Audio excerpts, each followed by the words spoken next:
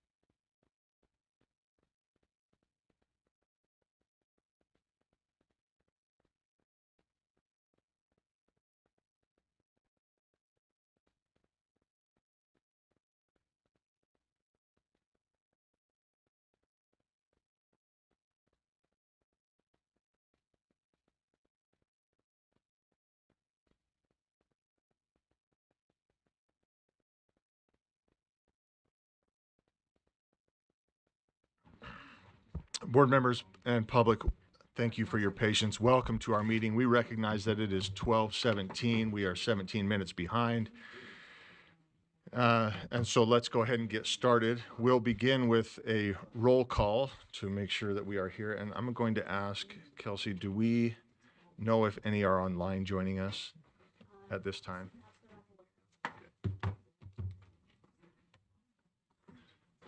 And if you'll just keep an eye out on that, that would be helpful. Okay.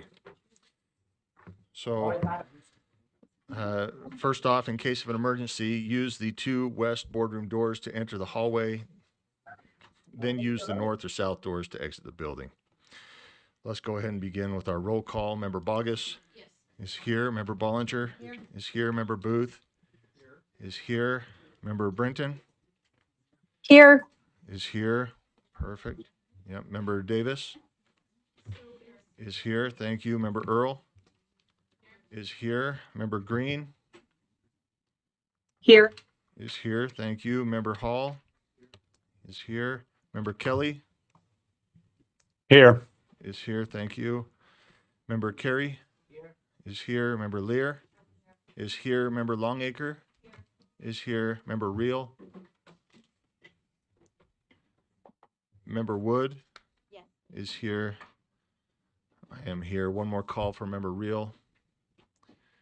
Okay, we'll keep an eye out. So thank you, Member Kelly, Member Brenton, Member Green for being here with us online, and all others for being here in person. Thank you.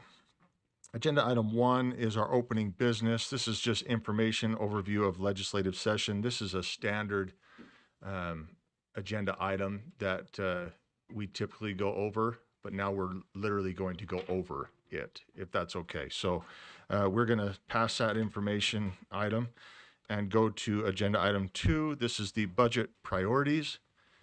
And I've got Deputy Superintendent of Operations Scott Jones and Assistant Superintendent of Operations Deborah Jacobson.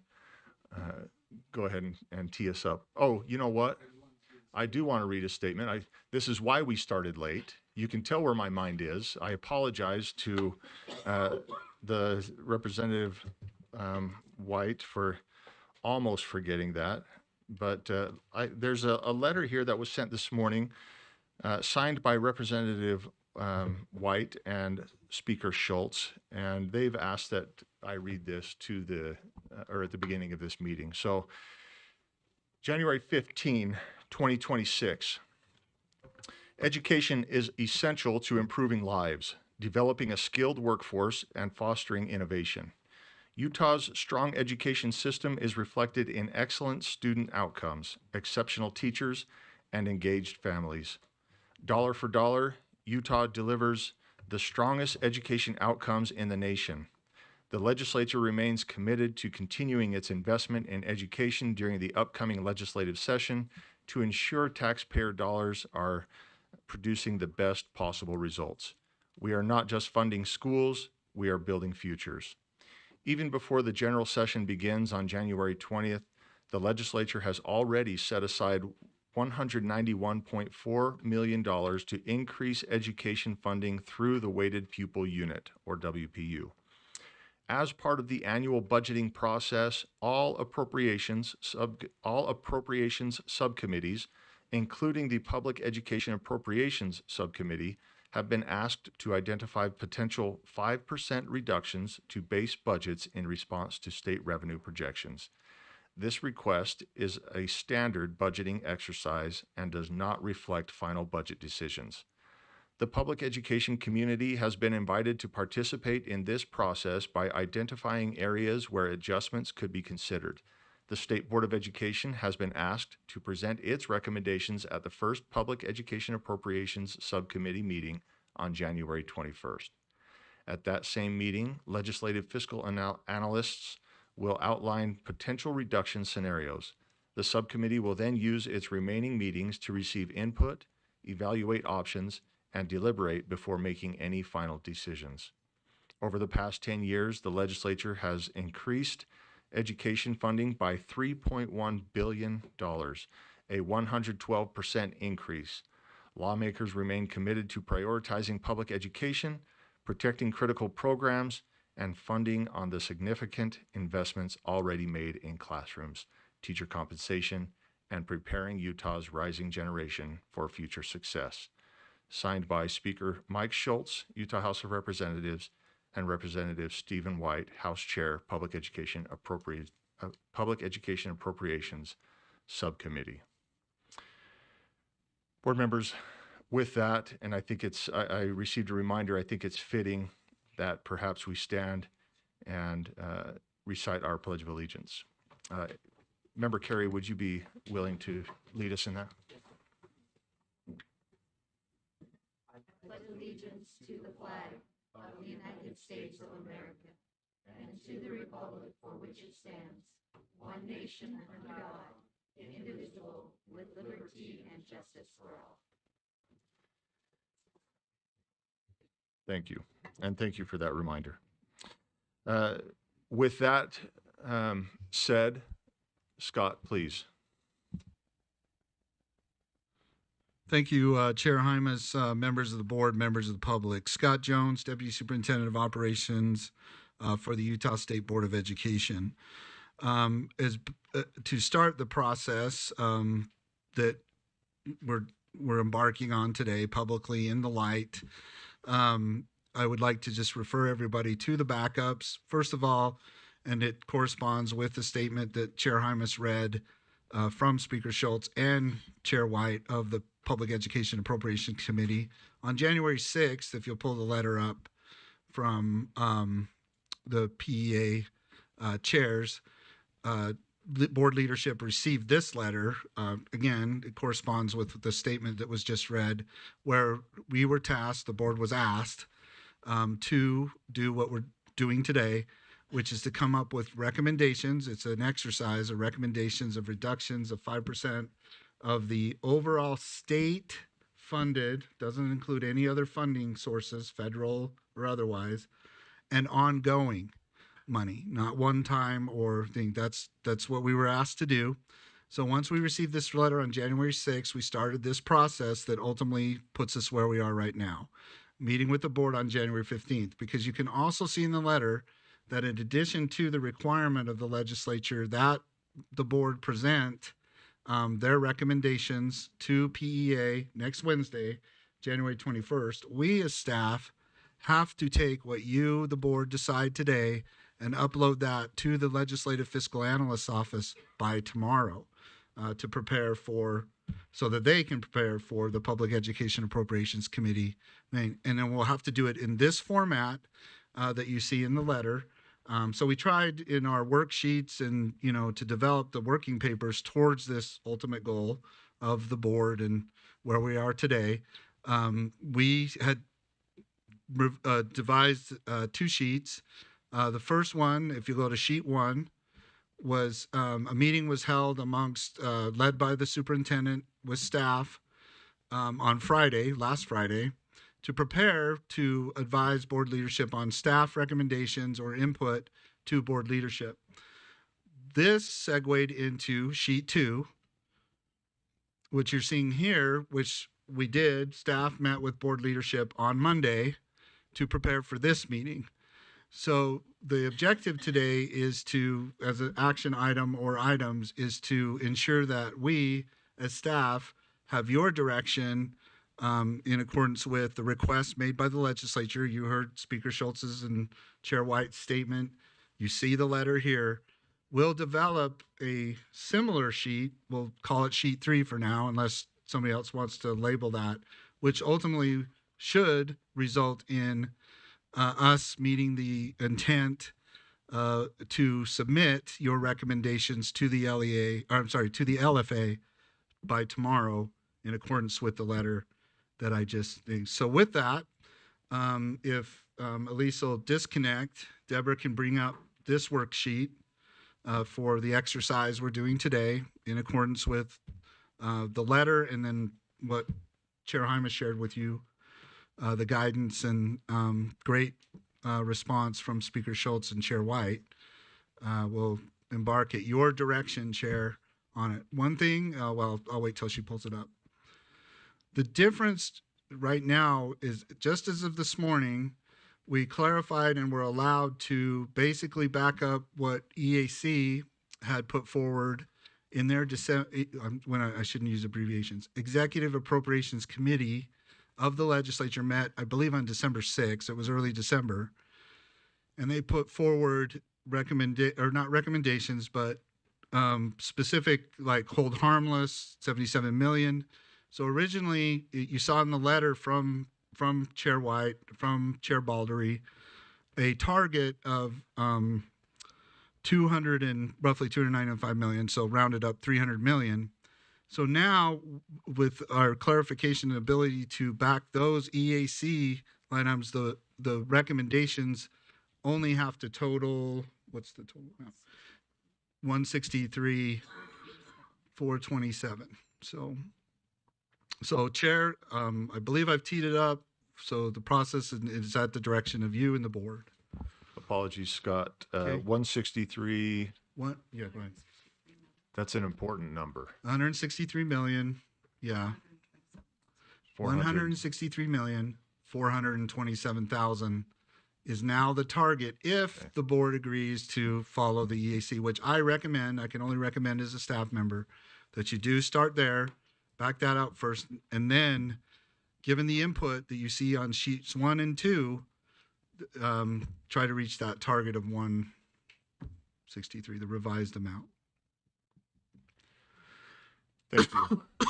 Thank you. With this information, board, I wonder if a saunter is in order. This is brand new information. I know we just sauntered. If we're ready, then we can jump right in.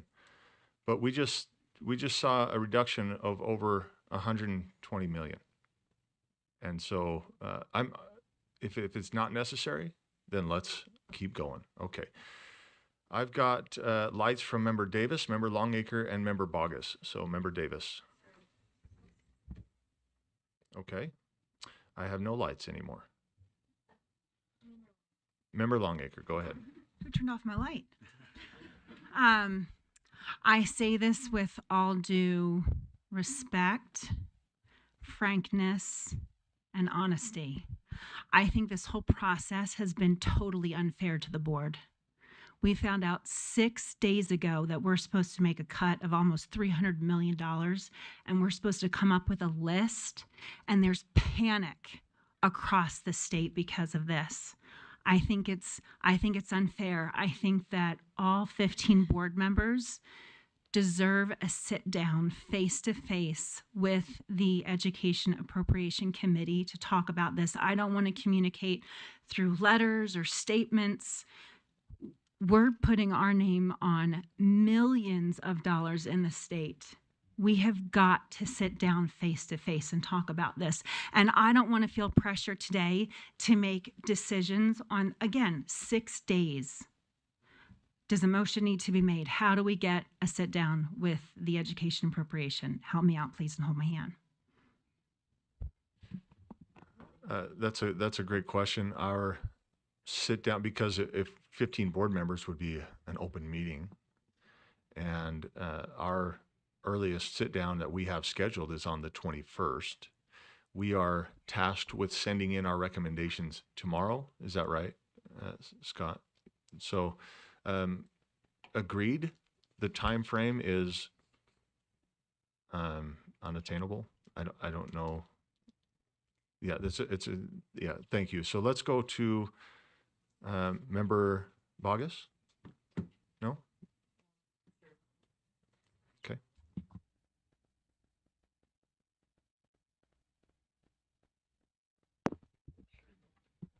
My mic is temperamental. Member Longacre, if you would like to make that motion, it would be to direct staff to schedule a meeting with the Education Appropriations Committee as soon as possible, something to that end.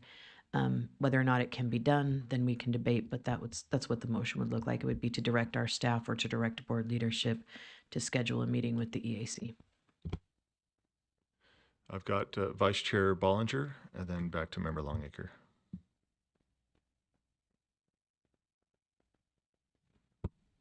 Thank you, Chair. And I agree. This is as I've talked to many people, this is really a lose situation, or it feels like that for us. And as I've contemplated all of the things that we've been asked to look at, as a board member, I've really had to reflect what I was elected to do.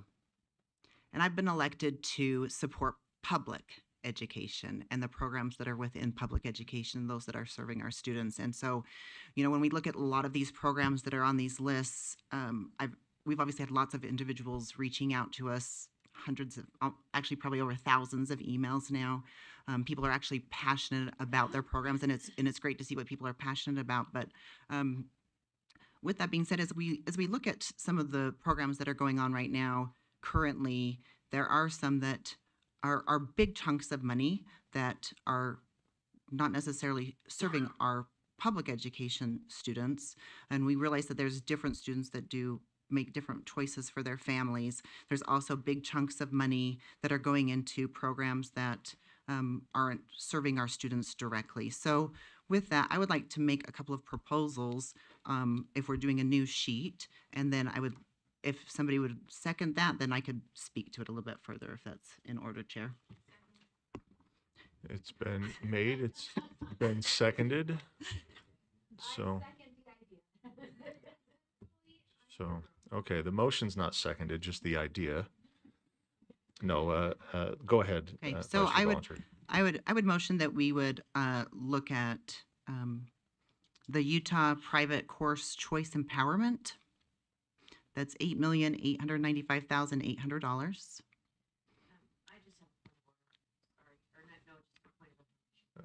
I Point of need to information, know Member Bogus. exactly what we're going off of on the screen, because I've got lots in backup, I've got lots here, and my line numbers aren't matching up. So if you could just tell me which document you're working from. The one on the screen. Which document is that? This is the draft. This would be a draft of what they sent us to.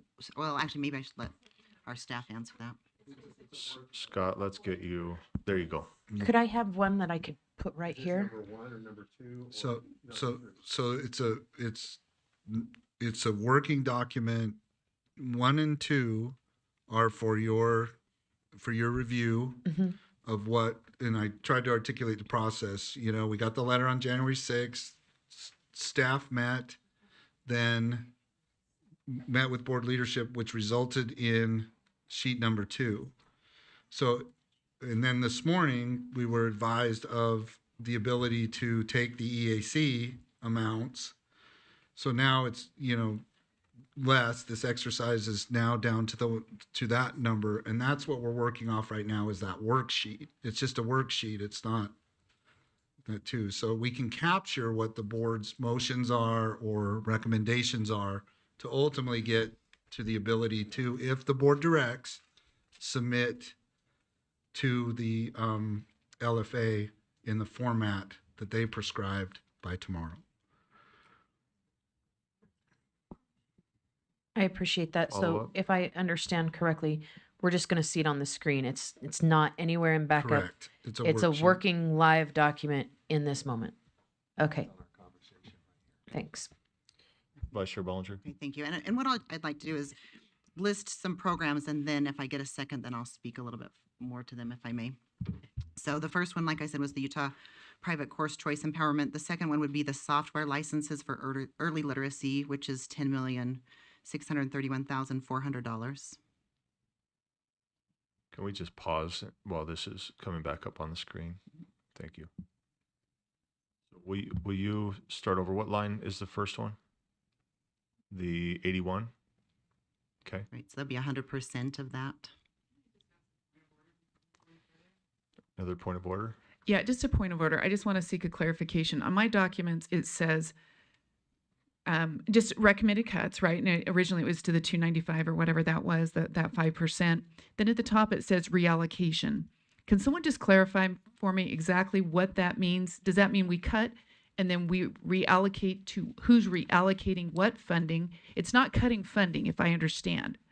It's actually putting funding somewhere else. So when we make a recommendation, what that's saying is that the legislature can reallocate that somewhere. Can someone clarify what that meaning is so that I have an understanding what we're doing? Yeah. It's not just cutting, right? Scott, you want to fill us in? So no, it is not just cutting. It is, and I would rather not use the term cutting. I would rather use the term reducing, or reducing and then reallocating, right?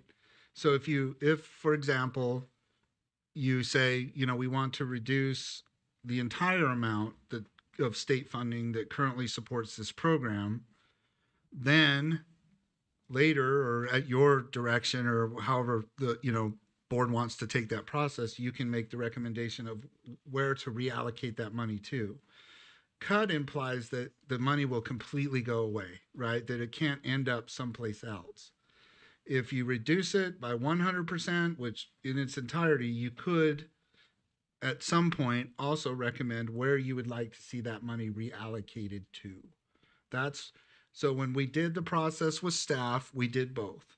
We said, at the direction of the superintendent, we said, okay, here's what we recommend we reduce, and by how much? 100%, 50%. But then at the top of sheet 1 and sheet 2, which are in the backups, we also said, well, we'd like to see that we recommend that this money get reallocated. Not completely eliminated, not gone, but reallocated to a different program, so that that money stays, quote unquote, in public education.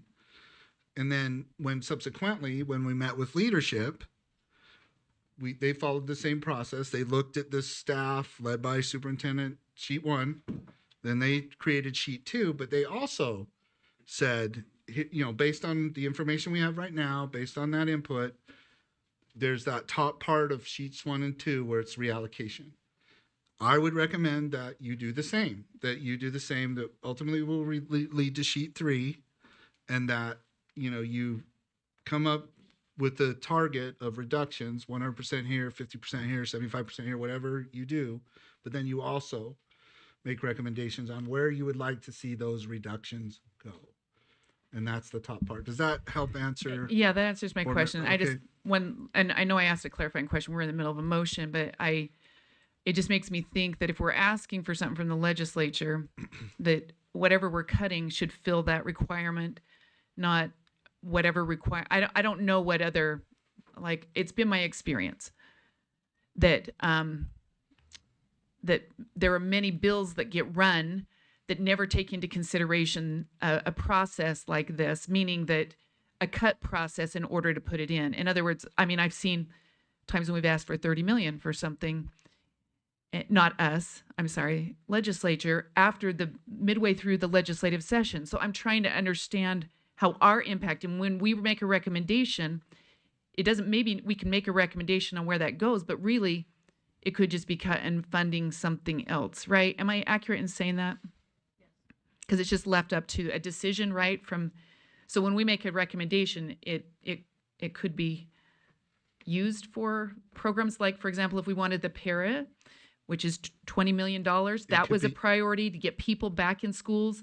But that doesn't necessarily mean that's going to happen, right? Okay, Right. Just sorry. Thanks for the clarification. So Chair, if I could clarify that, so that she makes an excellent point here. If you want, we can pull it back up. If you look at sheet 2, the recommendation is basically to reallocate what you recommend be reduced by 100%, 50% to your priorities that you've already established.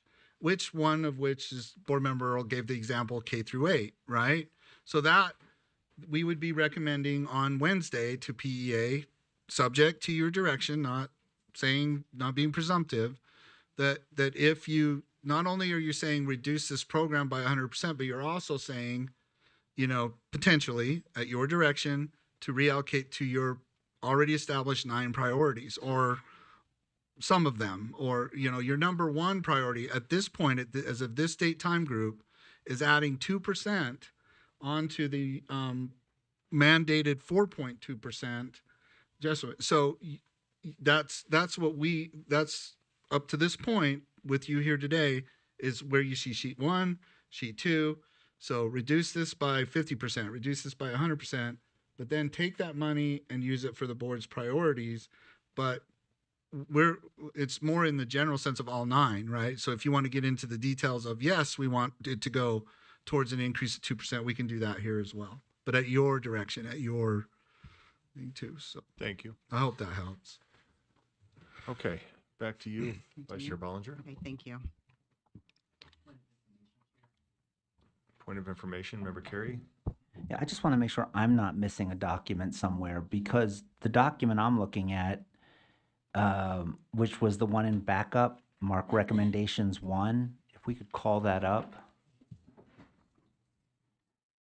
Because what I'm seeing here, we list specific cuts to the tune of $295 million. But then on the reallocation part, and I use the word cut because these programs go from 100% funding to no funding. So, but then on the reallocation, if that's what happens, we're not specifying which programs we want that reallocation funding to go to. We just throw the general reallocate to fund boards' prioritized funding requests. And my point of information is we voted to prioritize Beverly Taylor Sorensen funding. That's on our board request for prioritization. So why in the world are we voting to cut it just to reallocate it back to prioritized funding? Is that what we're doing in that particular case? Because if we're not specific about where we want the money to go, but we're being specific about where we want to cut it, that doesn't seem prudent. It's like the cartoon where it's like, I'll gladly pay you Tuesday for a hamburger today. Like, let's cut today, and you may or may not get the money. It may or may not go back to BTS or mental health or suicide prevention, but trust us. Is that what we're being asked to do? Am I missing something? Is there an itemization of where these funds are being reallocated to, or is it just this catch-all umbrella of hope? Superintendent. Thank you, Chair. So you are absolutely correct. That would have been one of the things that would have needed to be ironed out in this meeting.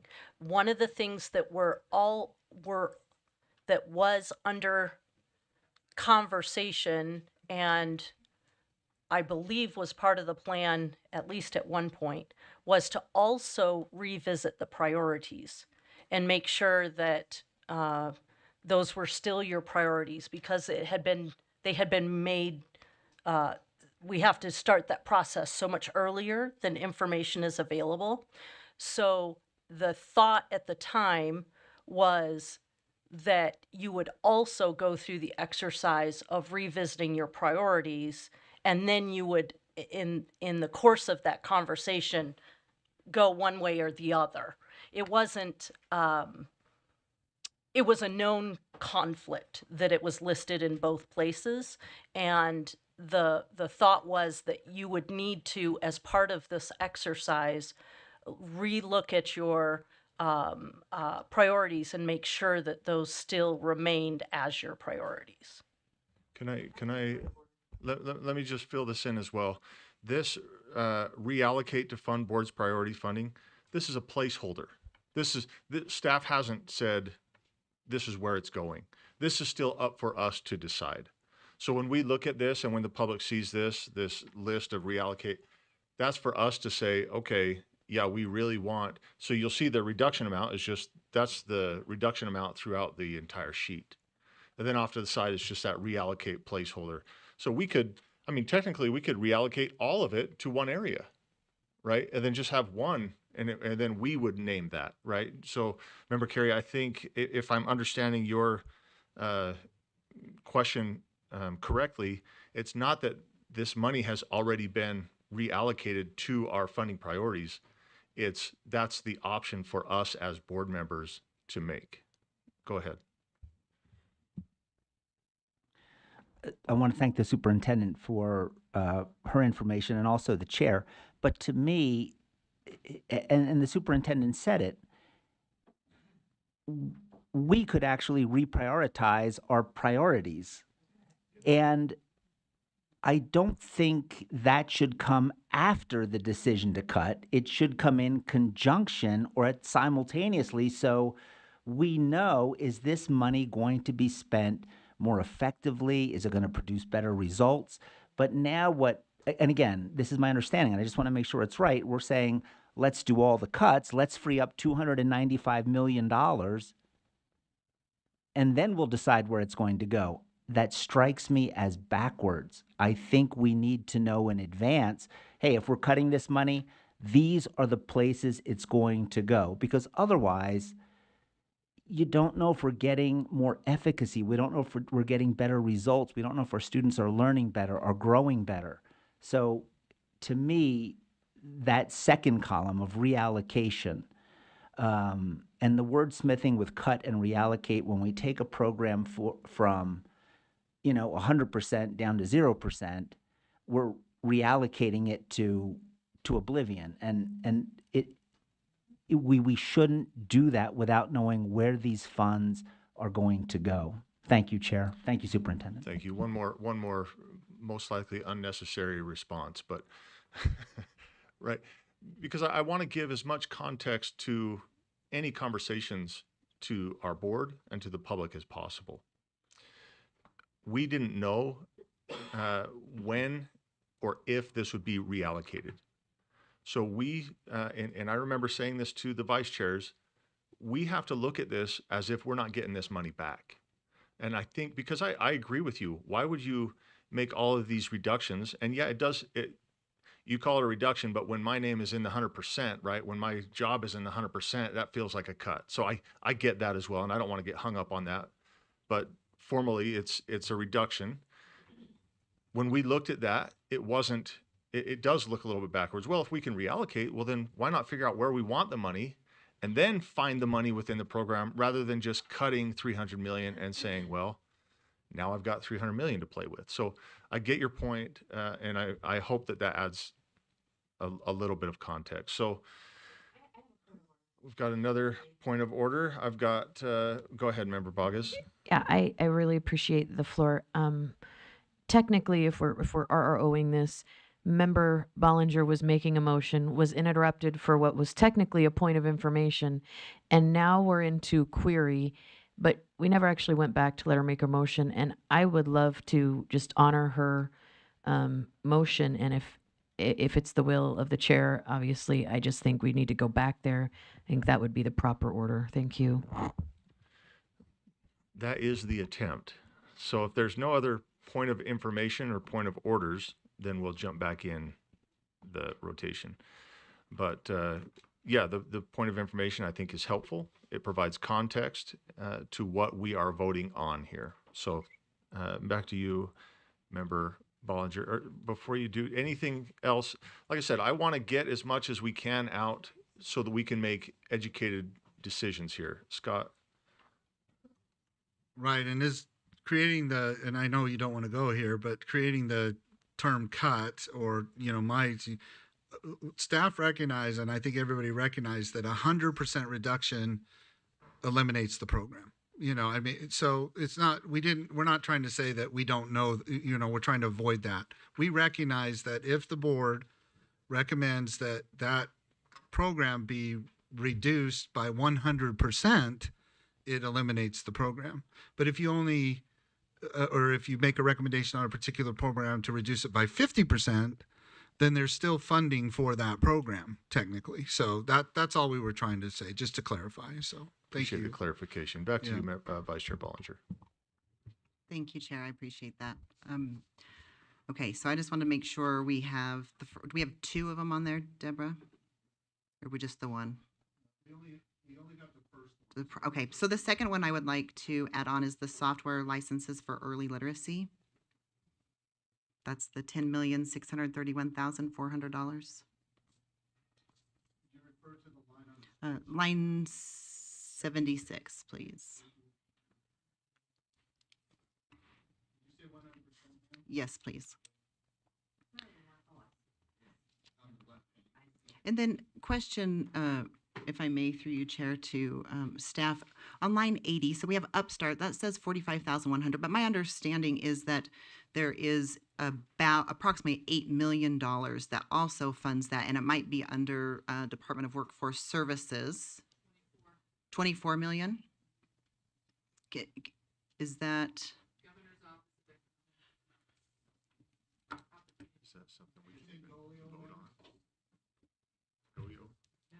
Well, governor's office. Okay, so my yes. question is, if we're just making recommendations, because today we're voting on recommendations to send to PEA, we don't have the power to cut these programs. Am I understanding that correctly? That's correct.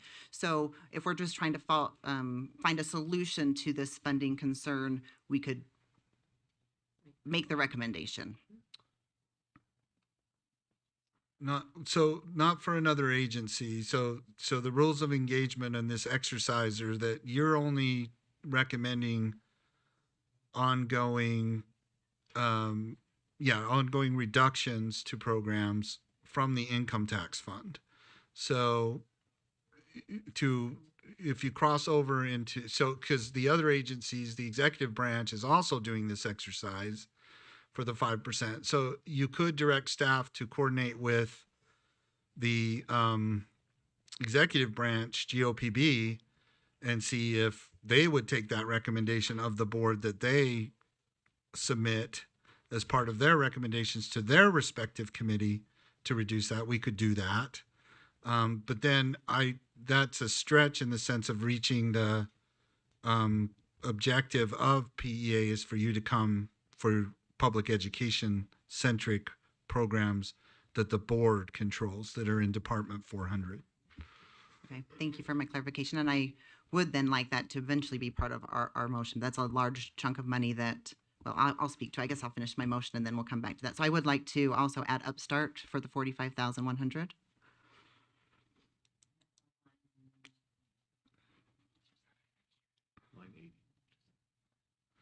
So may I clarify on that?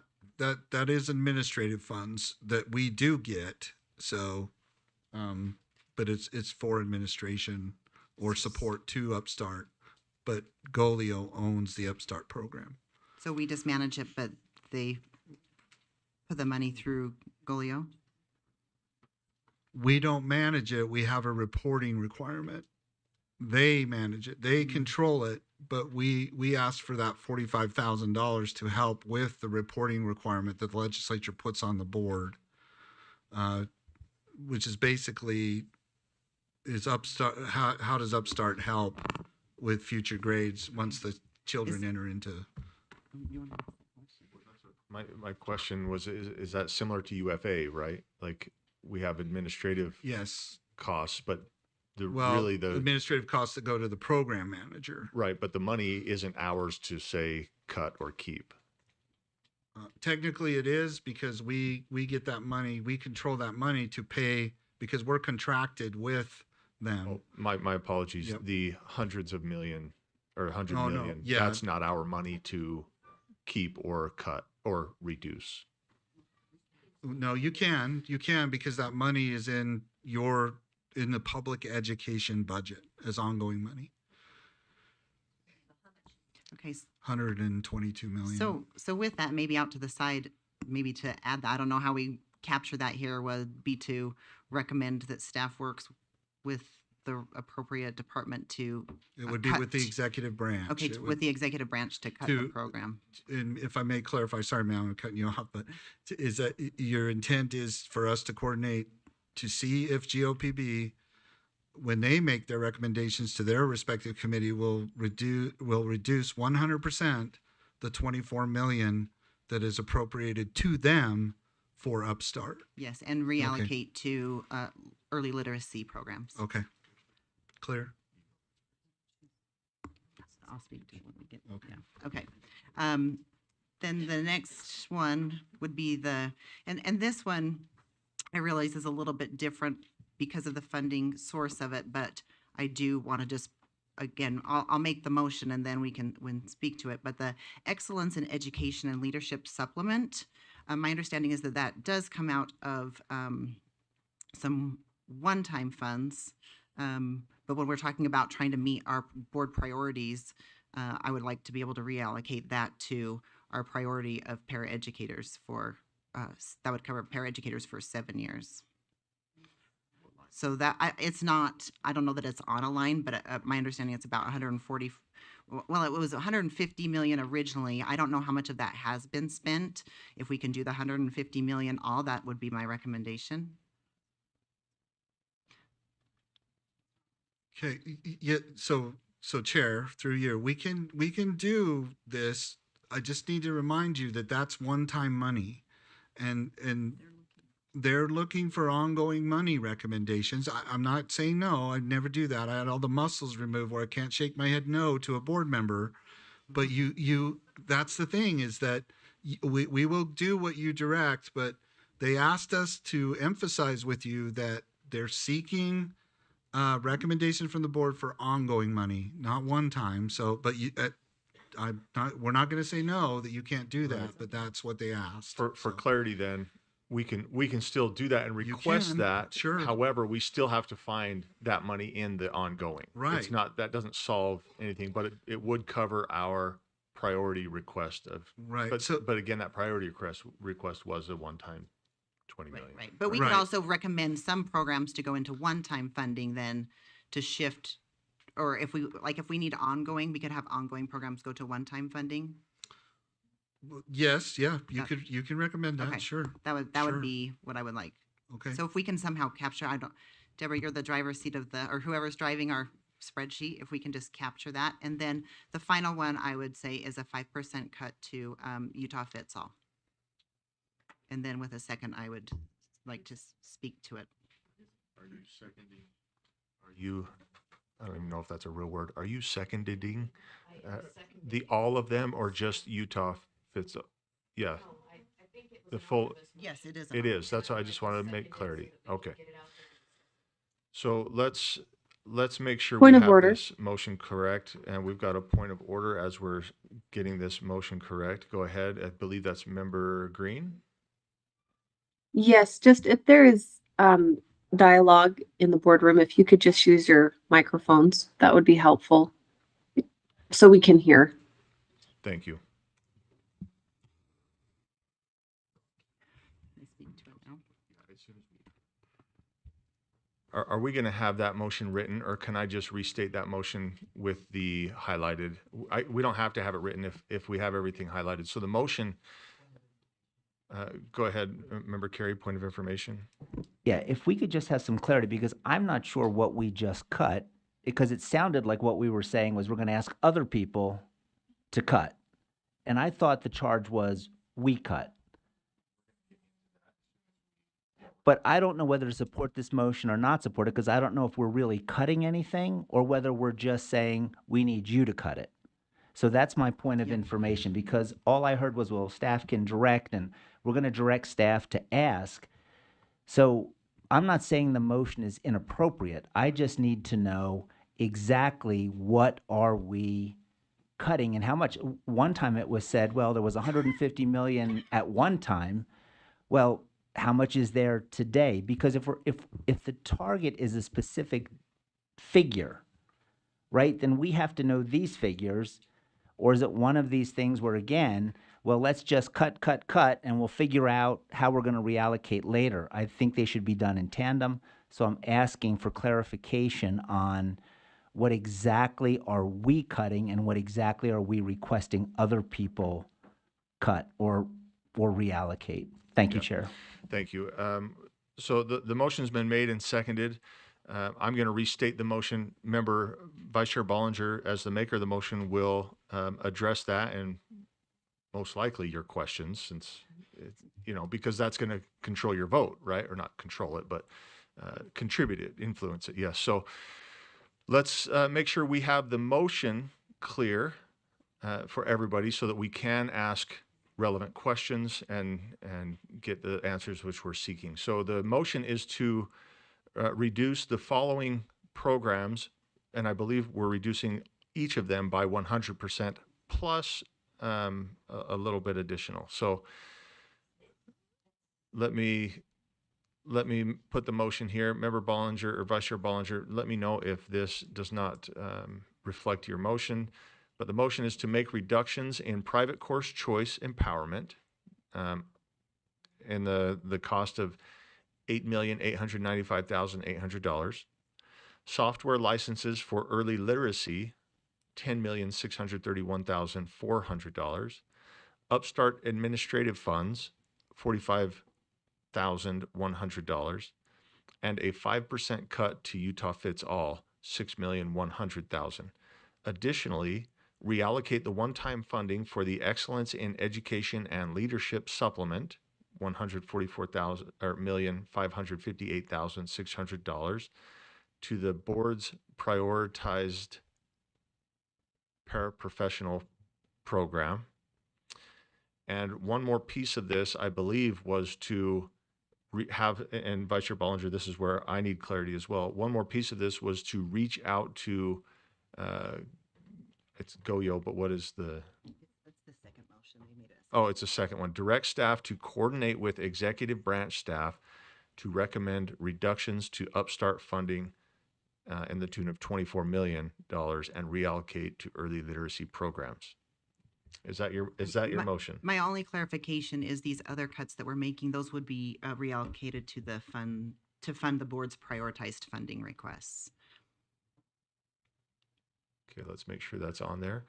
And then as we have the motion on the screen, we will re-seek that second since this has been clarified. Is that okay? Okay, will you just double check that, make sure that that meets your intent?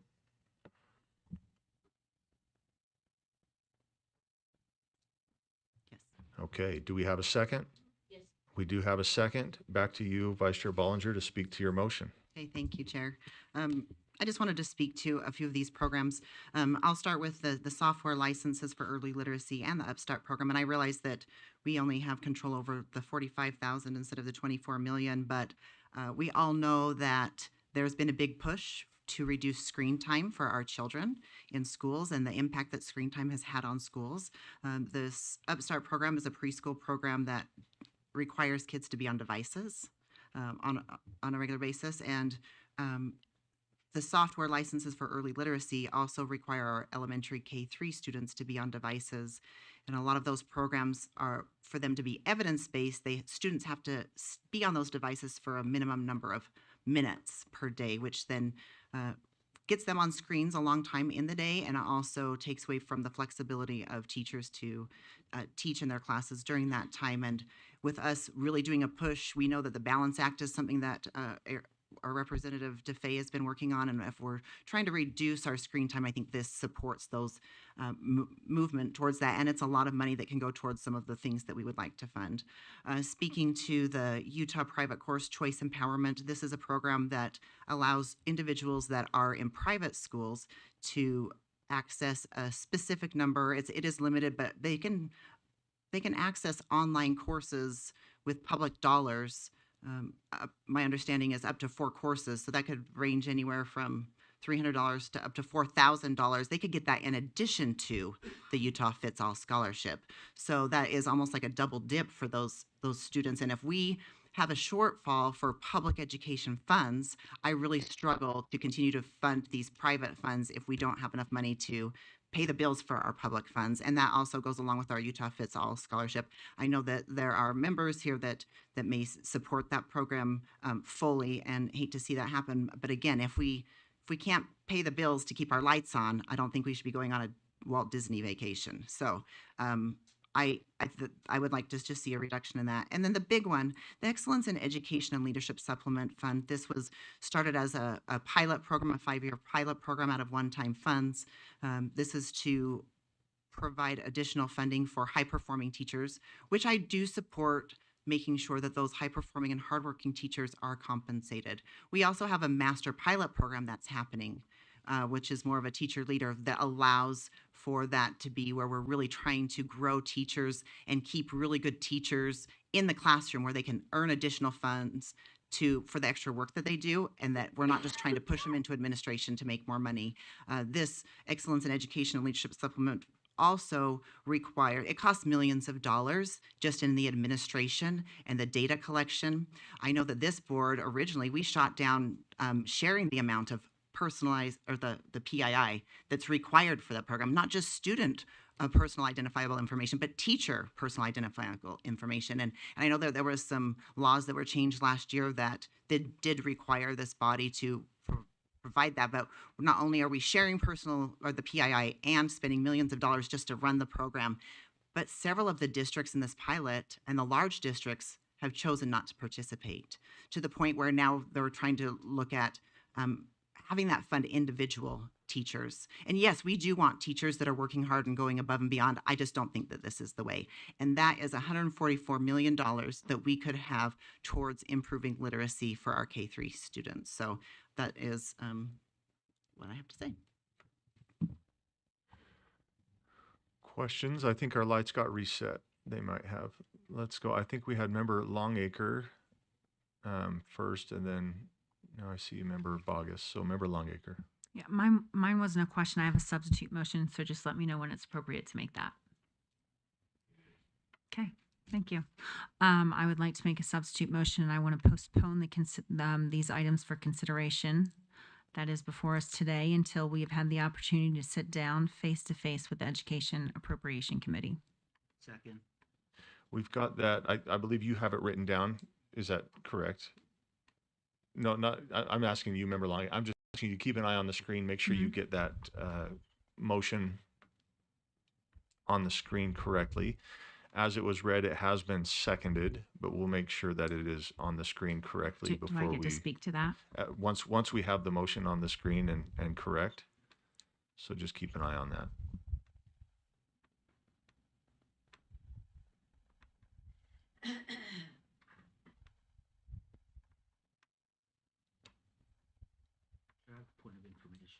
Point of information from member Carey as this motion is being put up on the screen. Yeah, and it's to the motion, and that would be, when it says postpone this discussion, are we referring to the current motion, or are we referring to this entire matter? And I would just ask the maker of the motion through the chair for clarification on what is meant by this discussion. Thank you, Chair.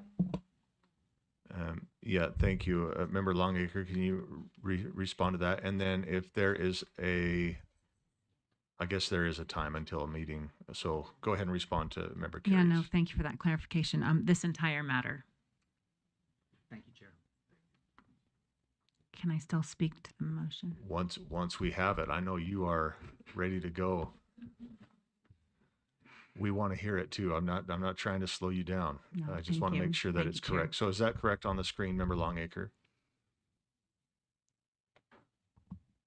Yes, that looks great.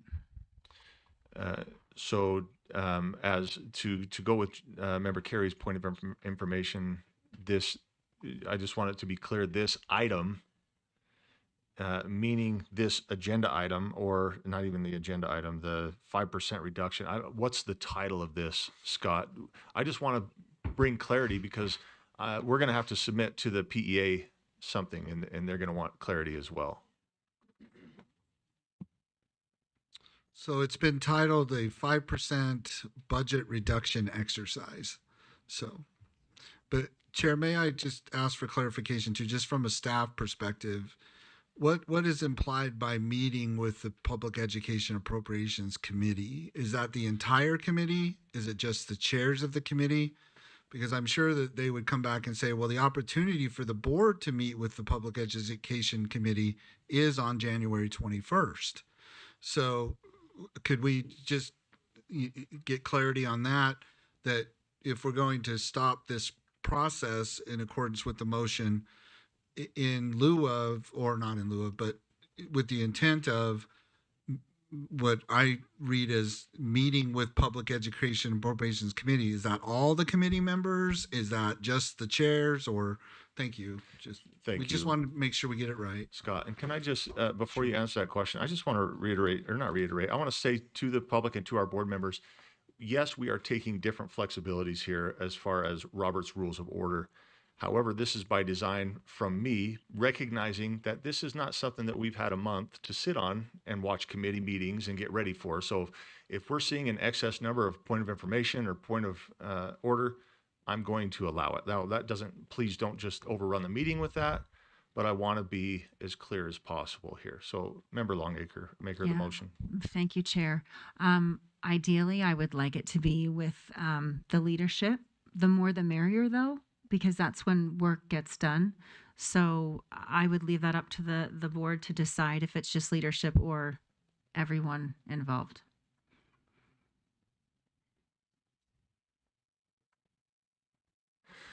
Thank you for that clarity. So the motion then, Member Longacre, I'm going to restate your motion. The motion is that the board postpone this 5% budget reduction exercise until a meeting with the Public Education Appropriations Committee chairs is held. Is that correct? Yes. And that was seconded, Member Carey.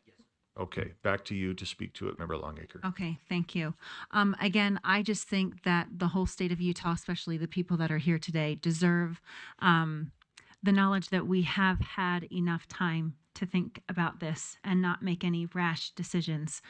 There are things on this list that we're not even able to talk about. I mean, I know that teachers don't like how much testing that we're giving kids. How can we cut testing? There's other programs. I don't want to be limited to just what's on this paper, and I want to ask questions. And I just think that the amount of time that we've had to discuss this and come up with a list just isn't sufficient. Thank you. I've got Member Bogus, Superintendent Hart, Member Davis. Okay. So Member Bogus and Thank Go you, ahead. sir. Member Longacre, I agree with you wholeheartedly. My concern is that if we look at patterns of behavior, if we do this, they're just going to tell us what they want. And they're going to push us out of the conversation altogether. And they've asked for this by tomorrow, and I think they mean it. And with all due respect, I absolutely agree with you. I think we have a right to feel frustrated. I think we are justified in our thoughts about sending a letter and nobody's actually sitting down to the table. You are absolutely right. But I am deeply concerned that if we pass this motion, we will be pushed out of the conversation altogether. And that is my concern. When they say they want it by tomorrow, they mean it. So I would leave that through the chair. Thank you. Member Davis. Oh, I was just going to express a similar sentiment. I agree. It's such a short turnaround time for us to really thoroughly wrap our heads around this. When we heard that they were reaching back out to us, I thought they're gonna push a pause, and they didn't push a pause. What they did though is cut what they asked us to look at by half. So that now becomes our assignment to do today. And so I feel like we need to make a proposal today so that they don't choose whatever they want on the 21st without having heard from us. However, I do think, Member Longacre, through the chair, we should continue to look and study. And this is a standing agenda item that comes before us, and we can make adjustments every single Thursday to what we're requesting, or new statutory requests or financial request or change. And I do think we should continue to be vigilant as we look at this, because there are things that can be adjusted. What are they and what are the appropriate things is a conversation that deserves continued attention for sure. I've got, let me give you the lineup because I've got some online. Member Bollinger who doesn't have, she can't put her light on, or else she just jumps right in front. So I've got Member Carey, Member Brenton online, Member Bollinger, and then Member Longacre. Member Carey. Thank you, Chair. You know, I think there's prudence in waiting. 6 days ago, we were told to find $300 million in cuts. 6 days later, it's reduced to $165 million. I think we wait till the 21st. Maybe we only have to come up with $20 million, right? I think we follow the trend line. But it's offensive. Look, at around 2 o'clock yesterday, because I don't know when the public first saw this document, this one that, lists the $300 million in proposed cuts. But I imagine it was around 2 o'clock yesterday. Do you know why? Because then all of our phones at this table started to blow up with people emailing and texting and calling saying, wait, you're cutting suicide prevention? And then I had to explain, no, it's not a cut, it's a reduction. And that didn't go well because they're like, there's still no money because it's a cut. And if you look at the programs that we are saying, oh, 300 million to 165 million, we haven't even had time to discuss that because you were here when we received the notice of the reduction. And we haven't even had time to discuss it as a board. Where are our priorities? But you hear that same refrain, right? You keep hearing, well, it'll be our priorities. The priorities we've already established or the new priorities? Well, we don't know because we haven't had a chance to discuss it. And I will tell you that between 2 p.m. yesterday and today,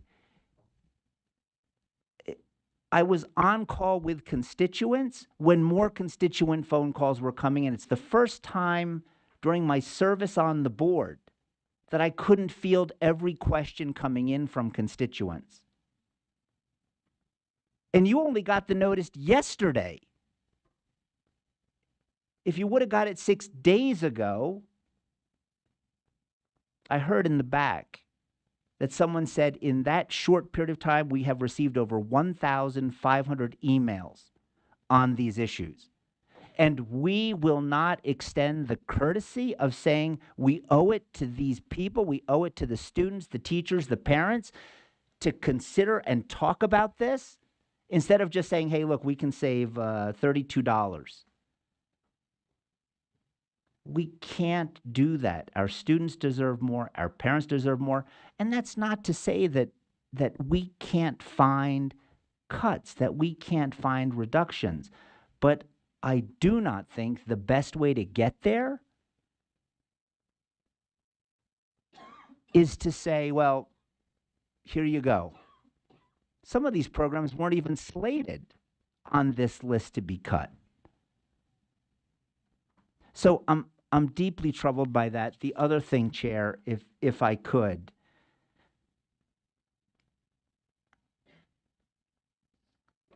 and that is to go from 300 million to 165 million without giving this board the opportunity to discuss that, to vet it, to talk about it. I think, and I know that we speak to the legislators all the time. So this argument that, well, if they don't know what we're thinking, I think is specious. They do know what we're thinking because we contact them, maybe not as a body like Board Member Longacre is requesting, but individually we all reach out and we fight for those programs that we believe in. So they do know, and I am confident that when they come to us and say, oh, we're going from 300 million in cuts to 165, that they do not reasonably expect us to show up tomorrow and say, yep, we've got it all figured out. And even if they do, I believe that our priority and our focus has to be on the parents, has to be on the students, has to be on our schools, and we owe it to them. We hear all the time, whenever we pass something in this body, have you reached out to the stakeholders? Have you talked to the schools? Have you talked to the parents about this issue?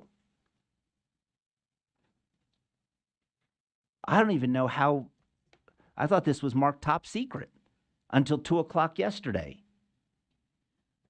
But when it came out, the calls came in, and I think we owe it to the people that we serve to let this breathe and to hear from them about these issues. And I just want to close with this, because usually when you talk about money, people get very upset and they get very heated, like I am right now, so I apologize.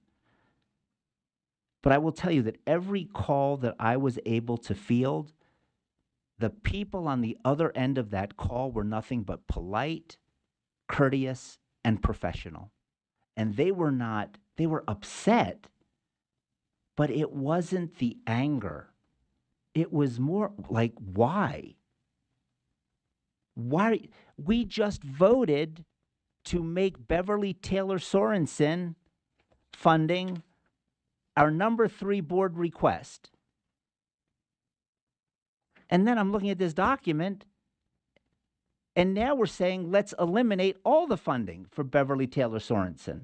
I can't even reconcile that. I can't explain it to someone who says, wait a second, you're saying that you're going to reallocate this money to your board priorities. BTS is already one of your priorities. Why don't you just skip the middle step and leave the money where it is? Well, that's not how we work here, apparently. We've got to cut it in order to reallocate it. And my suspicion is the reason we want to reallocate is because it won't go back to where it was.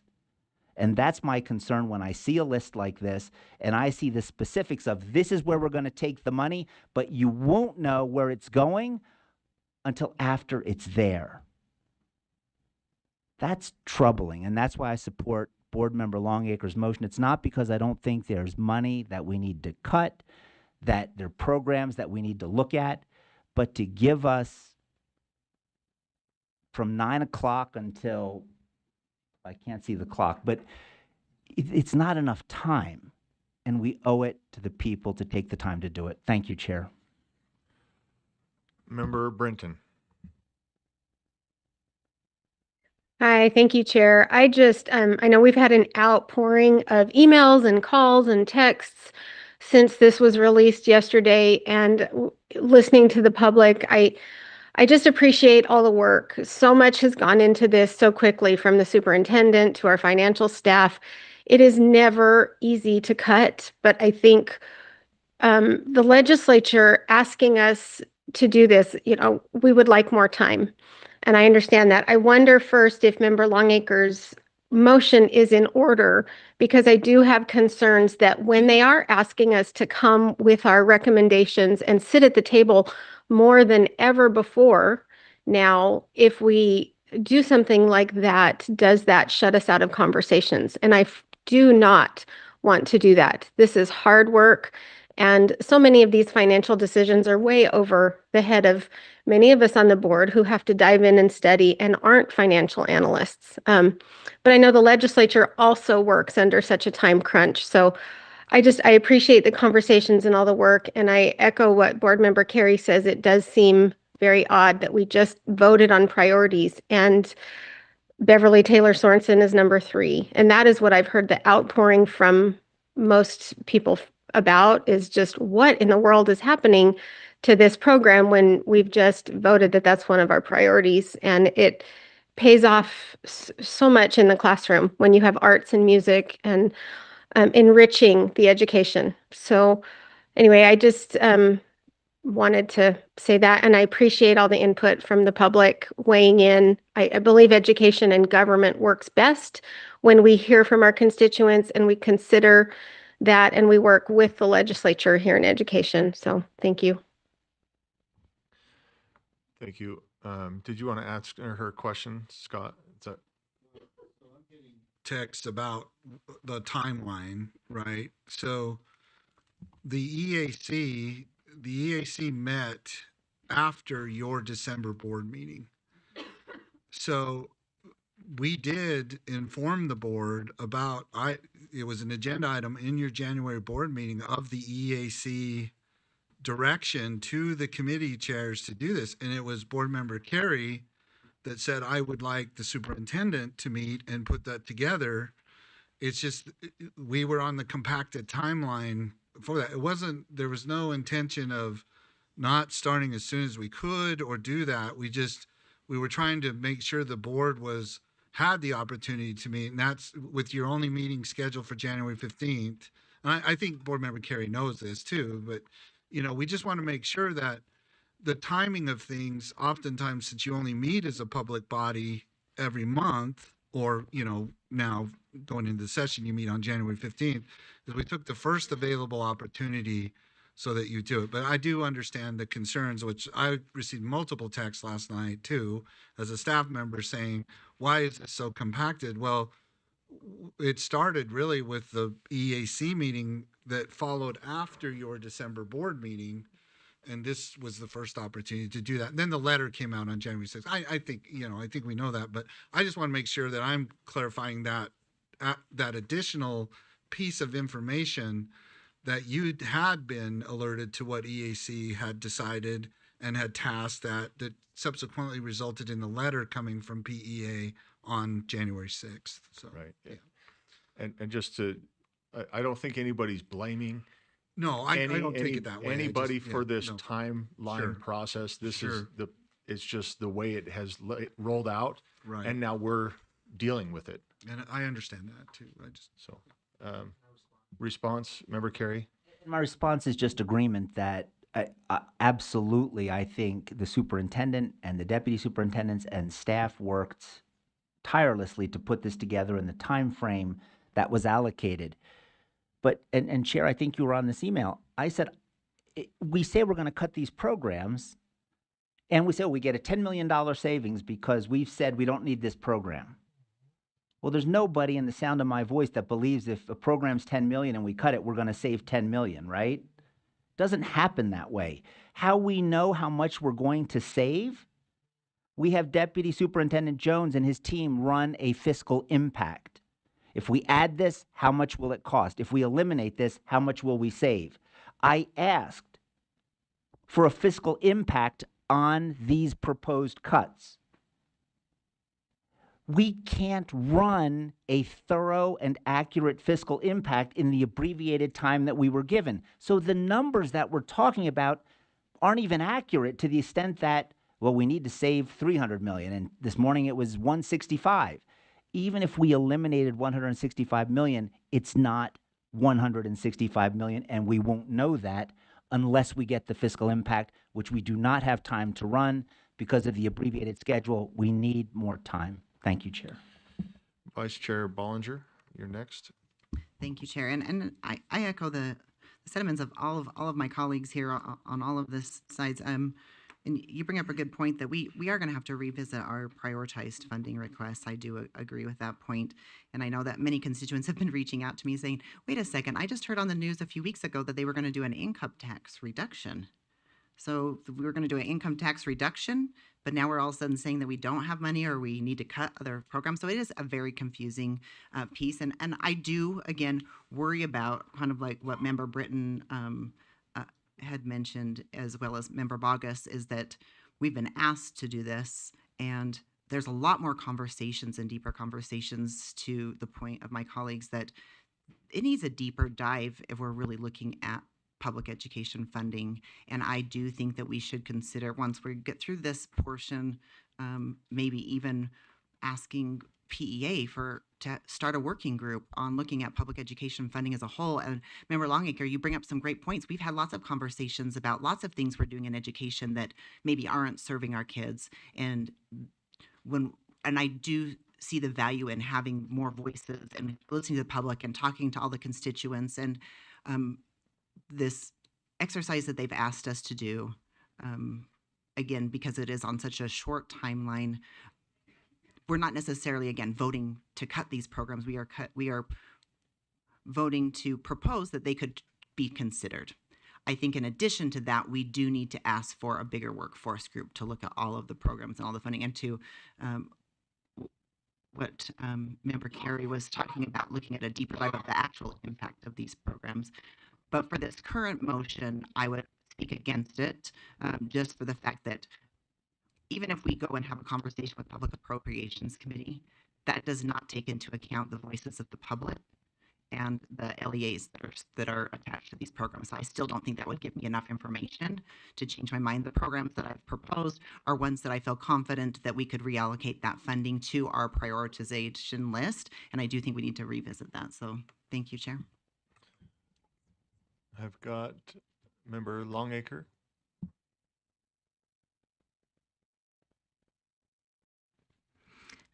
Thank you.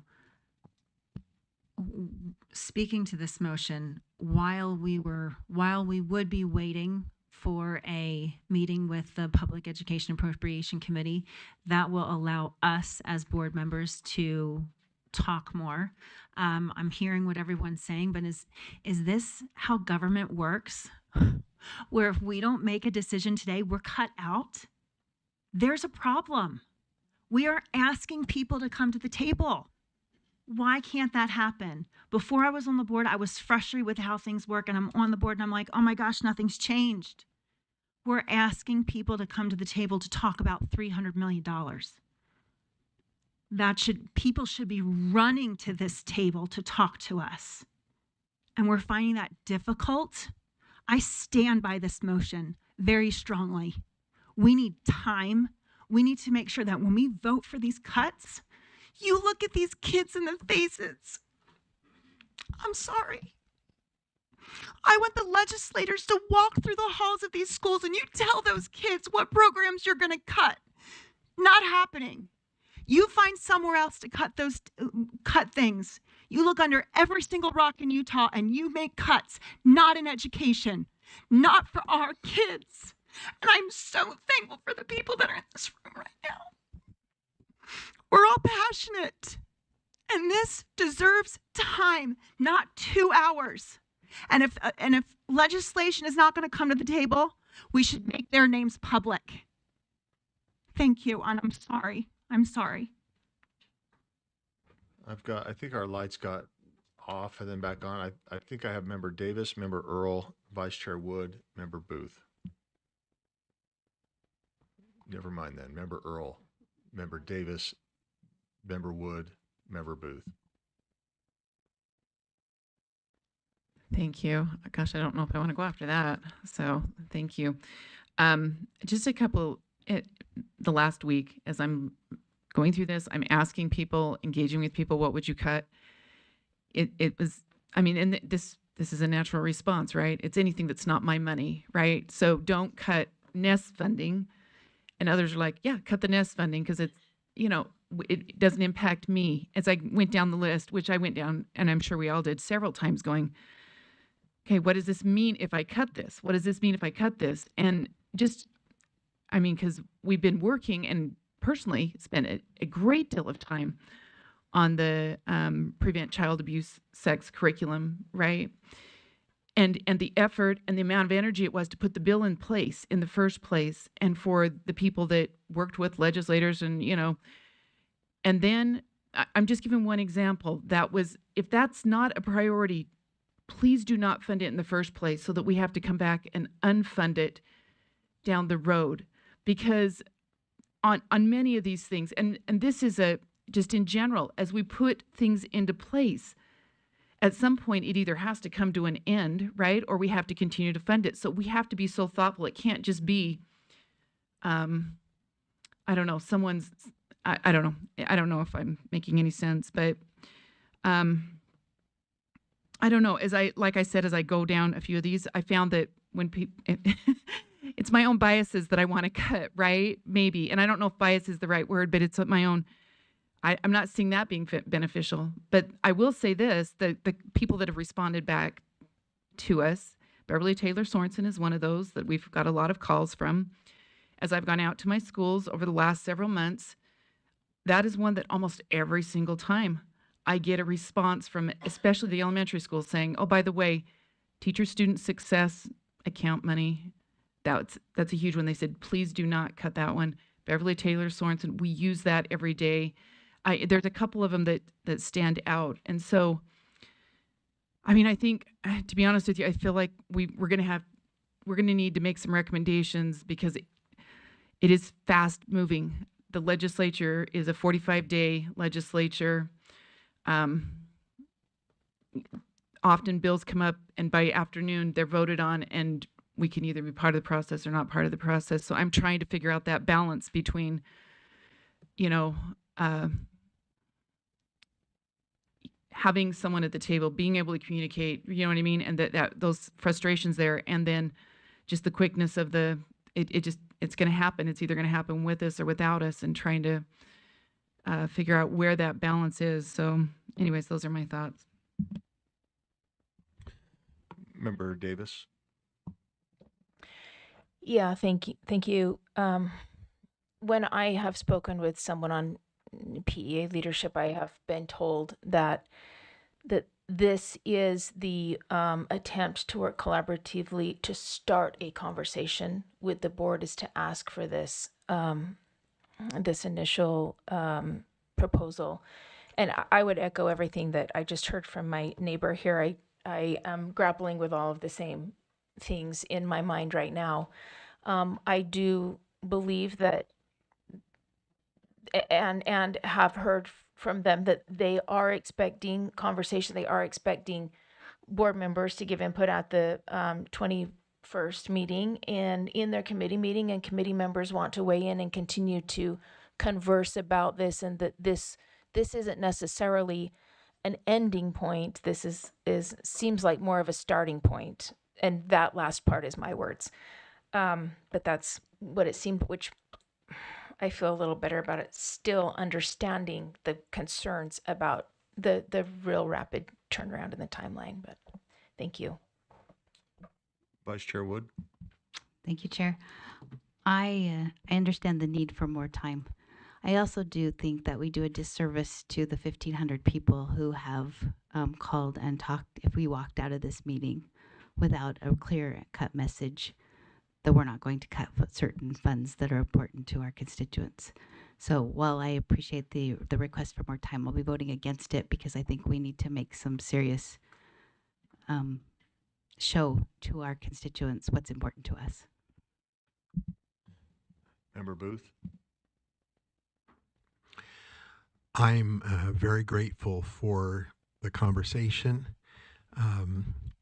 for the concerns that have been expressed, for the show of great interest and support from our constituents, from our citizens who have deep feelings and deep concerns for the success of our children, K through 12. I am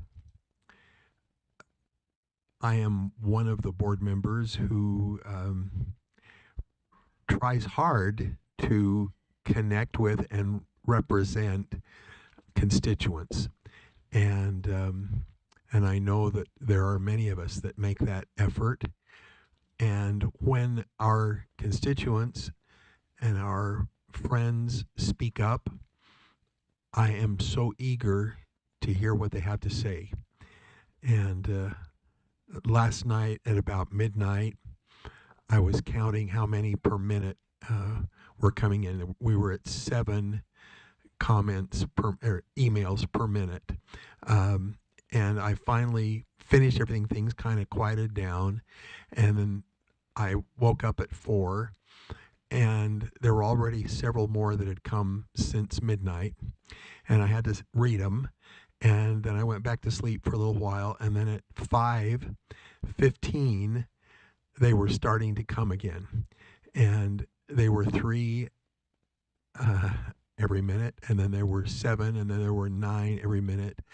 And I recognized that there are a lot of people, even when it's not convenient, even when they've only just heard about the concerns, that they'll drop everything, including sleep, to express their very valuable input and opinions.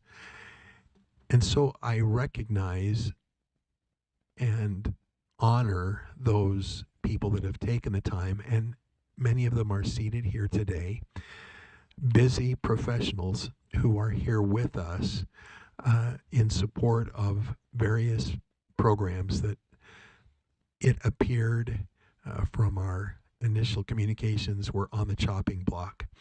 Because there are so many things that are uncertain, I would hope that we could find more time.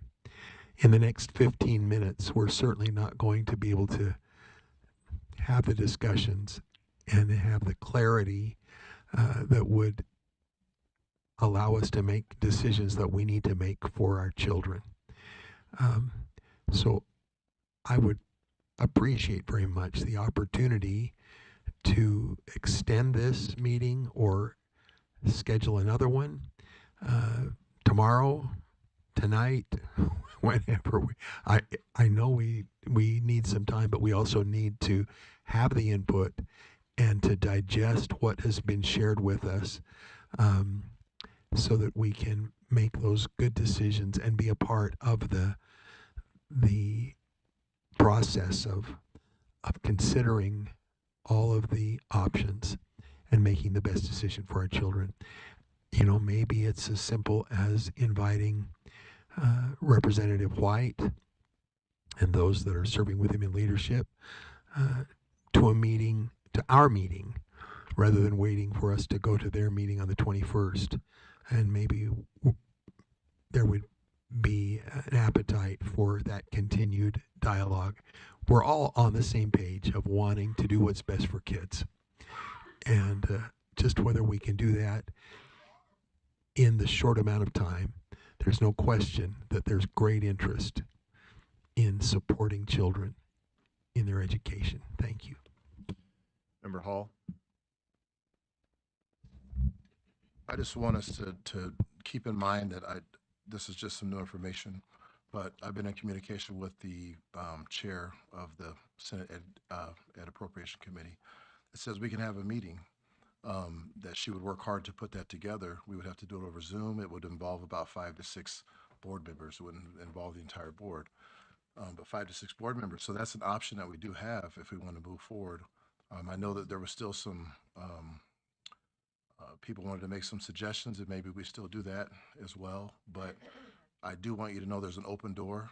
You know, sometimes I think we all have, different contacts and folks that we can speak to and talk to, and this is an opportunity for us to maybe walk through some doors that maybe we didn't know that we could. So I'm just letting you know that that's an option for this board if we want to move forward with that. I appreciate that feedback. And Can I make some? Are you still going? Yeah, it would have to be Zoom. It would have to be on a weekend. That's the only way that we can get it in before before the session starts. So, amen. Okay. Sorry. I felt bad for interrupting, so I was waiting. Okay, so just as a reminder, though, one of the is not a concern. We have meetings. That's great. That puts us in on the conversation. That doesn't speak for this board, of course, right? When you say, yeah, we can get 5 of us together, 6, whatever. You know what I mean? You can't have a quorum. But again, that wouldn't be something that that leadership could go say, yeah, the board met with so-and-so. But those conversations are helpful. That's been kind of the point that Member Carey made. You know, we haven't been able to reach out as a board and have these, but we can reach out individually. Okay. I've got hands up. It could. Okay. Okay. And I would ask, we're getting that time, and I don't think we have any repeats, but we might start seeing them. But we just so you're aware, we started about 15 minutes late, so I'm looking at about 2:15 before we take a formal vote to either extend or close. We'll see where we are with this, but that's the timeline that's happening. Let's go with, I've got, well, Scott, are you adding to this? A clarification, go ahead. So the process, Public Education Appropriations Committee meets 8 times. Then it's usually the last meeting where they make their recommendations to EAC, right? So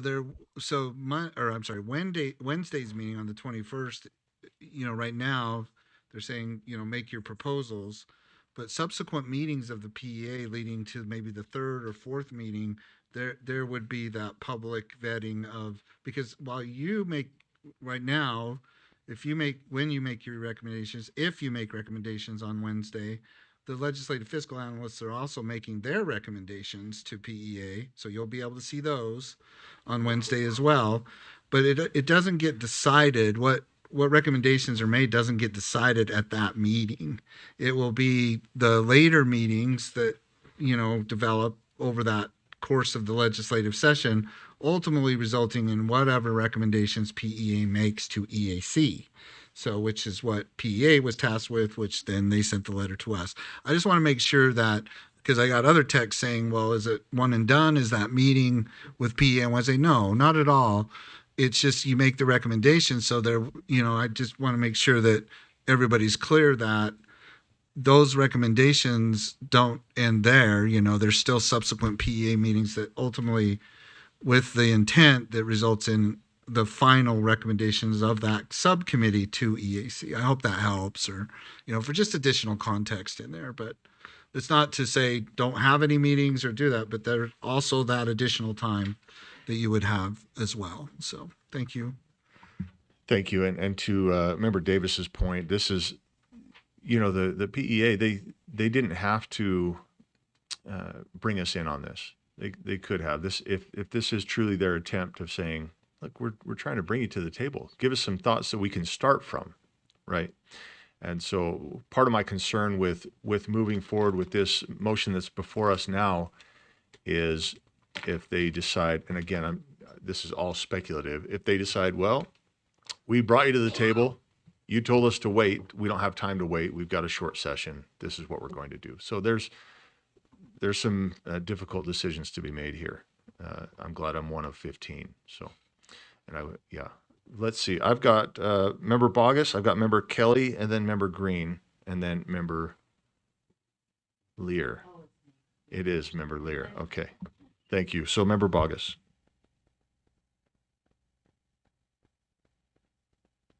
All right, thank you, sir. I really do appreciate that. And I really appreciate this motion, and I appreciate the passion behind it. I think one of the questions Member Longanger asks is this how government works? And I would respond to that, unfortunately, yes, it is how government works. One of the things, if I could just very quickly, is that it seems like some board members have had a heads up on this, because if they're out talking to people for 2 or 3 months about what to cut and what not to cut, I didn't have that information until just a few days ago. And so it bothers me that some people knew and some people didn't. But what I like about the original motion, and that is my overarching point, is as we look at this overarching motion, it doesn't affect the classroom. And that's what I love about it.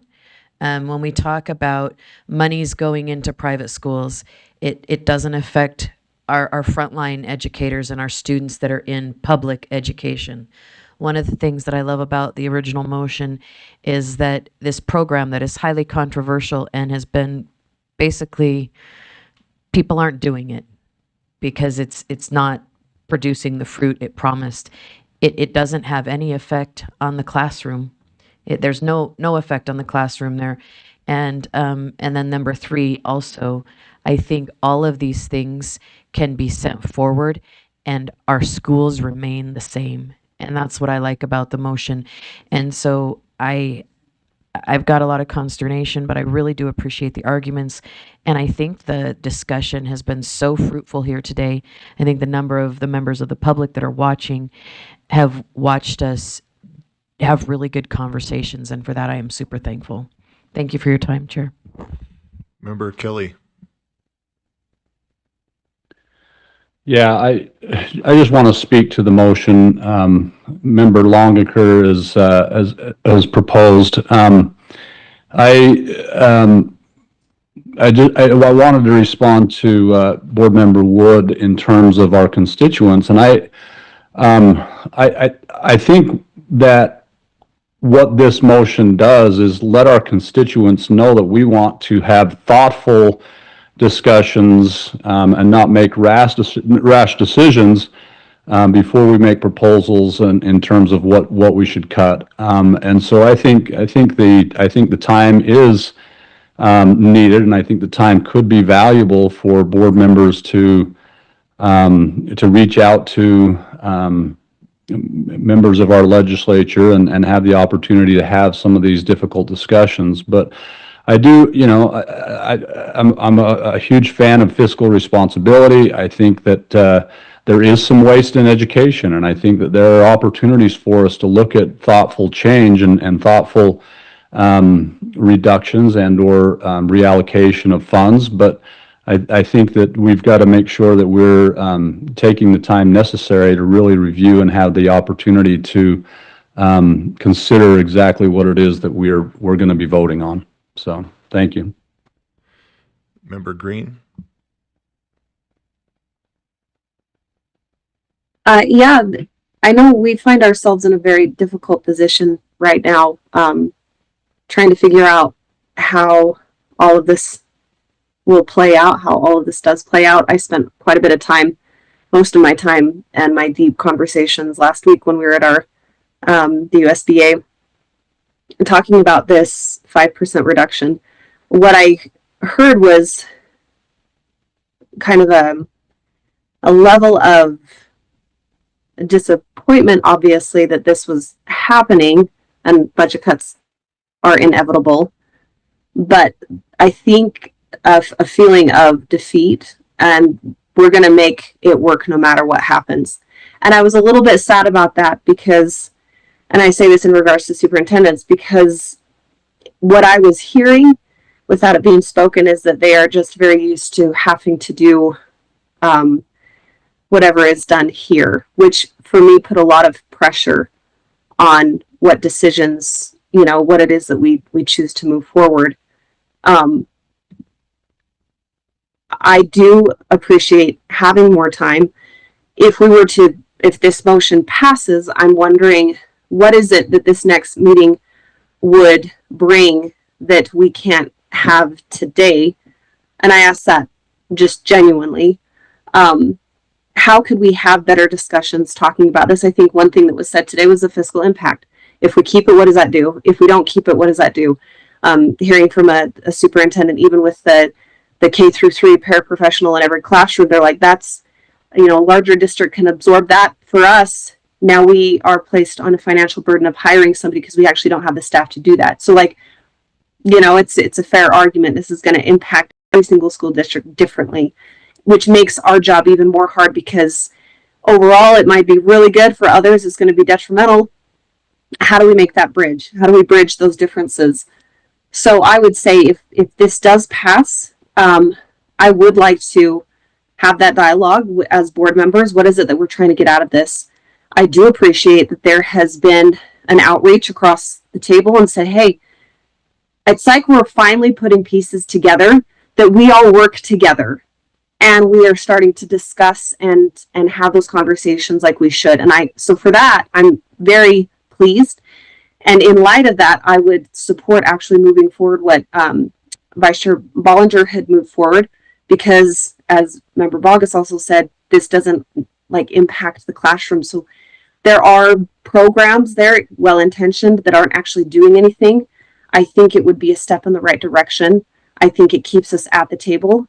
And we have many, many meetings after this where we can develop and expand out our conversations. What I would like to develop even as a board is how can we do that with each other, with these different branches of government, different bodies, and then that communication that may or may not exist directly with our districts, because it seems that they just, the ledge session, they get on a roller coaster, they grip, and they just hang on for the ride and have to land wherever it is that we took them. That's heavy. So I'm interested in improving how we engage, not only in this body, but extend it out into that. Again, if they are reaching out to us, I want to put our best foot forward and keep that momentum. I do think that we have some thoughtful things on the floor right now that would be a step in the right direction. Anyway, and so those are just my thoughts towards that. Thank you. Okay. I've got, Scott, are you offering clarity? Okay. I've got Member Lear, and then I think we're ready for and then Vice Chair Wood has some clarification, and then Member Hall. I also wanted to make comment. This is Member Real. Oh, Member Real? Okay. So let me get The things. real Member Real. The real Member Real. Okay. So Member Lear, go ahead. Sure, mine's short. Member Longacre made a motion for the board, the full board, to meet with the Appropriations Subcommittee, and I was leaning to support that. I feel like the board, all board members might have something to say, and my alternative would be board leadership, who were elected to represent the board. And I'm not so comfortable with hand-selected board members. I would say all the board or board leadership. And I'm available this weekend, and I don't have a problem with that being a public meeting. So I would, leaning towards support that. I'm not quite there yet, but I only would support it, though, if it were the full board. And then if we're told that it has to be a public meeting, then I would not have a problem with that. Member Reel. Thank you, Chair. I'm honestly having a hard time with this because I'm incredibly frustrated by our legislature. They know our phone numbers. They have time to consider these things. Instead, they spring it on us before a week before, or less than a week before the legislative session.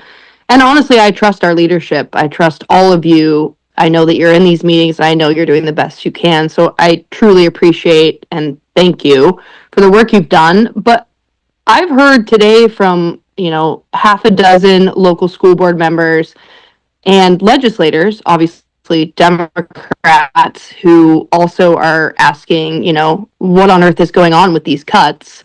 And they're also out of the loop. So obviously, I'm living in a different world than a lot of you, but I kind of go back to the question of like, do they respect us as a board? Do they respect our expertise?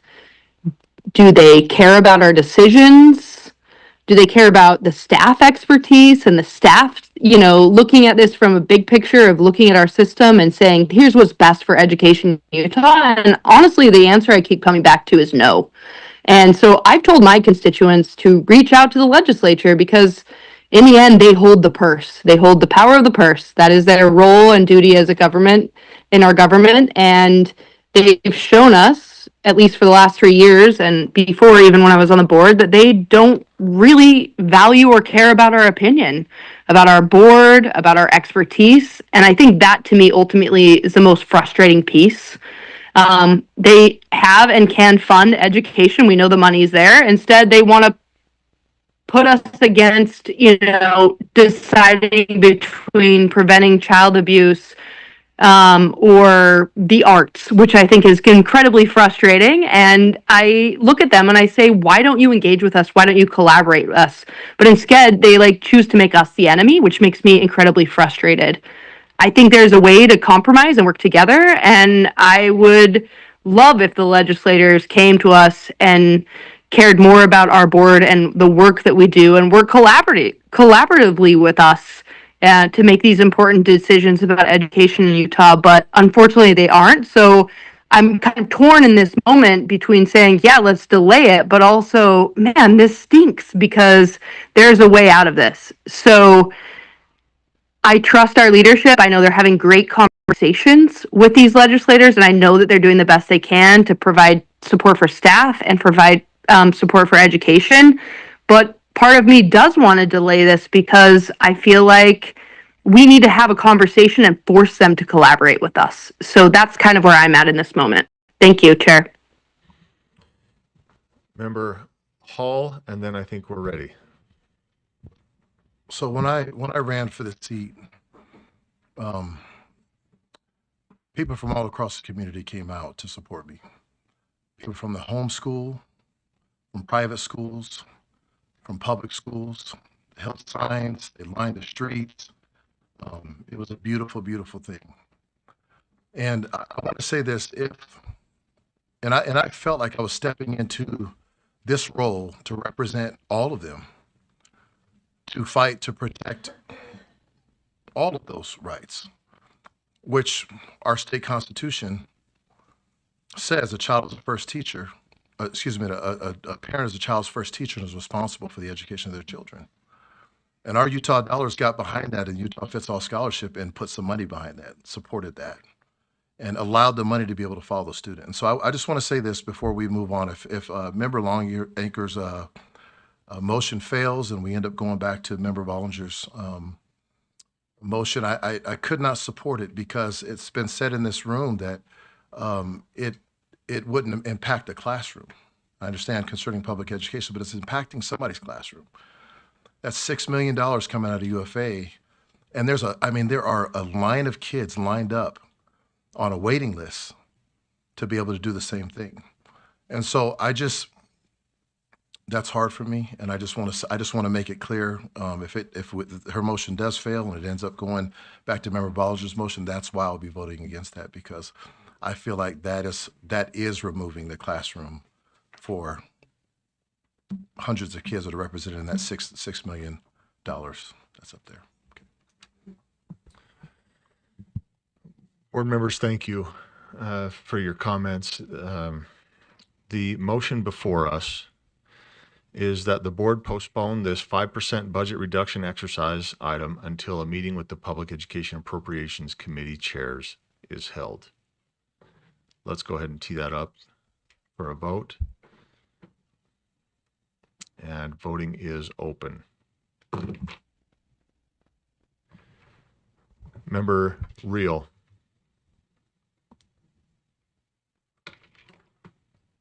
Hesitantly, I'm voting no. Member Green. No. Member Brinton. Yes. Member Kelly. Yes. I'm sorry, board members, we need your help. Member Green, will you repeat?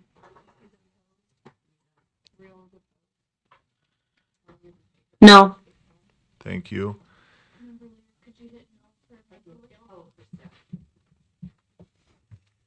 I'm missing one vote. No, I think we've got, do we have Member Kelly's registered as well? That motion fails, 9 opposed, 6 in favor. Those in favor being Member Earl, Member Brinton, Member Kelly, Member Longacre, Member Carey, and Member Hall. This brings us back to the underlying motion. Just pause 1 second, see if I can. Okay, here we go. The motion is to make reductions in private course choice empowerment. This is a multi-step motion. 1, to make reductions in private course choice empowerment in the amount of $8,895,800. Software licenses for early literacy in the amount of $10,631,400. Upstart administrative funds for $45,100, and a 5% cut to Utah Fits All, $6,100,000, and reallocate to fund the board's funding priorities. Second part, reallocate the one-time funding for the Excellence in Education and Leadership Supplement, $144,558,600, to the board's prioritized paraprofessional program. And 3, direct staff to coordinate with executive branch staff to recommend reductions to Upstart funding, which is $24 million, and reallocate to early literacy programs. Member Earl. I'd like to make a substitute motion. So.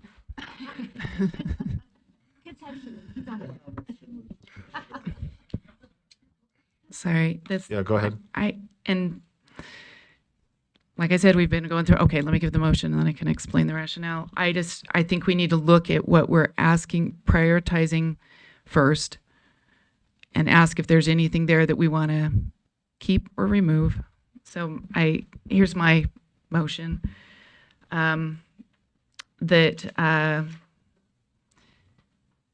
let me find sorry, I got to get, that these items be removed from our list. This does not mean that we're cutting the other funding. It just means that removing from our list. So start at the bottom. For clarity, I'm just asking, this is our legislative funding request. So we have somewhere to work from. It's not out of order to do a substitute motion. the substitute motion should relate to the cuts that are on the table. Okay. We could do this motion after. Or could you do an agenda? Could you do an agenda motion? I don't know. I just think I think what we ought to be cutting ought to be related to whatever we're prioritizing. In other words, whatever is on our legislative funding request is where we should be headed. Yeah, and if we're going to make any adjustments there, we should do that prior to this. So I'm not in favor of this motion until we know where we need to go. So if this is out of order, that's fine. We can vote on this, and then I will make a motion that we actually look at our prioritized request and adjust those, then make requests to how to fund those. But if that's out of order, I'll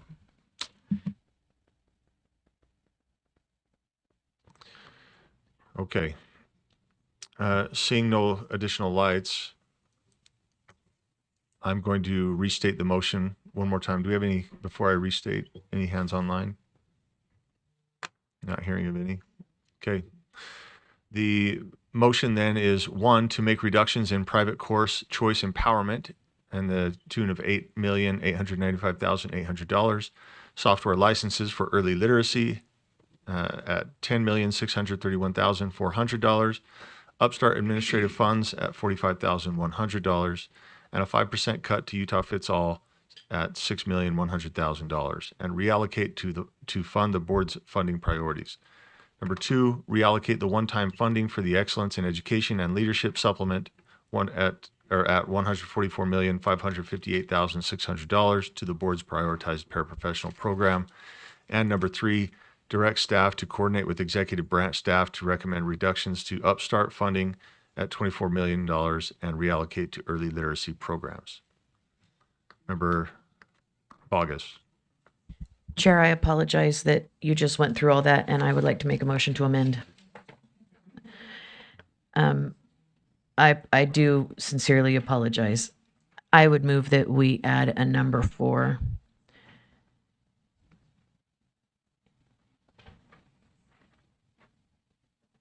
To make reductions in digital teaching and learning programs in the amount of $18,352,400 and reallocate those fundings to our budget priorities. And part of the reason is that I think it's really important, if we're making recommendations, maybe we give them a few to go off of, because I think there's some they're going to reject, and I think we need to just, how do I want to put it? Put things out there so that they see we're not limited in our discussion, if you will. And I So think you're that's a good one. Semi-speaking to it, but let's make sure I it's correct on apologize. Thank you for that. I should have known that. I apologize. And I Thank know you. that 8 million, you said 18. So just make sure that motion is correct. We'll see if we can get a second. So, sir, if we may have to adjust the dollar amount, but on my sheet here that was on my table when I came in, the dollar amount is $18,352,400. Is that motion correct on the screen, Member August? Yes. So the motion to amend is to add a number 4 to make reductions in digital teaching and learning programs in the amount of $18,352,400 and reallocate those funds to the board's funding priorities. Do we have a second? Second. There's a second. Back to you, Member Bogus. I do believe I already spoke to this. I think, we made this motion and it passed the board a couple legislative sessions ago. And so I think that doing this now is prudent. I think it aligns with the direction we're heading in terms of tech. I think we've got a lot of positive things here. Thank you. Member Davis. We're going to pass. Oh, Member Davis, are you speaking to this motion? Well, actually, I'm speaking to the underlying motion, so. Okay, we'll I'll speak wait. to this. We'll stay on this motion. Member or Vice Chair Bollinger? Thank you, Chair. I'd actually speak against this motion, and I think this kind of goes back to what Member Earl was talking about earlier, where each of these individual programs mean different things in the areas that we represent. In District 9, where I'm their representative, they use this money to actually teach teachers how to use technology effectively in the classroom. And so for them, this would be a disservice to them in making sure that what tech is used appropriately in a safe manner. So I would have to speak against this particular. Okay, so, Member Carey.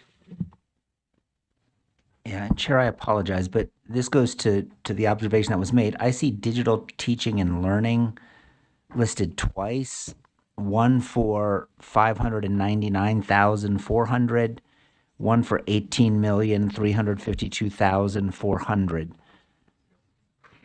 So we would keep, and my point of information would be, what happens if we vote to eliminate the 18 million but keep the 599? they seem to be tied together. So just if that question could be directed to staff. Thank you, Chair. Thank you. Great question. Go ahead, Scott. Okay, Deputy Superintendent of Operations Scott Jones. So particular programs that are in the minimum school program, like this one, have also administrative money. That's the $599,000. So conceivably, if you were to reduce the digital teaching and learning funding by 100%, you wouldn't need, because then that would subsequently lead towards eliminating the program. You wouldn't need the administrative money. So because there would be no program to administer. So that's why they're separate, but I think that's why you see green in both. So if the recommendation is to get to reduce 100% the appropriation for digital teaching and learning, then subsequently you'd likely recommend reducing or eliminating the administrative portion of that program. Does that help clarify, or? It does. Thank you. Yep. Vice Chair Bollinger. If I may, through you, Chair, just a clarifying question maybe to staff is, so this funding then, would that also, I know that as we've gone out to like NASB, we've been giving presentations about how we're the leaders in AI and having a framework and some safety precautions for the use of AI. I know that our state is using the SAFE Act to kind of lead out on AI. My understanding is that this money also, even the administrative, helps fund our AI specialist, Matt Winters. Is that correct? Does this funding include that whole team, or what does it include? No, it does not include, Chair, it does not include that AI team, if that's what you, yes, no. So, no, it does not. They're funded separately from this funding. Okay. Member Davis for the underlying motion. Member Bogus, did you have your light on for this motion? I know you spoke to it. Do you want to, your light is off now? Okay. The motion then is to amend the underlying motion, and that is to add a 4 to make reductions in digital teaching and learning programs in the amount of $18,352,400 and reallocate those funds to the board's funding priorities. Let's go ahead and vote. Member Kelly? Member Real is a no. Oh, Go ahead. That's fine. Member Real, we got you as a no. Member Kelly? No. Member Green? Abstain. Member Brinton? No.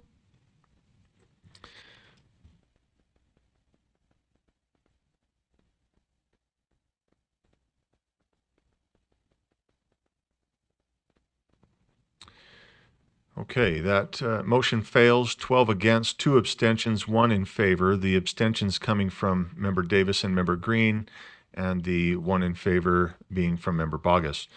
This brings us to our underlying motion, and that is that Member Bollinger's motion, and that is to make reductions in private course choice empowerment. Well, I see Member Carey's light, so I'm gonna pause before reading through this. The motion is on the screen. And let me just bring up a time issue with board members. We are at 2:15. We've been going for 2 hours, and I recognize that 2 hours is not enough. That's fine. We need to, because this is kind of a meeting in the day, we need to either vote to adjourn or we need to vote to extend. I'm seeking one or the other. And so I recognize that we have a motion on the table here, and I'd like to, I don't know what I'd like to do, but okay. I've got a light from Member Carey. Go ahead.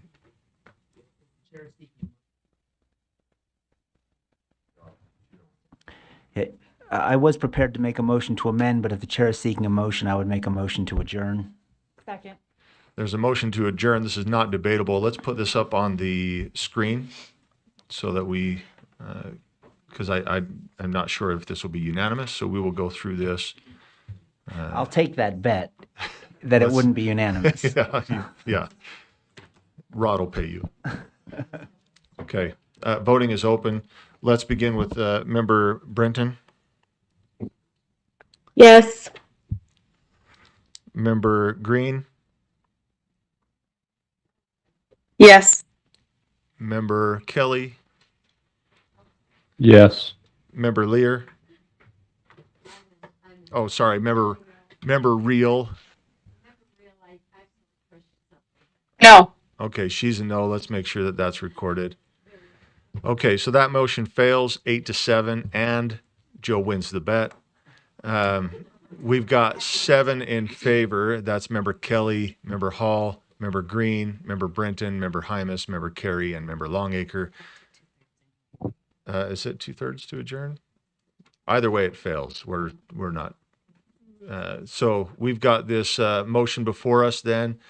And I remember, Carrie, before I come to you, we had Member Davis, if you recall, was saying, hey, I'm in the queue for the underlying motion. So we're going to go to Member Davis first and then over to Member Carey.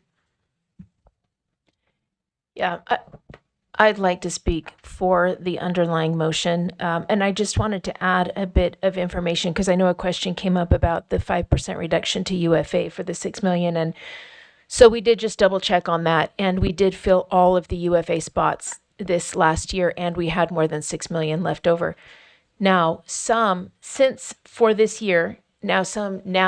parents have dropped out, and we're working on now refilling those. But that's where it was for this school year. Thanks. Member Carey? Chair, I just have a motion to amend, and that would be anywhere in the motion where it refers to a reduction, that it be replaced with the word cut, and then I'd like to speak to the motion. There's a motion that anywhere in the motion where reduction, where ultimately we want to replace reduction with cut. Is that where we're getting it? Yes, sir, for consistency. And I can speak to it when Sure. it's... Do we have a second? Second, go ahead and speak to that, Member Carey. Yeah, just for consistency, I see that when we talk about every program except for Utah Fits All, it refers to it as a reduction. But for Utah Fits All, it says that it's a cut. Now, earlier we were told that there are no cuts, they're all reductions. So now I don't like my motion, because what I think it should say is that we just are consistent throughout the body. So either they're reductions or they're cuts, but if there is a difference, I'd like that explained before I vote on it. If there's no difference, I don't know why we're using different words. Right. So I would, for consistency and just move to amend.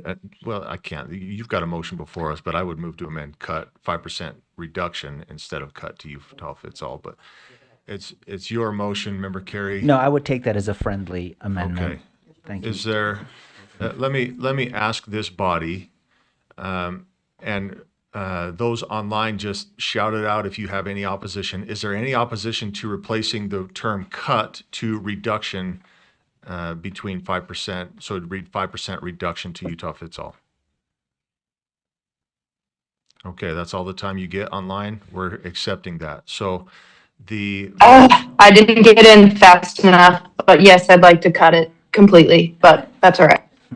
Well, that's not the motion, but thank you for your input. So, okay, so the motion, I'm going to reread the motion then, and that is, it's a 3-part. 1, to make reductions in private course choice empowerment at $8,895,800. Software licenses for early literacy at $10,631,400.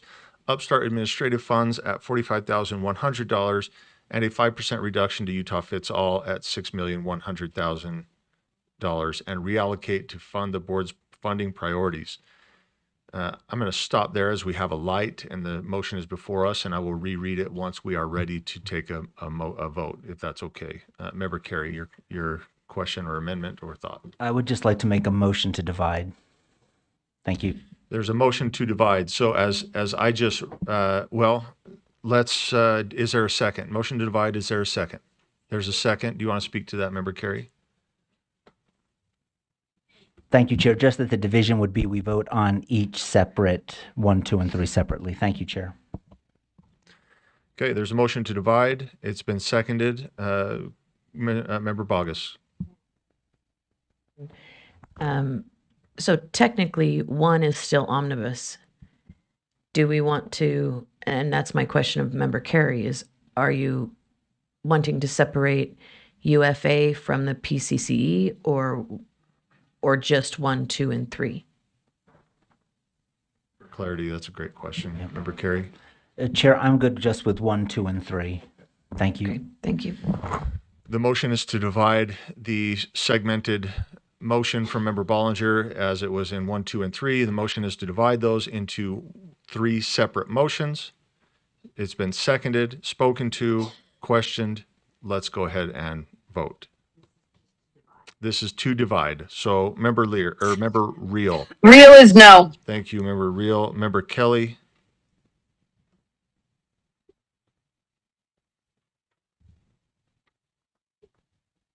Abstain. Abstain. Member Green. Yes. Member Brenton. Yes. Okay. I know people are, yeah. That motion passes 9 in favor, 1 abstention, 5 no votes. The abstention coming from Member Kelly, the no votes coming from Member Bollinger, Member Hymas, Member Lear, Member Reel, and Member Booth. This brings us to our first of 3 motions, and the first being to make reductions in private course choice empowerment at $8,895,800. Software licenses for early literacy at $10,631,400. Upstart administrative funds at $45,100, and a 5% reduction to Utah Fits All at $6,100,000, and reallocate to fund the board's funding priorities. Member Carey. Thank you, Chair. I'd just like to speak to the motion and the motion, not the motion, but the language. And if you look at items 2 and 3, the board is saying not only will we make this cut, but we're going to indicate where we want that money to flow. In item number 1, we're still looking at 10 million plus 8 million plus 6 million, but there's no indication of where we want it to go other than to this general, well, we're going to put it in the board's funding priorities. Well, as we've already established, those priorities mean nothing because they can be changed at any time. So if I say, oh, well, we have this board funding priority list, it doesn't mean that that money will flow there. And so I'm opposed to this allocation or reduction because, again, we don't specify where we want those funds to go as we do in the other 2. We simply say we want to make these cuts because we have this arbitrary number that we need to hit. So I'll be voting against that allocation. Thank you. Okay.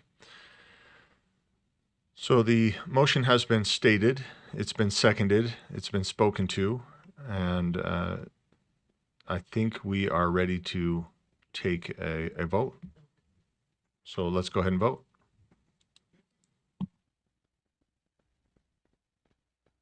Member Green? No. Member Brenton? Yes. Member Reel? Can I have a minute? Yep. Member Kelly?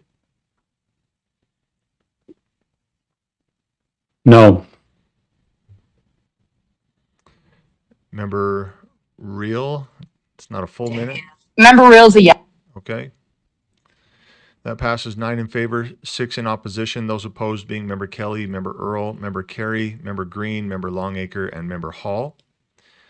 This brings us to our second motion, and that is to reallocate the one-time funding for the Excellence in Education and Leadership Supplement, $144,558,600 to the board's prioritized paraprofessional program. Seeing no lights, let's go ahead and vote. Oh, Scott, clarity? Yeah, so for clarification, we're back to the earlier statements about this does not reach the expectation of a reduction of ongoing funding. So if you want to, if I'm understanding, if you move one-time money to cover what your recommendation is for one-time funding, or I'm sorry, for a reduction of ongoing funding to that amount, I get that. But this does not meet the criteria, which is not my criteria, it's the legislature's, of a proposal of reducing ongoing funding, not one-time funding. So you can do this. Like I said earlier, you can, but it won't change so right now, as of this date time group, the board has recommended reductions of ongoing funding of 25 million towards 160 million. Doing this is fine, but it will not decrement that 160 million unless you debit and credit, unless you say, here's where these are the ongoing programs we want to reduce to, if you want to do it that way. Does that make sense, or am I clear on that? Yep. I think you're Okay. clear. Member Davis? No, I just say, it's just a recommendation. It would cover our request for 5 to 7 years, and that would be in place of ongoing funds. So yes, it's kind of some technical moving, but that is the thought. And we realize it's not currently budgeted. It is a request, but that's what we want to request. Oh, I do. Scott, go ahead. Well, yes. So to clarify that too, yes, that's a possibility. You can recommend that to cover your requests, right? But remember, there's no new money, right? There's no new money, so one-time money could cover your ongoing and thing over a period of time. But then the question would become, well, okay, what do we do when we get to the end of the 5-year period? But okay, yes, right, or yeah, however long it covers. Thank you. Member Longacre. Yeah, thank you. Can you just explain the Excellence in Education and Leadership Supplement Program? What does it do? Who does it reach? Vice Chair Bollinger. Yeah, thank you, Chair. This is a pilot program that was started where many people would call it merit pay, but that's not what it's called. So basically, this was the program that it was an opt-in program where LEAs could choose to be part of it, and their highest performing teachers could get a bonus of like 10,000. There was like a scaled piece of that, but what that also included was a partnership with the Centers for the Future and a third-party vendor out of state to then provide all of our data for all the students and all the teachers to then create a formula of what that would require. So we had a lot of districts that got on board with it at the beginning and now have recently dropped out, so they don't have a lot of people part of it. So it's money that's not being used, and I know that they're trying to make some legislative changes to now it can go to individual teachers, but we also have the master pilot program. So Yeah, I've got Member Carey, then Vice Chair Bollinger. Thank you, Chair. I'm going to vote against this cut and reallocation for the same reasons as I understood Deputy Superintendent Jones. Again, we talk about, well, we want to be good partners with the legislature. The legislature's reached out. We want to make sure that we're meeting them halfway. And then we're going to pass something that the legislature said we're not interested in. We want you to cut programs with ongoing funding. And instead, what we're doing is saying, yeah, but of the 165 million the legislature has asked us to cut in ongoing funding, we say, well, we're going to pass a cut of 144 million of one-time funding. And then we're going to show up, and when I say we, I mean the three of you are going to show up and tell the legislature, we did it. We hit the mark. We're off the hook. And the legislature is going to say, no, you were supposed to cut ongoing funding. And then we meet back again and we have the same discussion, except this time, maybe it's done without the public, without the people, without their knowledge, and we're able to make some of these cuts that we didn't have the time to discuss in full today. So I don't think we can have it both ways. I don't think we can say we're going to be good partners. We want to show up. They invited us to the table. And then we're going to go to the table and we're not going to have what they asked us to bring. And if leadership is okay with that, I don't think it's wise or prudent to operate that way. But if that's the will of the board, it's the will of the board. But again, it's not to the power and the importance of having a para in every program. I love this seat because I sit next to the female version of Mr. Smith Goes to Washington. And I love her enthusiasm. I love her passion for this program. I believe in it. But I don't believe that when the legislature directs this body to come up with long-term cuts in ongoing funding, and we turn around and do a sleight of hand and say, well, here's the money you wanted, and it's one-time funding, I don't think that is the way we should be doing business as a State Board of Education. Thank you, Chair. Vice Chair Wood and then Vice Chair Bollinger. I think the majority of the board would acknowledge that this does not go towards our ongoing cuts, but we do have prioritized programs that we would like to see funded. And it is our duty in a way to say, look, here's one way you could do it in a program that has lower people signing up for it or LEA signing up for it. Not all teachers can qualify. I don't think art teachers can qualify because you don't have growth. You are not a tested subject. So this is one way to say, look, we can prioritize some funding that will help us get to where we need to go. It's a separate line item. You nicely separated those when you had us divide. One is our ongoing. Two, here's another way to fund our prioritizations. So I think for the majority of the board, we understand this is not part of what we've been asked to do, but it is a good time to show as a board of what we want to have happen. Vice Chair Bollinger. Thank you, Chair. And I echo the voice of Vice Chair Wood, and I agree with you, Chair Carey. I understand that this isn't quite in the parameters, but I will say that when we were at USBE this weekend and we had an opportunity to sit at different tables and in different groups listening to local board members and local superintendents about this hard situation that we've been asked to be in, every single person that I talked to, whether they were a board member, a local board member, or a superintendent, this is the first program that they asked to cut for all of these exact reasons. So I would ask for your vote on this. Thank you. Member Longacre. Yeah, quick question. So is this the only time that we're able to reallocate money is right now because we need the permission for legislation? Or can we do this throughout the year is this fluid or is it's got to be done right now?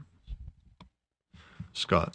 So the expectation of PEA is that the board will present your requests for funding, right?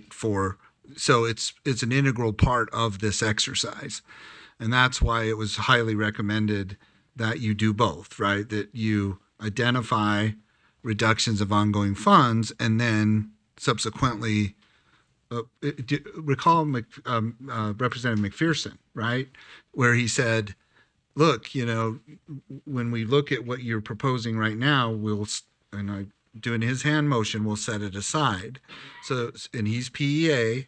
So the expectation is you would do both. It doesn't mean you have to. It's your direction, but they're asking that you do both, right? That you revise your recommendations for funding for your priority programs as part of this exercise, or with the intent that that would also be presented initially in the PEA meeting on Wednesday, January 21st, and then developed further in subsequent meetings with the committee. So does that help, Chair? Yeah, I believe we have a follow-up. Yeah, if you don't mind, that would be great. So I guess what my question is, do we have the power to, at any time throughout the year, move funds if we find something that's not working or we don't use, or our hands are tied and the legislation has to do it? Yeah. So the best answer I can give is it depends. It depends on if it's within a particular line item, but if you want to move funding from one line item to another, that requires what's called a technical change by the legislature in the next session. So it depends on the money, what line item it's in order for me to say, yes, you can, or no, you can't. There's particular controls by the legislature in the Budgetary Procedures Act that prevents agencies from moving money from one line item to another. Okay, so the motion before us is to reallocate the one-time funding for the Excellence in Education and Leadership Supplement at $144,558,600 to the board's prioritized paraprofessional program. Let's go ahead and vote.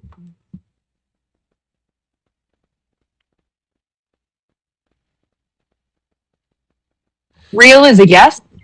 Member Reel, thank you. We got you as a yes. Member Kelly No. is no. Member Brenton No. and Member Green. No. Okay, that passes 9 in favor, 6 opposed. Those opposed being Member Green, Member Brenton, Member Longacre, Member Kelly, Member Carey, and Member Hymas. This brings us to our third motion.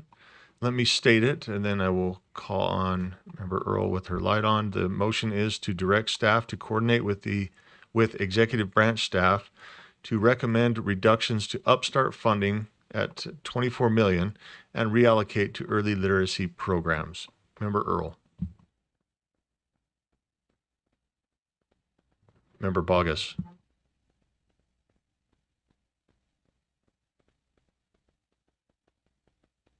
Vice Chair Wood. I just have a question on that. In our COBE, it says Upstart is 29.7. Is there, do we look at the COBE or? Deborah. Deborah Jacobson, Assistant Superintendent of Operations. The Upstart, when you look in the COBE, it includes not only your current year appropriation, but it also includes estimates of beginning and closing non-lapsing balances. So it kind of brings that number down. Okay. Member Longacre to this motion? About the, in number 3, right? Yes, go ahead. It's my understanding, and tell me if I'm wrong, that the Upstart program is that computer program that kids are supposed to be on for 15 minutes.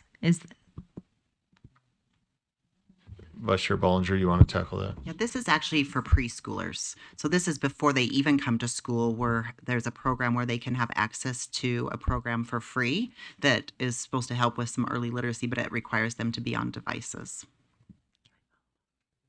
Follow up? Yeah, okay. I just want to say that I agree with this. Our purview is K through 12. Once we start going outside of that scope, we're spending on many things outside of what our K through 12. And if it's a preschool program, I'm for this motion. Okay, so just to double check, Member Earl, Member Bogus on a different item. Okay, so let me restate the motion. The motion is to direct staff to coordinate with executive branch staff to recommend reductions to Upstart funding at $24 million and reallocate to early literacy programs. Let's go ahead and vote. Brenton's a yes. Thank you, Member Brenton. Member Green? Yes. Member Reel?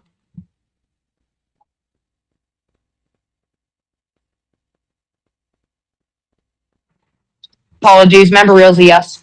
Member Kelly? Yes.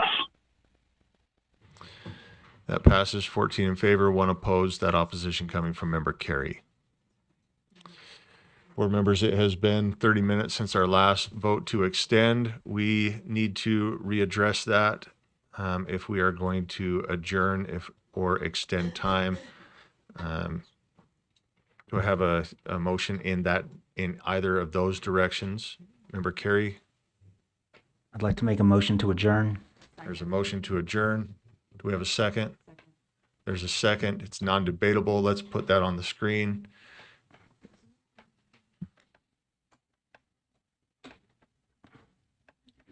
Or open the voting. Yeah, there we go. The voting is open. Member Kelly? Yes. Member Brenton? No. Member Reel? No. Member Green?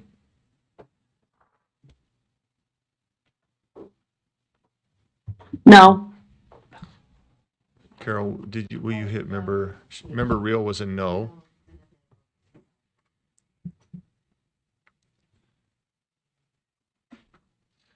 So that fails. 9 opposed, 6 in favor. Those in favor being member Lear, member Kelly, member Hall, member Carey, member Longacre, and member Hymas.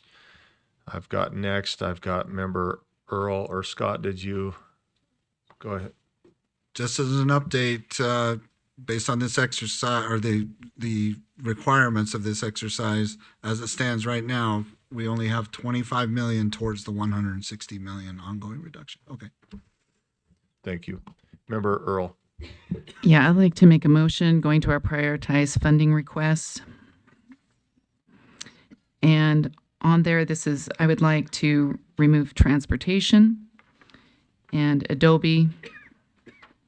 I'd like to reduce the staff recommendation from 3.5 to 2.5 and the master pilot to 2.4. That's my motion.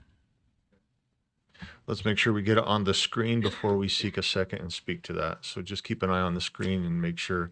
And will you, it might be helpful to the board if they don't have their list in front of them, at least to the public, to put the dollar amount that comes. Sure, I can do that. So transportation is 32 million is the request. And what's the second one? Adobe is 2.25 million. Staff reduction, we're asking 3.5. Well, our original ask is 3.5. I'm just asking to reduce that down to 2.5. And the master pilot to 2.4. That's as a 2-year request is the 4.8, but asking for the 2.4.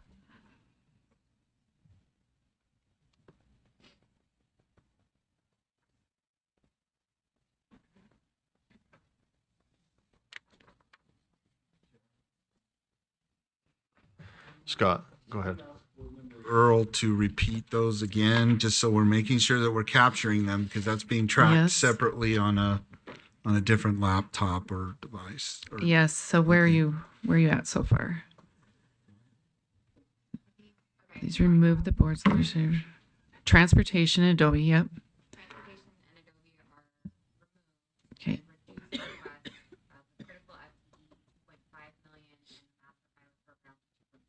Yes.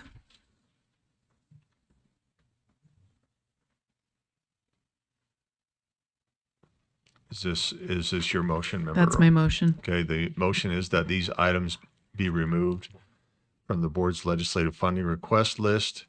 Transportation, that would be 32 million. Is that correct? That's correct. Adobe, which would be 2.25 million.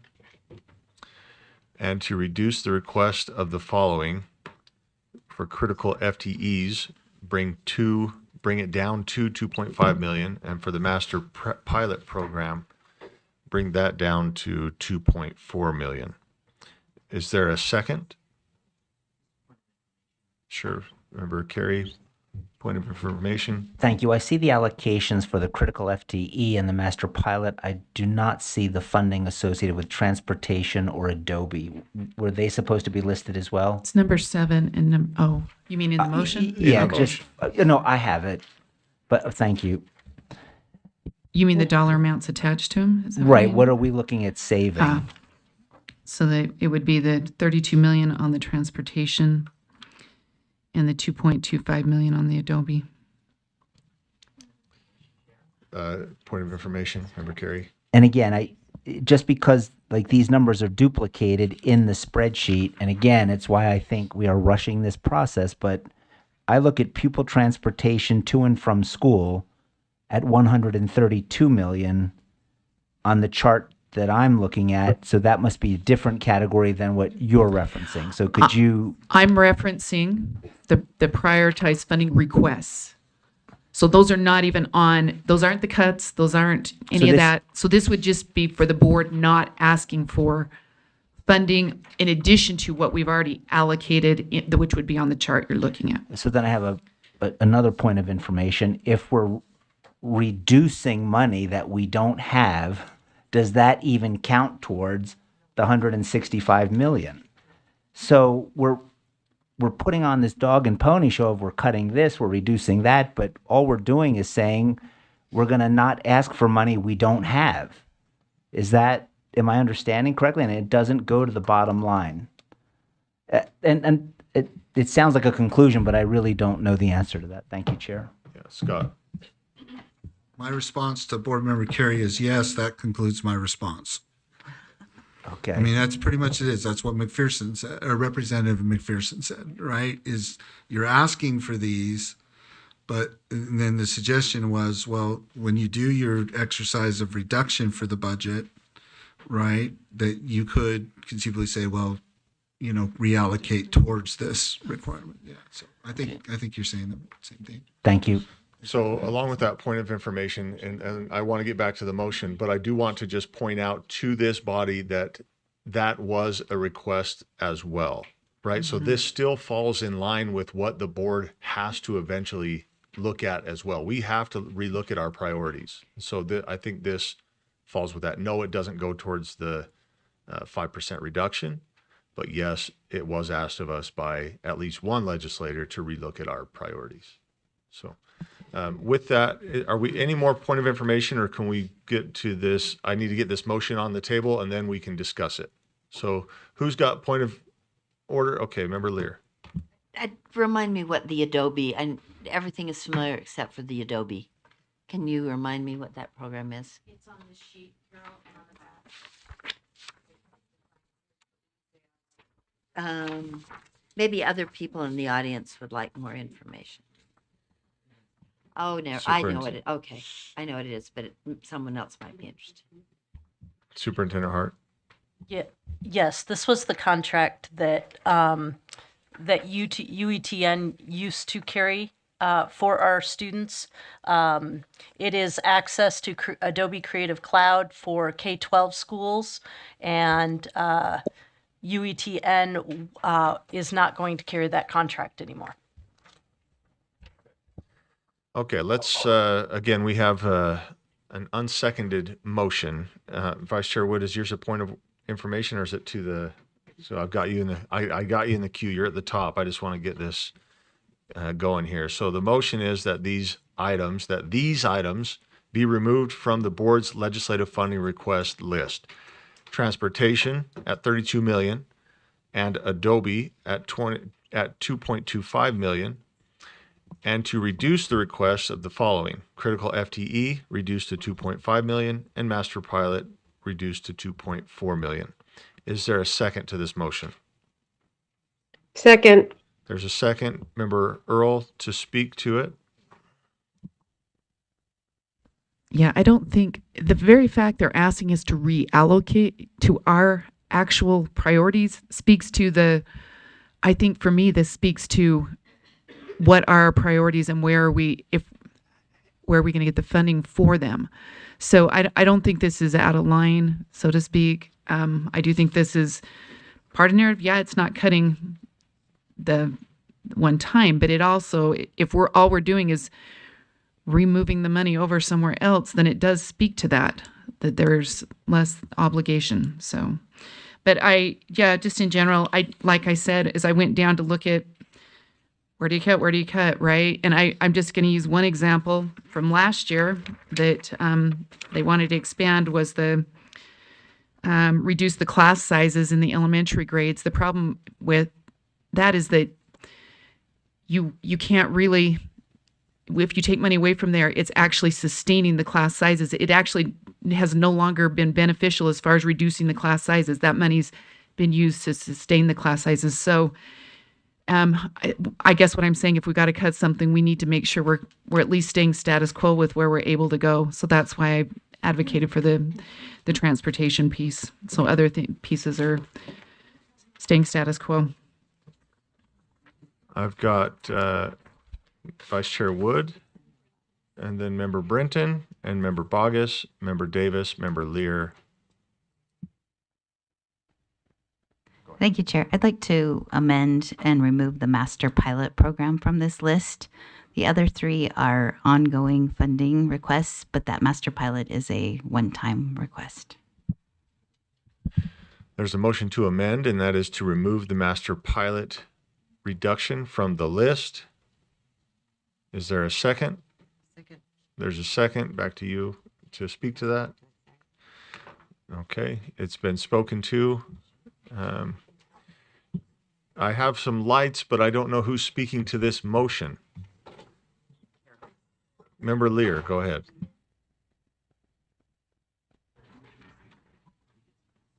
I don't know if I can pile this on another motion, but to Leanne's motion.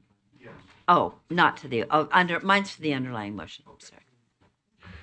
I don't see any hands or comments for this motion to amend. Again, the motion to amend is to remove the master pilot reduction from the list. Let's go ahead and vote.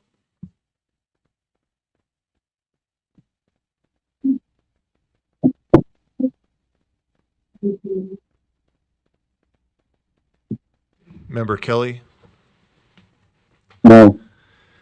Member Brenton? No. Member Green? Yes. Member Reel?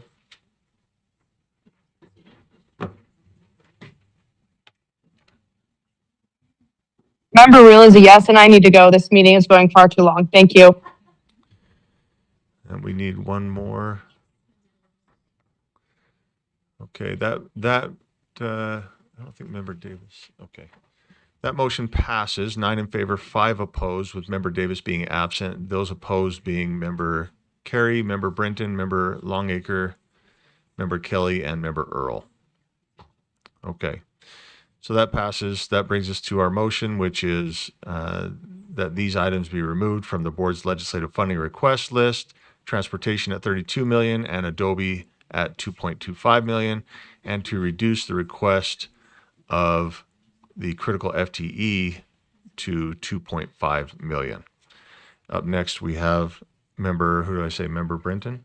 Yep, Member Brenton, go ahead. I'm not speaking to the motion. I just had a comment in general, so I'm not sure if you want me to wait. Yep, let's wait. Let's get this motion done, and we'll keep you in the queue. Member Bogus? Thank you. I would move to divide. I think these are 3 significantly separate issues, and I would move to divide. There's a motion to divide. It's been seconded. You want to speak to that, Member Bogus? I think I'm off my game today. I already did. I just think they're separate issues, and I think we need to consider each item separately. I think that's the responsible thing to do. Thank you. Okay. So the motion is to divide the list, which is transportation, Adobe, and critical FTE. So let's go ahead and vote to divide. This is to divide. Go ahead and vote. Member Green is a yes. Thank you, Member Green. Member Brenton? Yes. Member Kelly?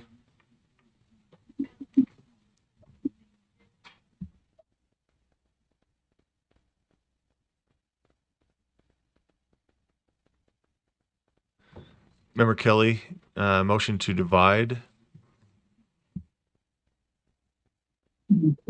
No. Okay. That's a no.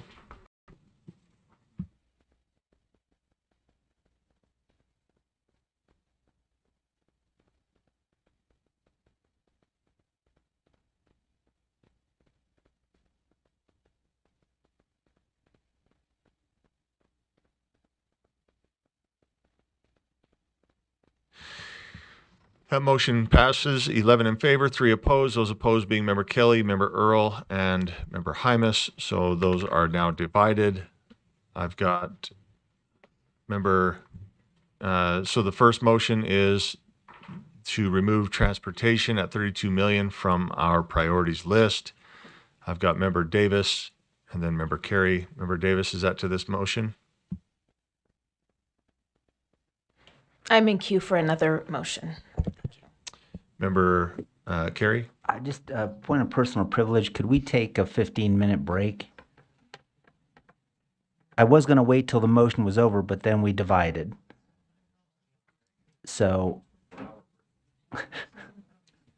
Yeah, can we do 7 minutes? Remember Carrie? 7 minutes? Yeah. Okay. I'll take Okay, it. we're gonna take 7-minute break. Thank you.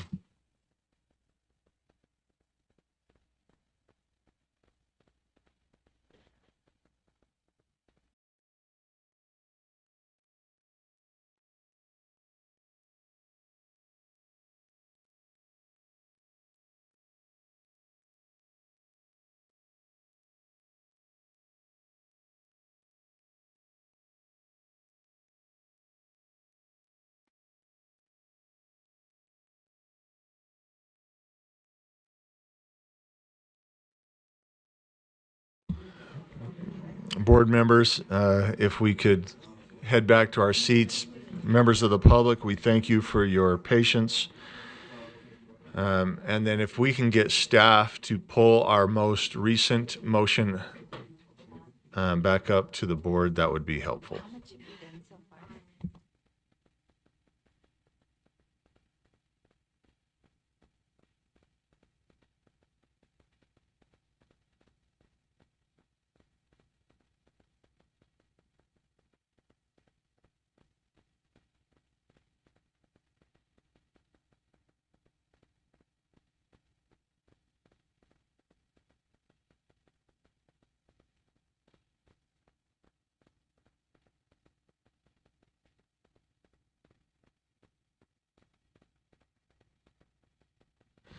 Okay, we're just connecting the screen back to get our motions back in front of us.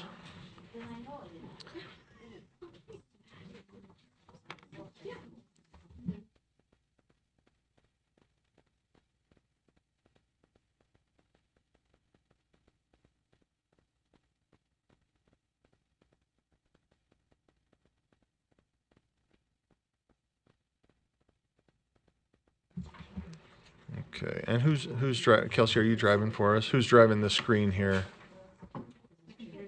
Oh, we've got a frozen computer.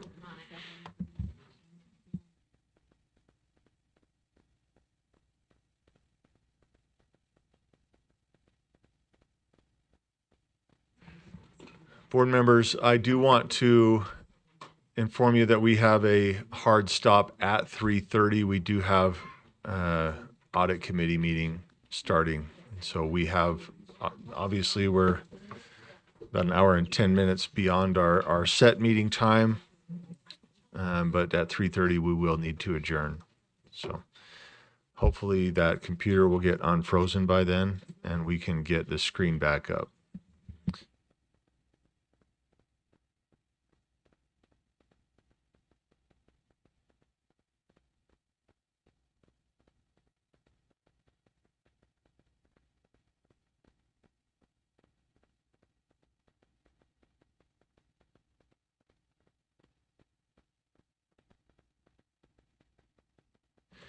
Okay, so we just came off of a motion to divide. Now we've got 3 separate motions here. The first being to remove transportation, which is 32 million, from the board's legislative funding request list.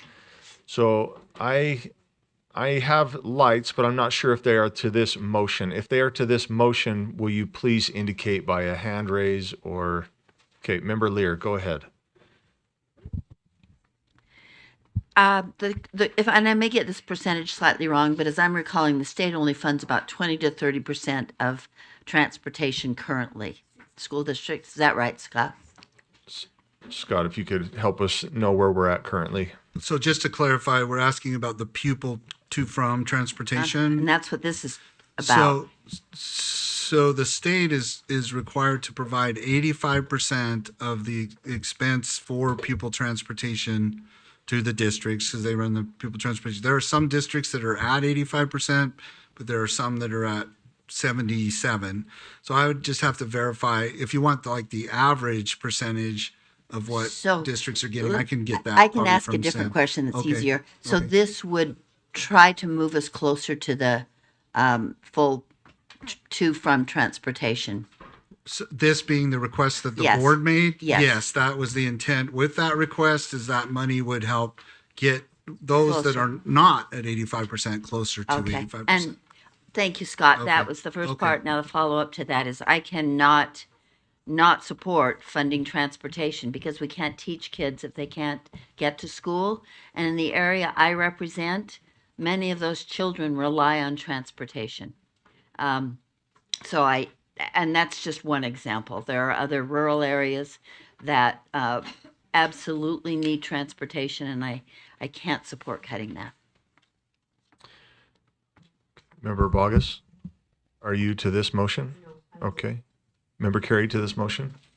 Yeah, I'm going to speak against this funding cut, and I'm speaking against all of them because I think this process is not designed to prioritize students, teachers, or parents, or anyone in the education system. It's designed to hit a financial metric. I don't think that's how we should be operating as a board and jumping through an artificial hoop to hit an artificial target, especially when we know that none of these numbers have been put up against a fiscal audit to give us the exact number.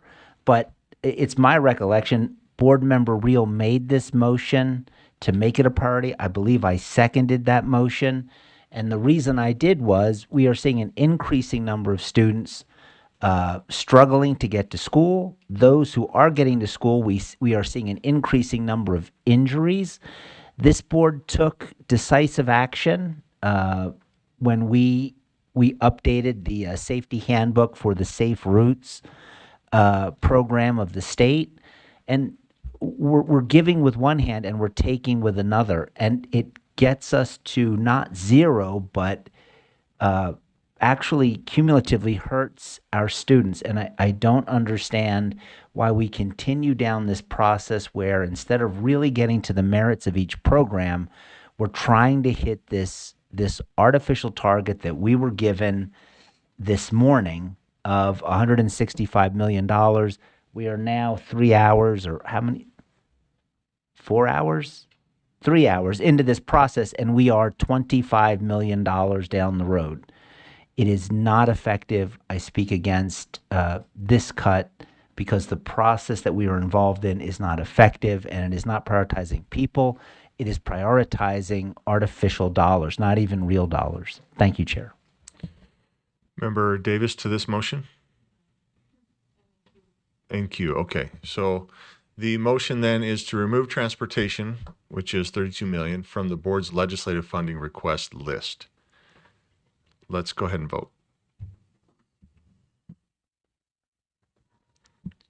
Member Green is a no. Member Green is a no. Member Brenton? No.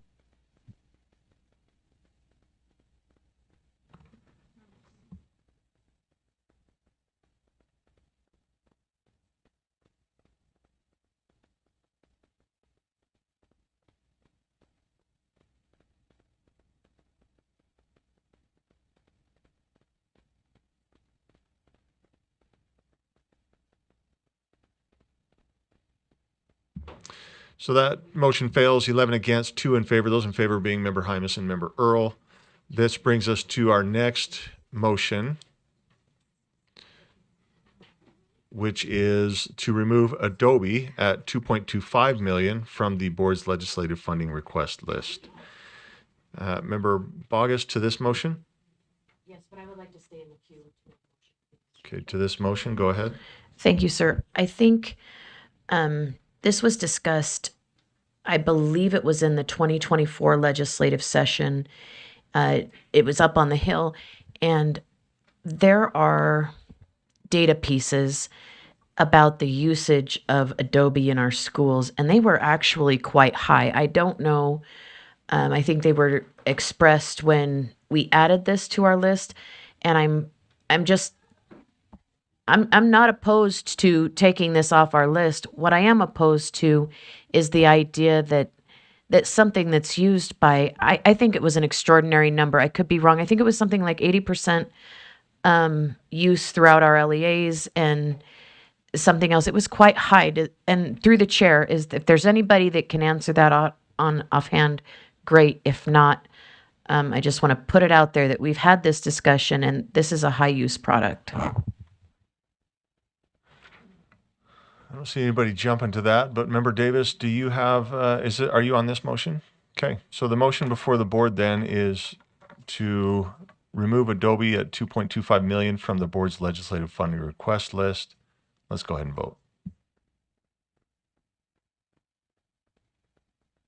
And Brenton's a yes. Brenton is a yes. Member Green No. is no.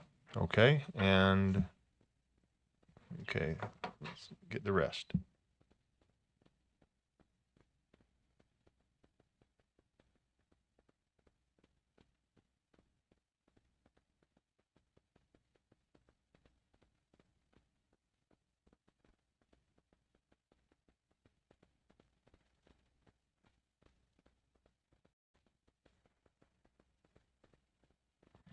That passes 8 in favor, 1 abstention, 4 against. The abstention coming from Member Bogus. The no votes being Member Carey, Member Longacre, Member Green, and Member Bollinger. And the final of the 3 divided motions is to reduce the critical FTE request to 2.5 million on the board's legislative funding request list. Member Davis to this motion? The reduction? Okay, well, I see your lights, and I'll put you in the queue. I believe you were the first one, so I've got Davis in the queue first, and then Bogus, and then you don't have to leave your lights on. So, Member Bogus, point of information. And again, I apologize, but again, this didn't go through the committee process, so there are many more basic questions. When we say critical FTE, are we referring to the additional auditors we wanted? Are we referring to the additional UPAC investigators that this board voted unanimously, I believe unanimously for? And now we're saying we still want these folks, but we don't need the money for these folks?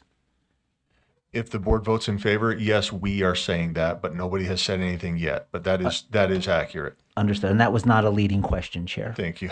Thank you. Thank you. So the motion before the board, then, Member Bogus to this motion? Okay, go ahead. Thank you, sir. I would just like to speak against this motion. I look at the work that the legislature is asking this agency to do. They continue to ask our staff. They express frustration in different areas, but yet we're not funding the very positions that are needed to meet their expectations. And I think reducing this number just kind of says, oh, we can do all these things without time and money. And we actually do need time and money to meet their expectations. And so while removing other things might prove prudent, this is one that I am absolutely opposed to. And with that, I'll yield my time, but I would like to make a motion. Are you making a motion right now, like a substitute, or you're in the queue? We've got that settled. Member Carey. And if possible, speak to the motion if possible. And, you know, as this board knows, because this board directed the Law and Licensing Committee to take a look at our professional licensing standards and rules. And we have had several regular meetings where that has come up. We have had special additional meetings. One this past week where it was very informative, current and former UPAC members. And we're doing that because we're trying to find out what works and what doesn't work. But on several occasions, we have heard from UPAC that they need additional investigators. They need additional staff members to do their job effectively. And what UPAC does, it protects the students in our schools against people who should not be there. And so we voted to put them on our list. I think it is number 5.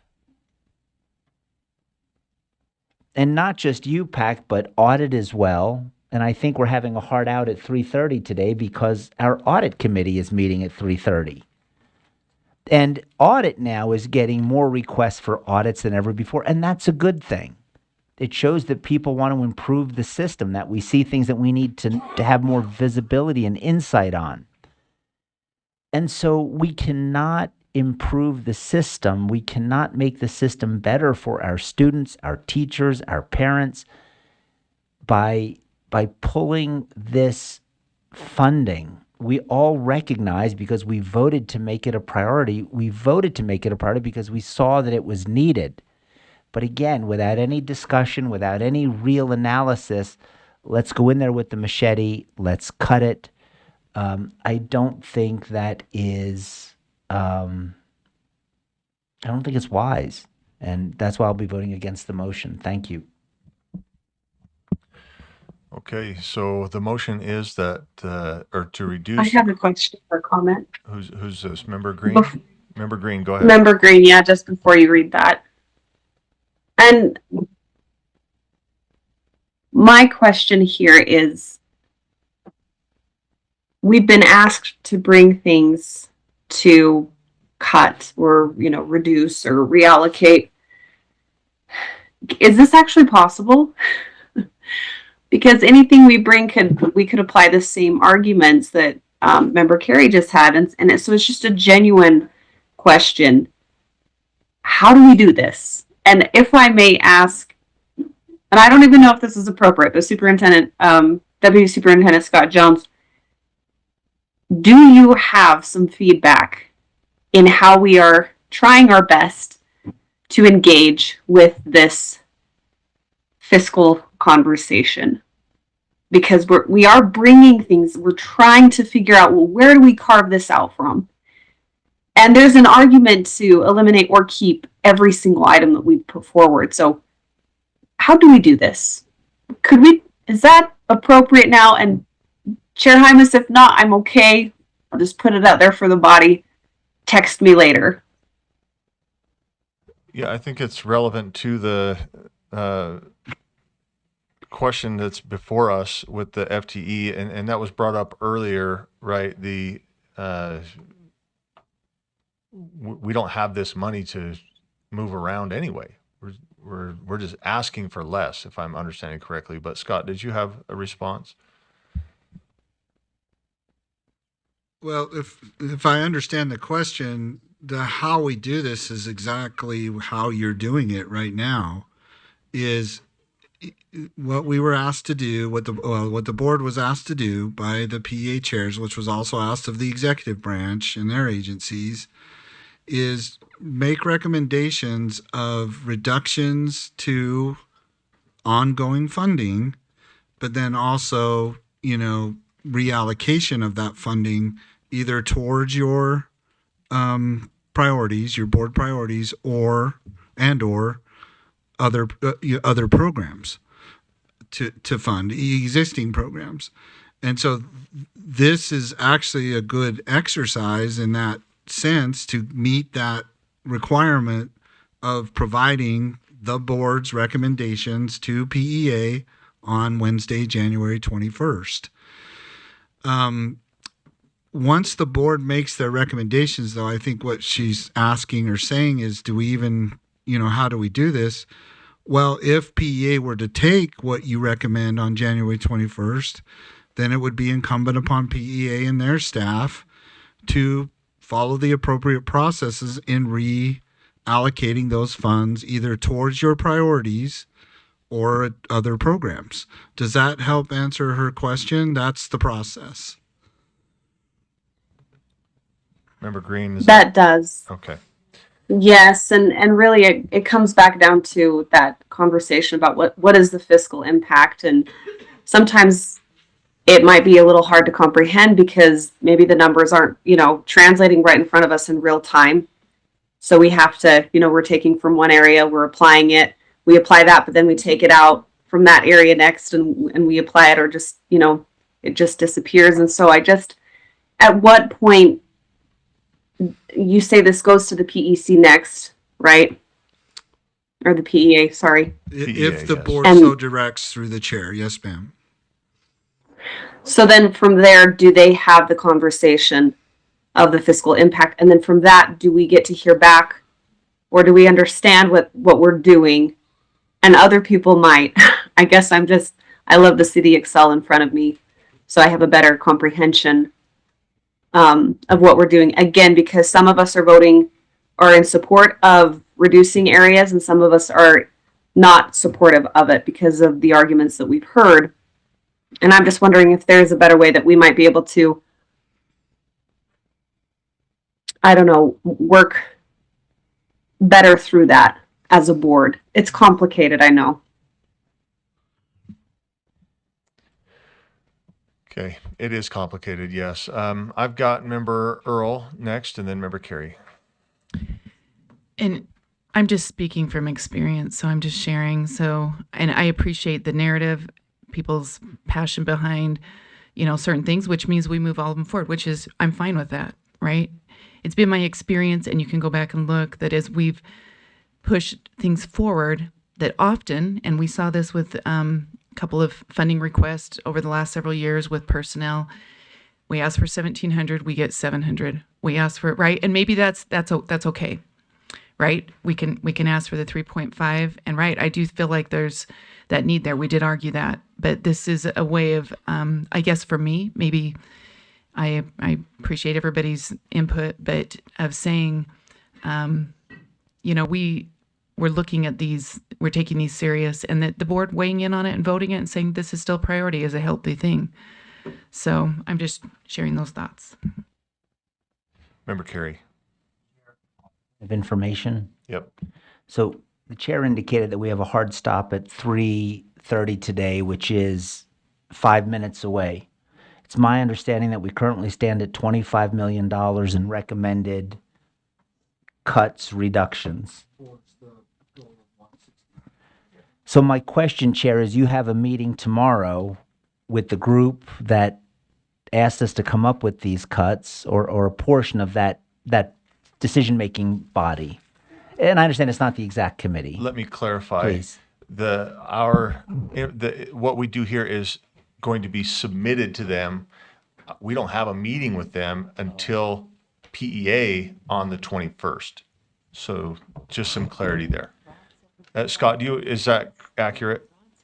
Let me go ahead. So should the board adjourn at 3:30, we would take your current recommendations at 25 million and put it in the format that was asked for in the letter and submit that to the legislative fiscal analyst tomorrow, and then subsequently plan that that's what would be presented by leadership to PEA on Wednesday, January 21st, is 25 million of board directed or board decided reductions in these programs that total 25 million, with the understanding that it doesn't meet the 165 million thing. That's, I can't speak to any other meetings that would occur between our submission of the 25 million tomorrow and then what gets presented to PEA on Wednesday, January 21st.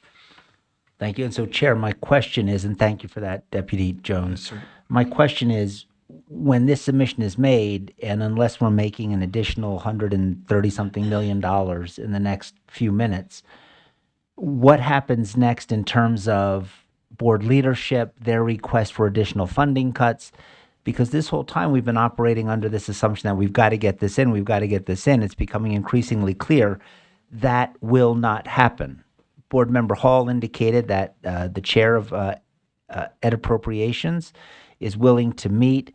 I would just like feedback to the board on what are the next steps, given that we're not going to meet the deadlines and timelines or the requests for reduction in spending that we've been asked to do.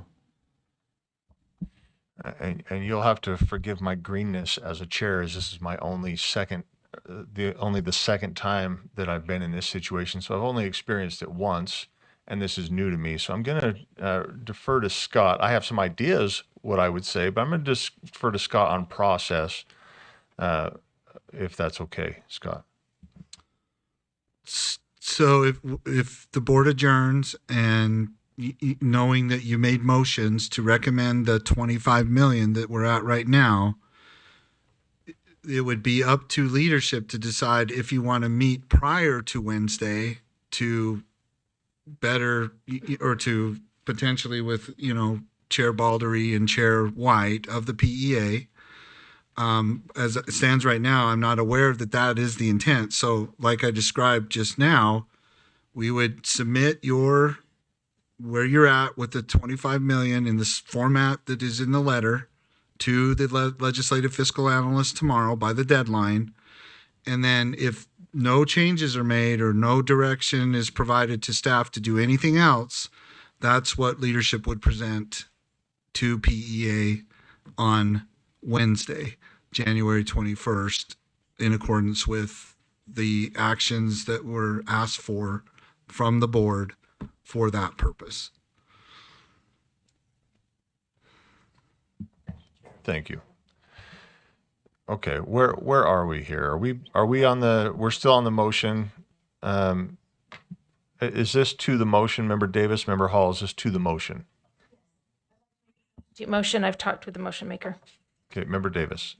I'd like to make a substitute motion that we, instead of cutting that request, that we, on this paper, go to the first page, 6 lines up, Special Needs Opportunity Scholarship Administration in the amount of $4,109,000.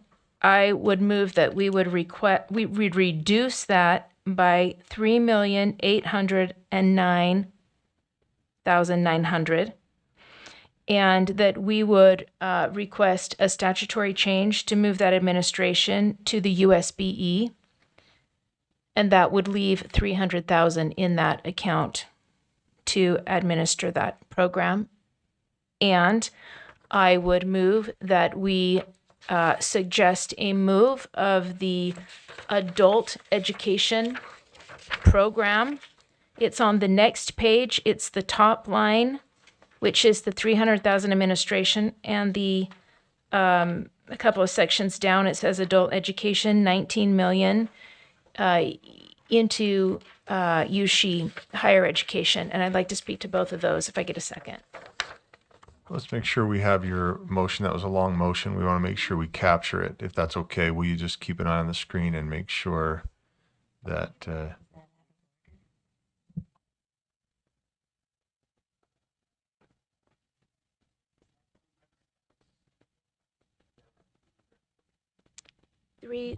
It's just under $4 million for the special needs administration, and then the next one is $20 million and $300,000 for the adult education. I just, the question is this in order, as the substitute motion is completely off topic of the critical FTE? It's not really off topic in the sense that it's a recommendation to reduce a request, and instead of reducing the request, I'm suggesting we reduce this instead of that. They're all reductions.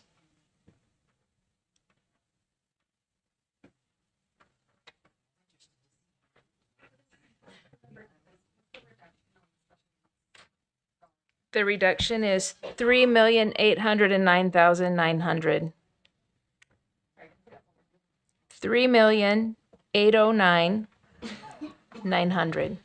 So here's where I'm going to speak, not to stop processes, but Member Earl made a similar request when we were talking about the 5% wanting to go to the priorities, and we determined that that was out of order. Now we're going from the priorities back to the 5% cut, and so for consistency, I would maintain that it would be out of order at this point. I do have you in the queue as the next person. If we can, even if you were to say, look, I don't like this, I'm going to vote it down, and then it comes to you to make this motion. Just trying to save time because the I hear will ya. of the board is evident listening to people. I hear you. So we do have some, I've got Member Hall and then Member Carey. I'd love to get to this vote, but Member Hall, go ahead. Just wanted to make an announcement. I think it'll be a real blessing to everybody to know that we rescheduled audit for tomorrow, so we can keep going. Amen. And get this done. All right. What's that? Same time. Mental note, do not call on Member Hall. Okay. Sorry. That is a blessing. Thank you, Member Hall. I just don't know when else we're going to do this, before Wednesday. Member Carey. Yeah, that's just a point of information, Chair. The time frame for this meeting was set. There has been no motion to extend. So is the meeting automatically ended if there's no motion to extend, or does the one need to be made in order for us to continue our deliberations? I have taken the vote not to adjourn as a vote to extend, and we're trying to do that every 30 minutes, and I probably missed that. We've got another 10 minutes or so before we seek another one. I will point out that we've already lost 2 board members, and we most likely will lose more on the way. So at some point when we reduce down to 7, the meeting will be adjourned. So not saying get up and leave. Let's do this then. The motion that's before us is to reduce the critical FTE request to 2.5 million on the board's legislative funding request list. Let's go ahead and vote.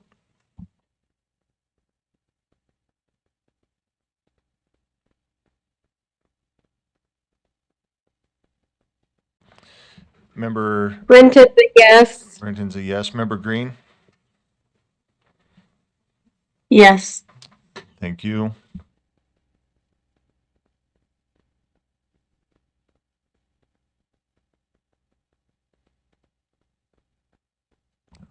That motion fails. 9 opposed, 4 in favor. Those in favor being Member Longacre, Member Earl, Member Green, and Member Brenton. With that, we move to Member Davis.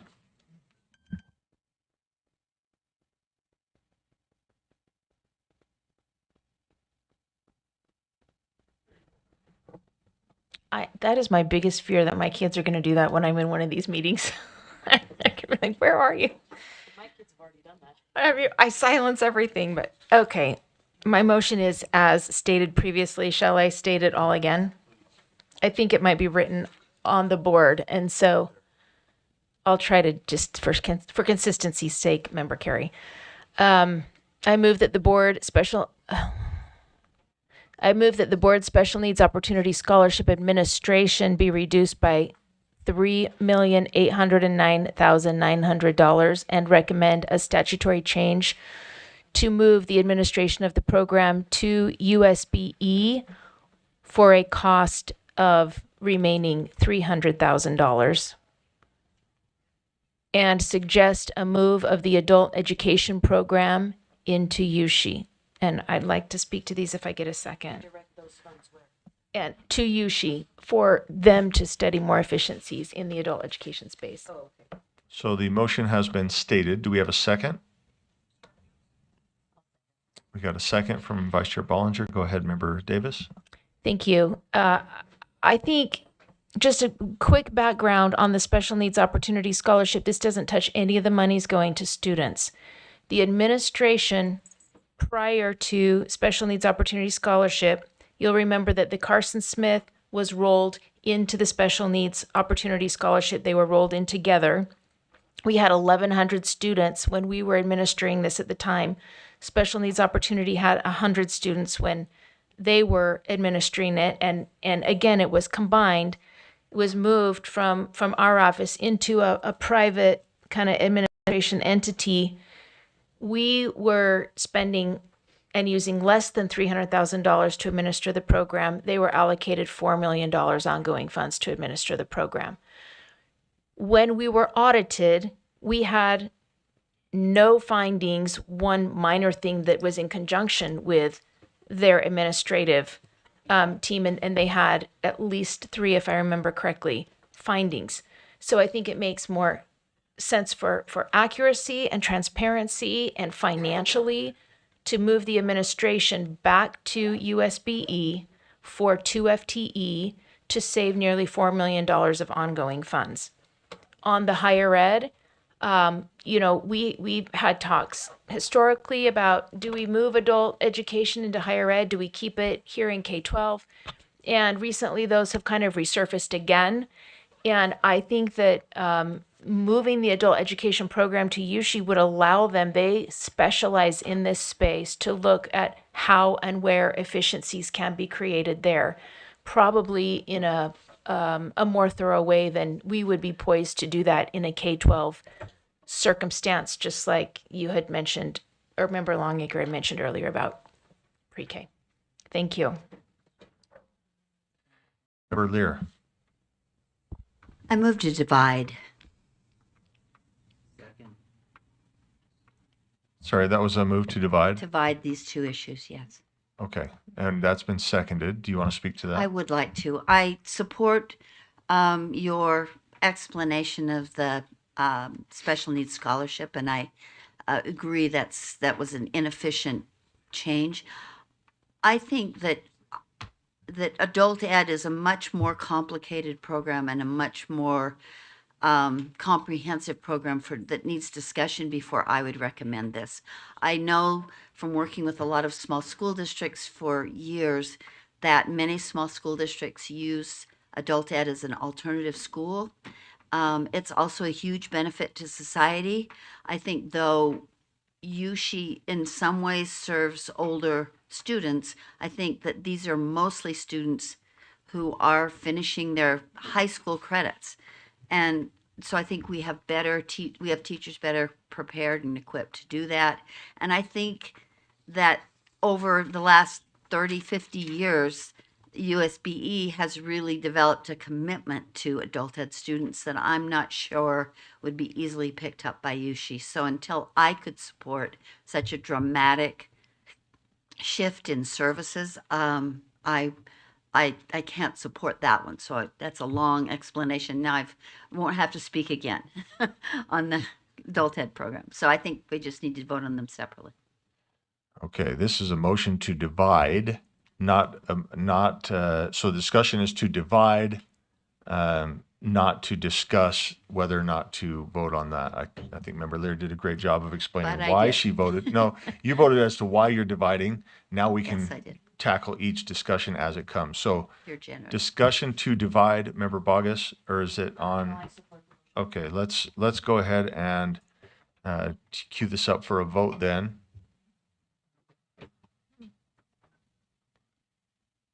And voting is open. Member Green?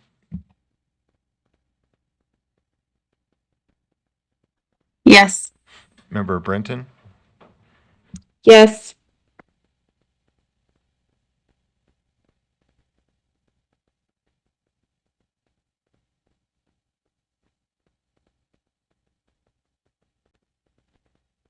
Okay, that passes 12 in favor, one abstention, that abstention coming from Member Earl. So these are now divided. Let's see what the motions look like.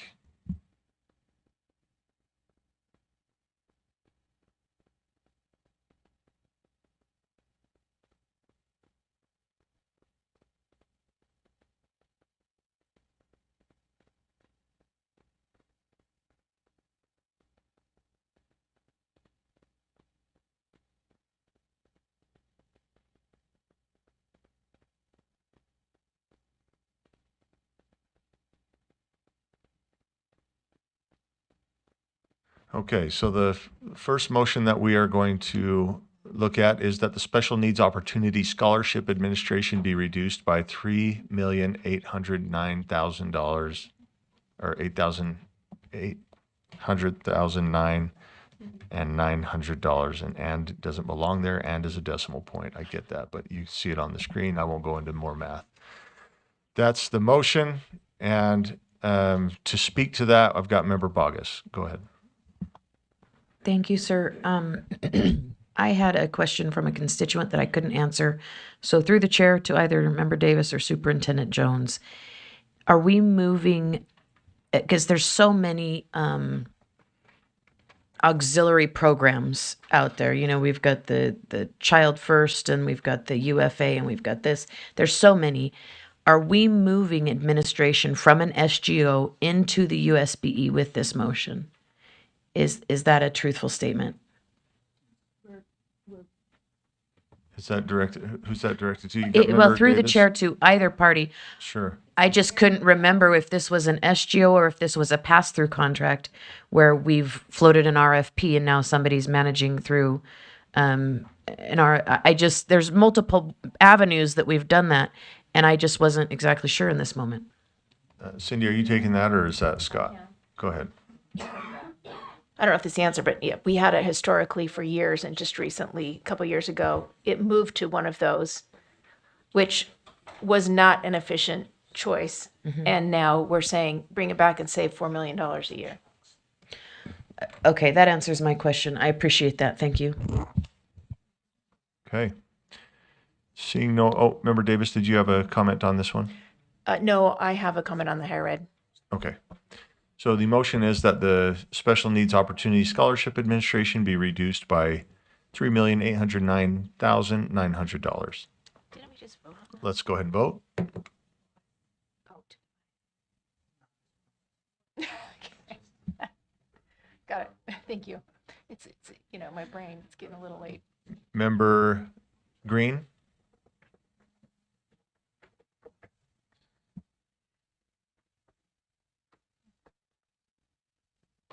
Brenton's a yes.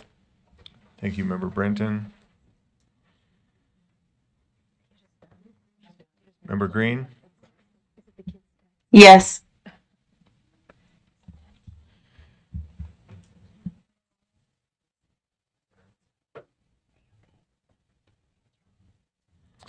That passes 11 in favor, 1 abstention, 1 no vote. The abstention coming from Member Earl, the no vote coming from Member Carey. Next up, we have the motion to recommend a statutory change to move the administration of the program,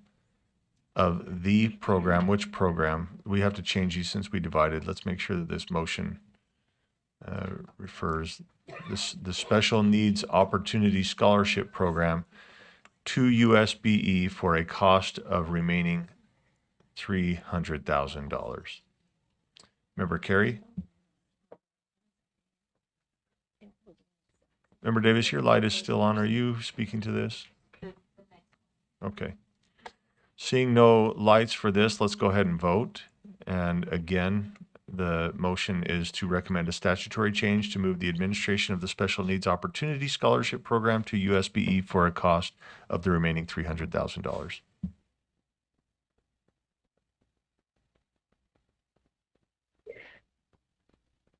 Well, I think I'm a no. I thought we were voting to move it to Yushi, but that got substituted.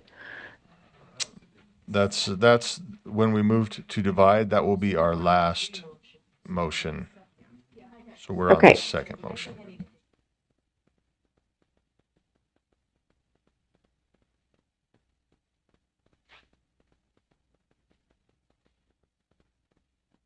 I'm sorry, member Green and member Brenton. Member Green, will you, what's your vote? Abstain. Abstain from member Green. Member Brenton? I'm going to abstain. Abstain as well.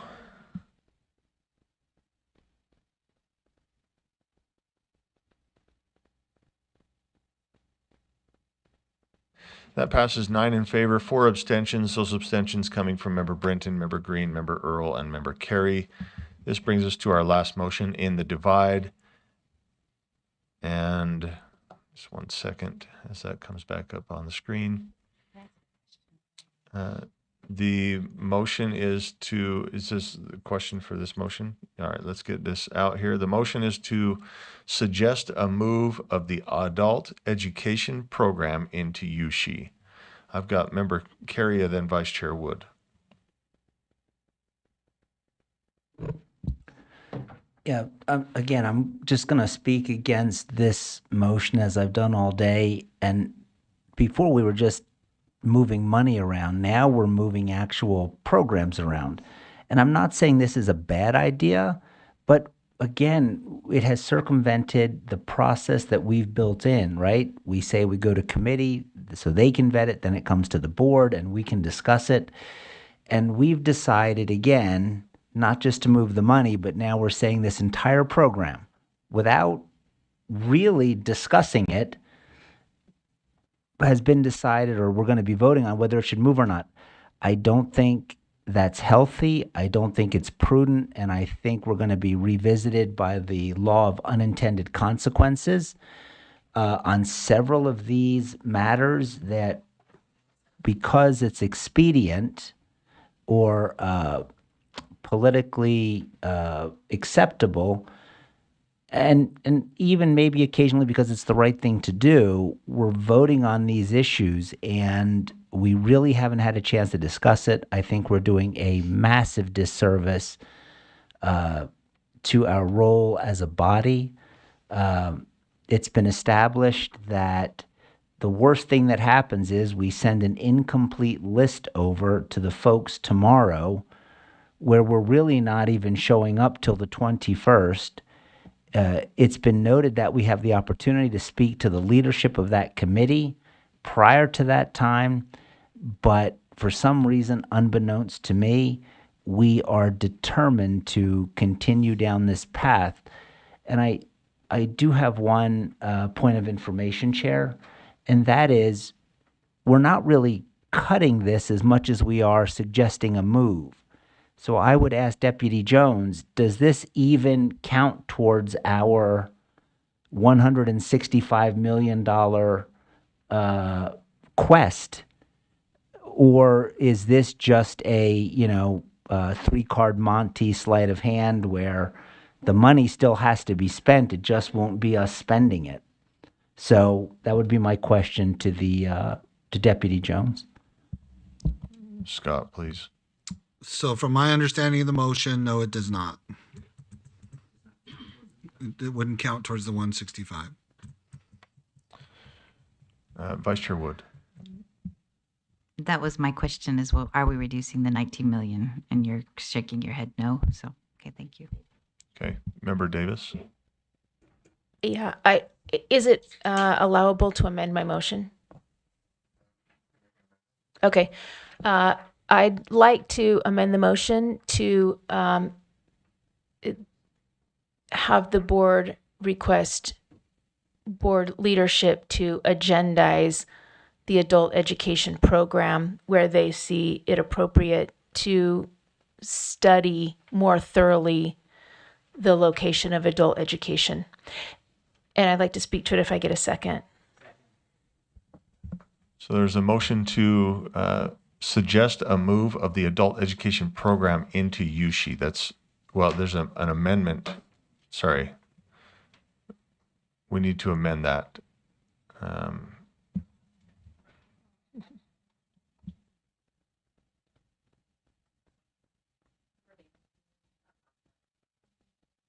Mm-hmm.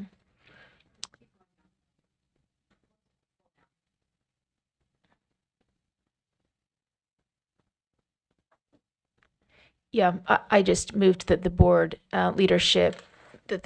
request board leadership agendize a study of the adult education program to determine appropriate location. And with a second, may I speak to it, Chair? I believe we have a second. And go ahead, Member Davis. Okay. Yeah. I think what Member Carey says makes a lot of sense. I mean, it's made a lot of sense the whole meeting. I feel like we're in a really precarious and unfortunate situation right now. But with this one in particular, I think it would be fine to take a step back and study. I do know conversations are in the works right now, kind of looking at possibilities within agencies, and I think it would be good for the board to be able to weigh in on that and to get some more information. Member Carey? Thank you, Chair. I would just support the motion to amend. I think we have a process. Is it perfect? No. But generally, when we run through it, we come up with better rules and better recommendations. And my major concern throughout this day has been we've taken that entire process and just shoved it aside. And I'm not saying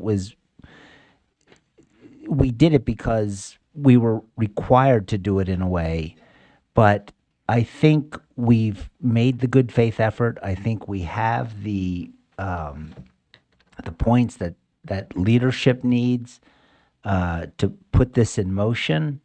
And so I think the quicker we can get back to our normal process of reviewing these and vetting these through committee and then the full board, we will get a better product. Thank you. Thank you. Member Lear, before you speak to this, I think this would be better suited as a substitute motion, if that's okay. So I think that would be more fitting. Well, your substitute motion is the motion right now, since we divided and it's, yeah. So anyway, Member Lear, go ahead. I don't object to studying this. I'm always open to studying something, and I would prefer a sincere and robust study than a study that has a conclusion in mind.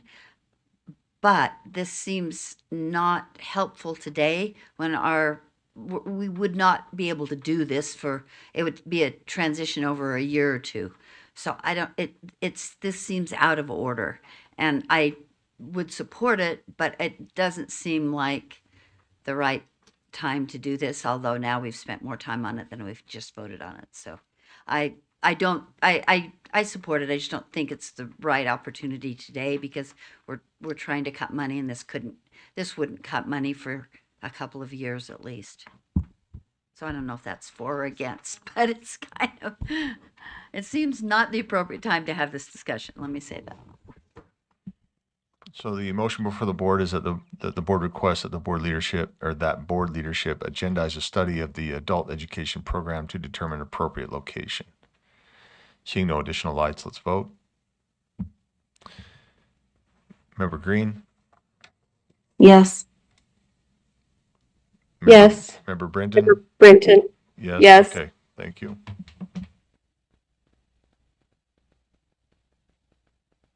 That passes 12 in favor, 1 abstention, that coming from Member Earl. And I believe if I have this correct, Member Davis, that was your motion, and now we've got Member Bogus, who was in the queue next, and then Member Earl after that in the queue. So Member Bogus. Thank you, sir. I have just a couple questions and then a motion following that. So through the chair, I would like to ask Deputy Superintendent Jones regarding the letter that was sent today. It says, even before the general session begins on January 20th, the legislature has already set aside $191.4 million to increase education funding through the WPU. And my question is that the legislatively mandated inflationary increase? Okay, so with that, I am deeply concerned that when we make motions that say move this money to our funding priorities, they're going to scoop that and put it into the WPU as opposed to funding our other priorities. Is that something they could do, sir? Scott, go ahead. So Chair, I just need to clarify with the board member. You say when you make motions to reallocate the funding? Yes. Well, so that's where we would ask for specificity of where you want it to precisely go. So if you say we want to reduce a particular program by 100%, so it would conceivably would eliminate that program, and say that's $1 million, it would be constructive for you to specify where you want that money to go precisely, right? Do you want it to go towards your priorities? And if so, which one of your priorities? Or do you want it to go into the flexible allocation? Just as an example, I'm not saying that, but that's what would be. I'm not saying that they still couldn't or wouldn't do that, but it would help to ensure that the board was very clear that if where we're recommending a reduction to a particular program of this amount of money, we also would recommend or prefer that money go to this specific purpose or program. Yeah. Does that help answer the question? Yes. So could we pull that very first motion that we passed that Member Bollinger made? Because I don't believe that had routed specificity. It did not.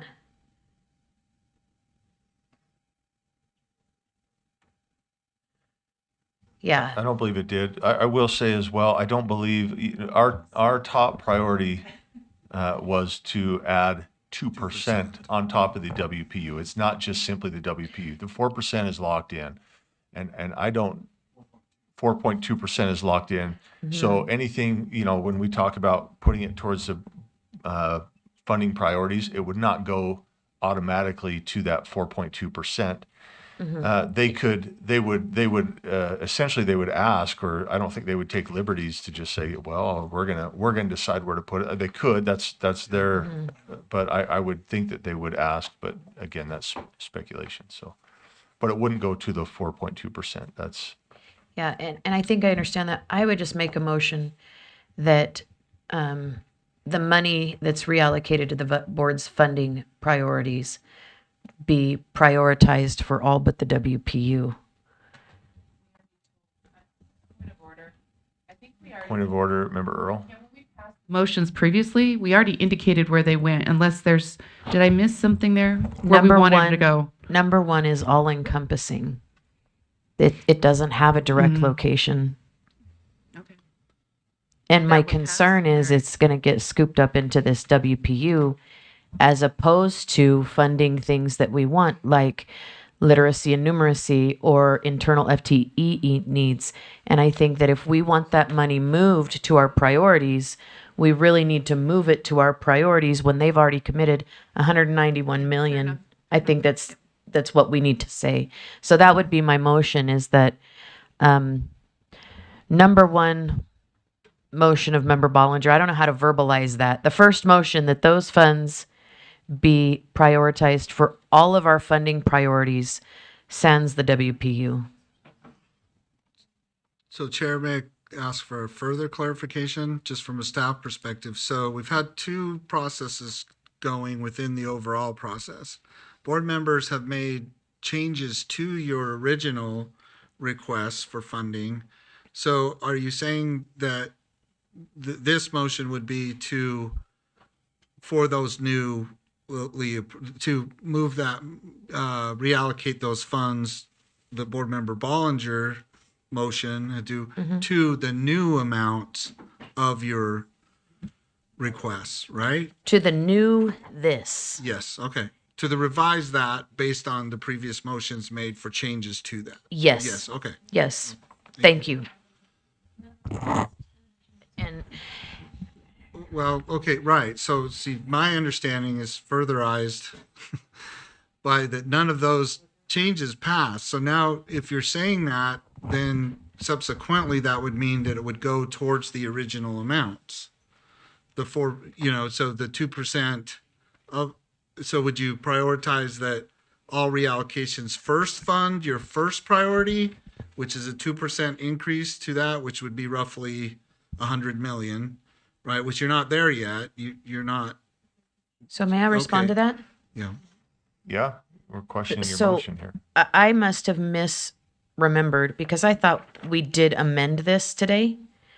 So if I misremembered that, fine, but I would still, I think that if we're moving that to our funding priorities, we need to prioritize it for funding requests 2 through 9. Okay. I mean, it did pass. So yes, okay. So, but I do think we need to make certain that we're not getting that money scooped into the WPU. I think it needs to be reallocated to our other funding priorities. So Chair, it might help to just show what we're currently staff are tracking is what was approved to be changed on your original request for appropriation. Because otherwise we could get lost very quickly in, doing it. So do we have that, Elise? Do we have the revised amounts to what was approved? Because I think Kelsey's saying, yes, they were approved. Just one. Which one was approved?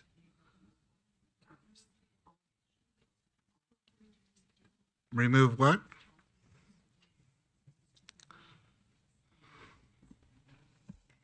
The motion from Member Earl to remove the Adobe Creative Cloud funding request, which was number 9 on the original funding priority list, did pass. So there is now no number 9. It is 1 through 8. And that takes off a total of 2.25 million of ongoing funds that the board is requesting. So then I get it. Then if I understand her motion, Chair, then that would mean to specify which the remaining ones you would want funded with the by way of reallocation of your recommendations thus far, which total roughly about 28 million. Thank you. Does that answer your question? Yes. Thank you. Yes.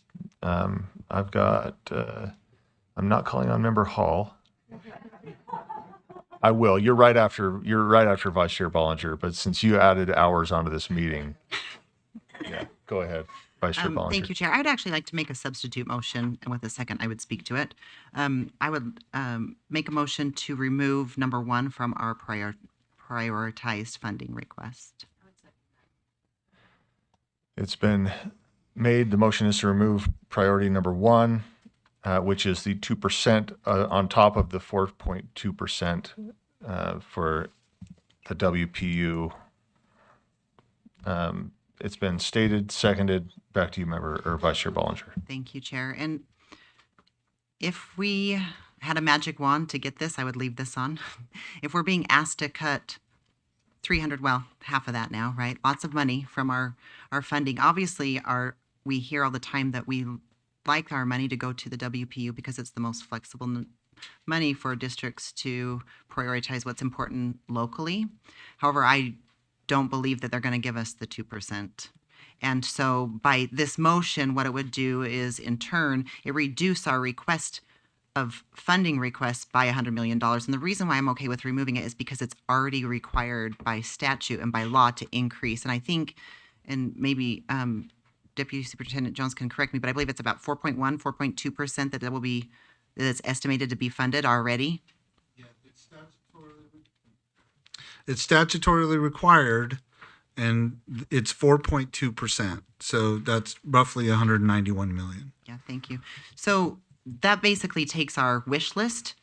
That now takes off $100 million of our wish list, which I think is a lot easier to swallow if I'm part of PEA or EAC, saying, okay, we're already funding the 4.1 or 4.2%, and now, to Member Bogus's point, we want to make sure that the cuts that we've made actually go to our prioritized list. So that's my motion. Member Hall, are you speaking to this motion? Next one, Member Davis, to this motion? Yes, go ahead, Member Davis. I have a question. I'm hoping someone can help me. So there's already in a bill somewhere that the hold harmless is going to be reduced out of stabilization. Is that correct?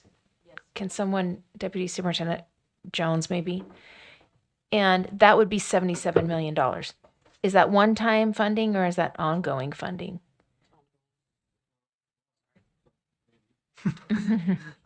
So EAC, the 77 million, what that proposal is that they take 77 million of ongoing and put it as one-time money. So for oh my gosh,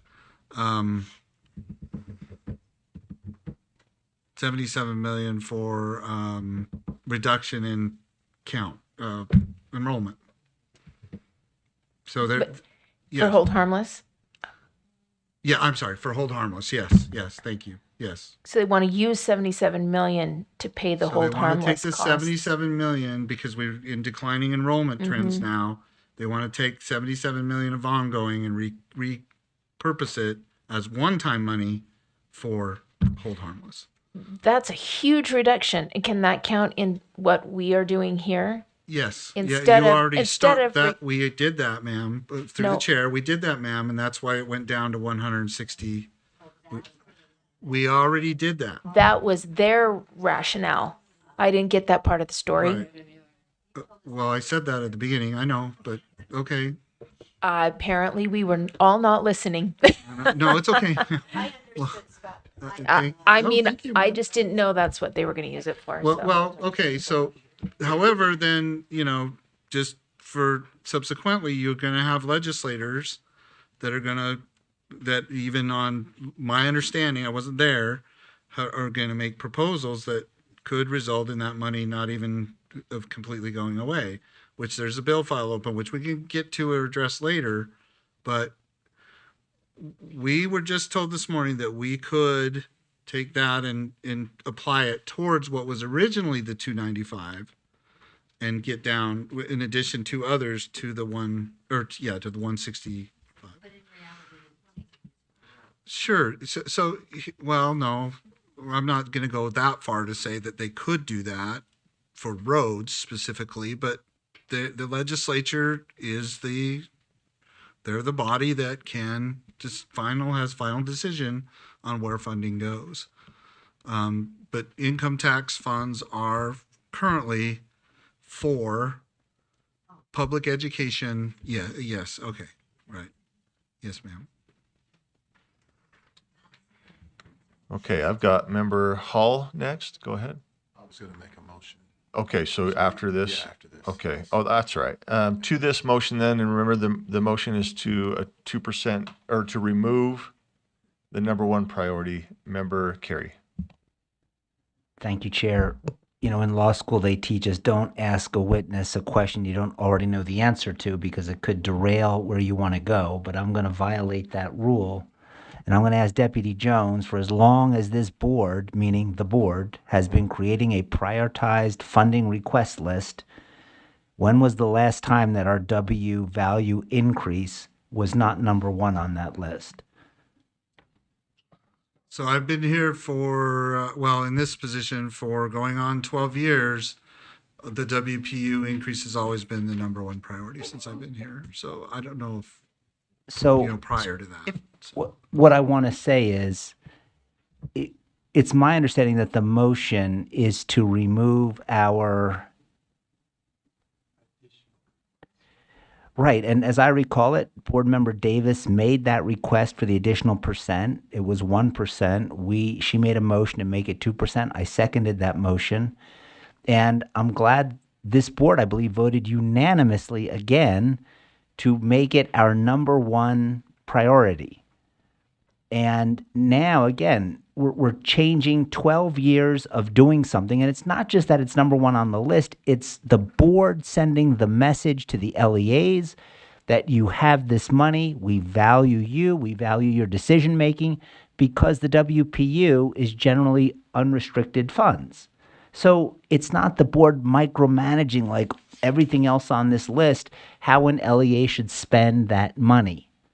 And that's the message we're sending. It's not just the increase. It's that here's the increase. Do what you believe is best at your school. But again, like we've set aside everything else in terms of process, we're now setting aside 12 years of sending this message over a decade of, we trust you. We want you to have this money. It's valuable. And again, I don't think we get there by changing the format and the process that we have followed. And again, it's not to say that there isn't money and that we don't need to find these cuts, but to show up and expect this body to do it without the necessary deliberation, the necessary discussions, it is wrong. And I oppose this motion for the reasons I stated earlier, as well as the fact that this process does not lend itself to good decisions. And again, through the fault of no one at this table, we find ourselves in this situation. There's a solution, and that is that we adjourn. We have these discussions. We talk about it at length, and then we move forward. But this does not get us to where we need to be. Telling the LEAs we're going to reduce the increase, and it says here, Scott, that the value of this 1% increase is another $100 million to the LEAs. To the 2%, 50 million. So under this proposal, we would be saving 100 million? The motion? So Chair, if Right, I may, yeah. so let me just clarify too. So I've been here for 12 years, but it was Amendment G that imposed the statutorily required inflationary adjustment, right? So prior to that, it used to be, we want to increase the WPU by 4% or 6%.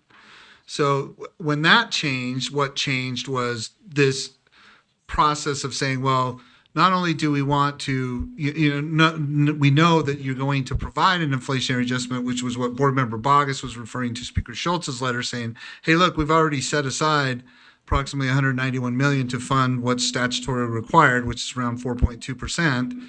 You put on that too. I just want to make sure we're clear on that too, that prior to Amendment G, we used to ask for the whole of an increase. Now since Amendment G, we did the add-on, the additional money. Right, and Chair, if I may, so if I understand correctly, that they get the 4% or the 4.2 because that's inflation. Like it's generally a financial wash.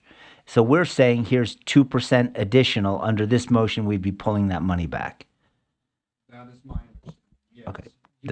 You would be pulling back your request to add on 2% to what is already required to be the statutory increase, inflationary increase. Yes. When this is my final question, which is, even if we do this, are we getting any closer to our $165 million quest? No, you are not.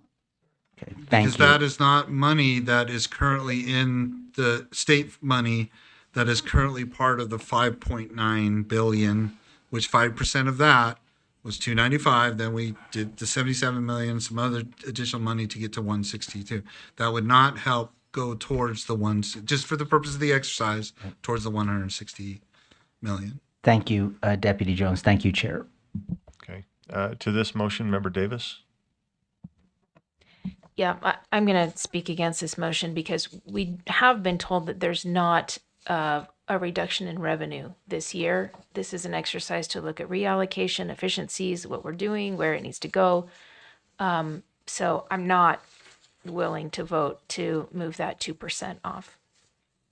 I mean, I would support the one previous to that of putting that $2 million request into one of the other priorities, but even at that point, we probably just need to drop that off and be done. Okay, seeing no other lights on this motion, the motion is that the board remove number 1 from the prioritized funding request, which is the 2% increase above the 4.2% WPU. Let's go ahead and vote.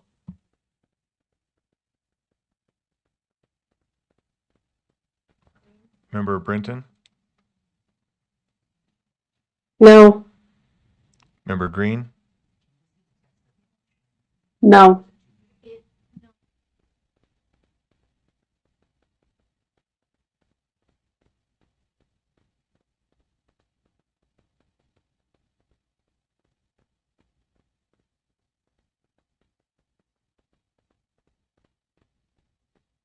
Okay, that motion fails. 9 opposed, 1 abstention, and 3 yes votes. The abstention being from Member Lear, the yes coming from Member Wood, Member Bogus, and Member Bollinger.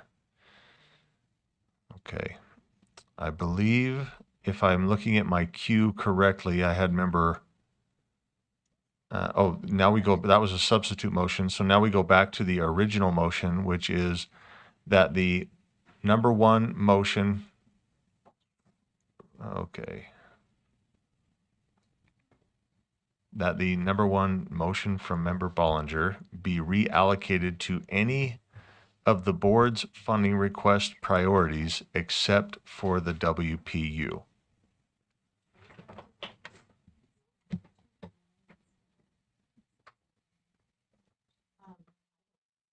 So for clarity, for clarity, we're saying that the motion, that motion number 1 from Member Bollinger be reallocated to board priority funding requests 2 through 8.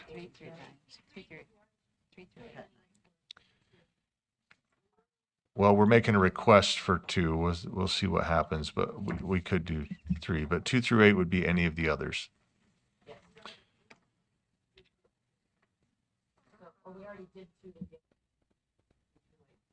I hear you say we already did 2, but 2 is on the, this is somebody else's motion. I'm just putting what I have out there. So what is it? The motion is that,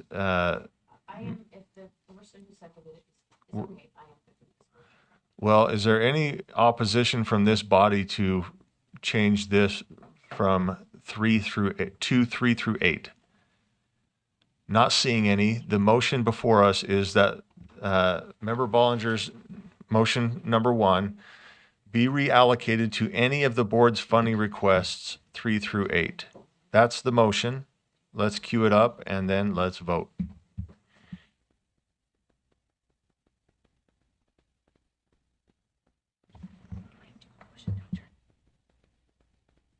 Member Green Yes. Brenton's a yes. and Member Brenton is a yes. Thank you.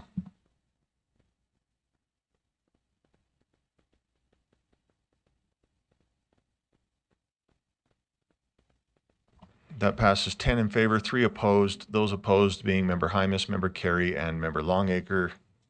Vice Chair Bollinger. I would like to make a motion to adjourn. Motion to adjourn, non-debatable. It's been seconded. Let's cue it up for a vote.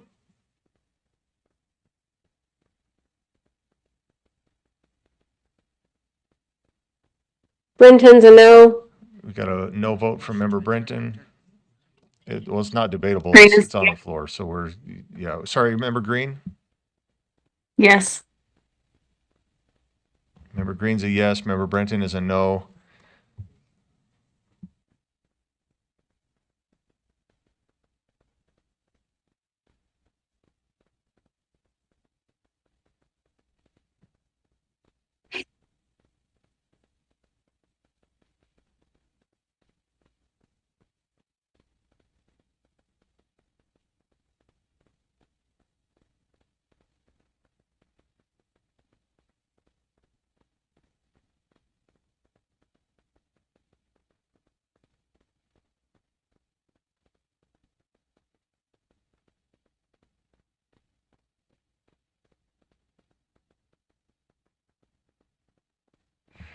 That motion fails.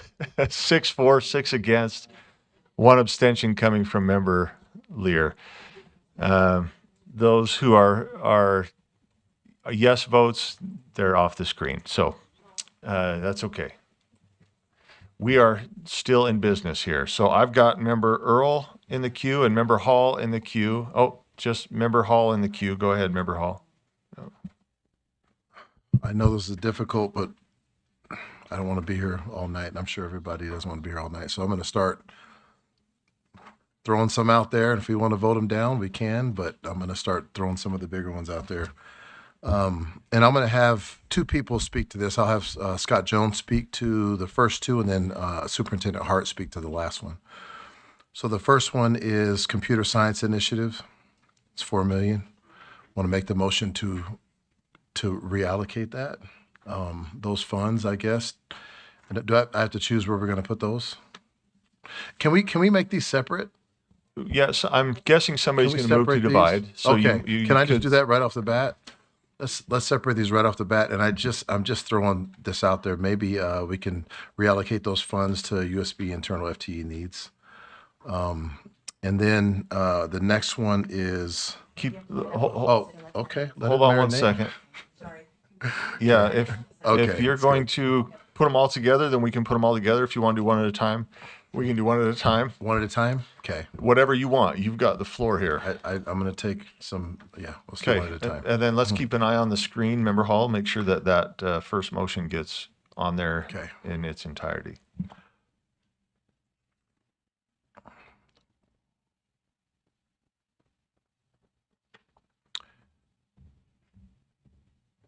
We could, I guess you could reallocate some of that to the WPU too as well. I mean, it's more than what we would need for the FTE needs. I'll suggest the one, and whatever's left over could spill over into something else. Is that a good motion?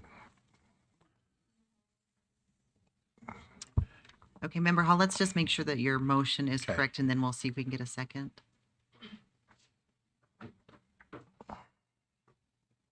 Okay. So the motion is that the board reallocate computer science initiatives $4 million to the critical FTE needs funding request. Is there a second? Second. Okay, second from Vice Chair Wood. And any Want me to speak to additional that? discussion? Would you like to speak I'd more like to to that? speak to that. I mean, Please. I know this is tough, but we're going to have to get into some stuff here tonight. And if this gets voted down, then we just move on to something else. But I would like Deputy Jones, if you would take a moment to speak to that about what this program is, what it entails. Can you do that? Deputy Jones, go ahead. So, just to add to my speaking to it, we also put links in your spreadsheets that come into descriptions of the program, so the public can see these as well. Here's basically the overview for your review of the program. So, I mean, I can speak to it, but I really think you should see this is the COBE. It's what the legislature describes as the program for your review.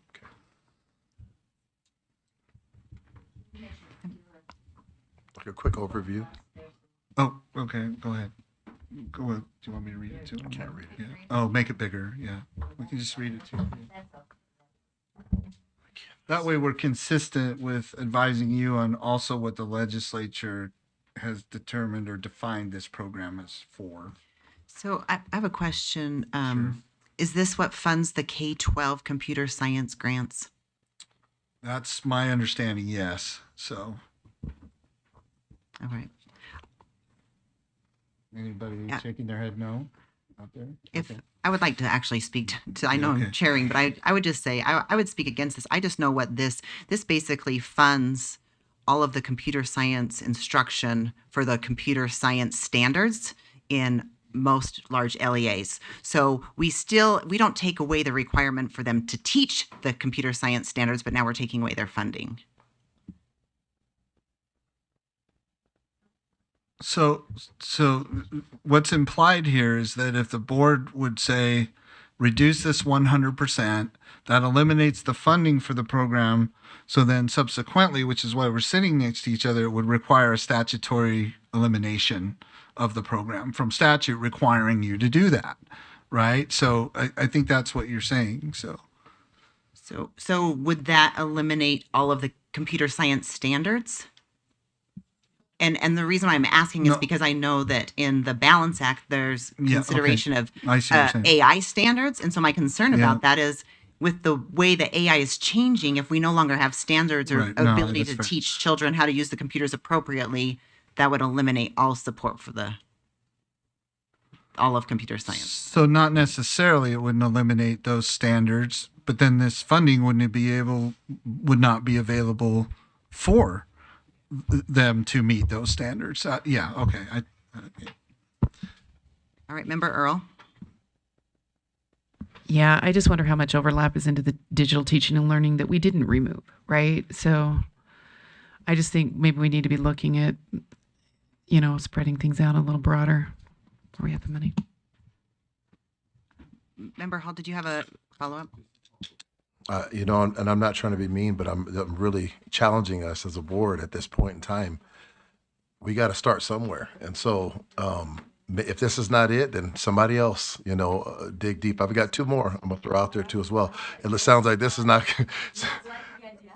it sounds like this is not going to make it across the finish line. So we made the decision not to go before the chairs and take this earlier. So now we've got to actually make some hard choices. So I'm just trying to lead the way, and we'll see if anyone follows. Okay, we have Member Britton online that would like to speak, and looks like Member Lear's in the queue after that.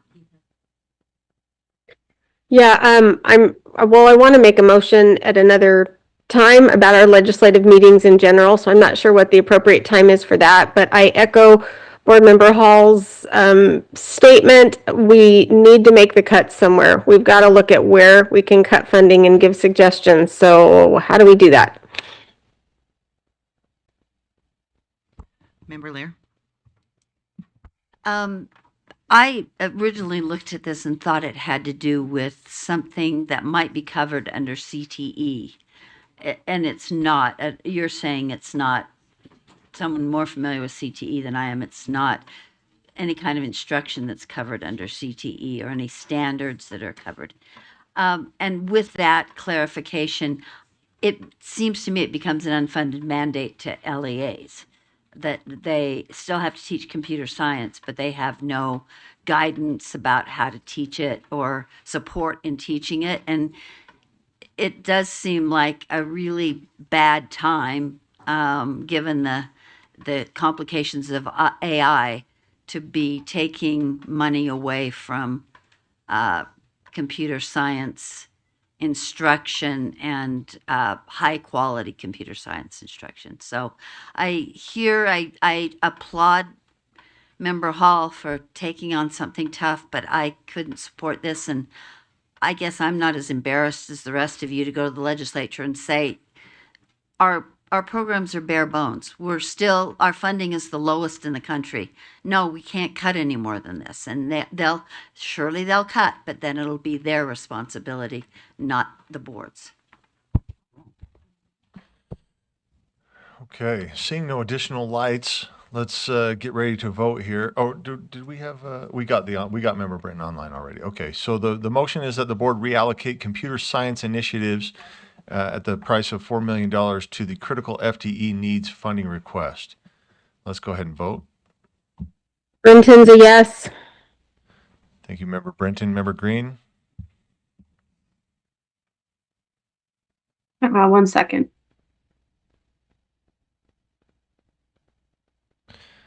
Yes. Thank you, Member Kelly.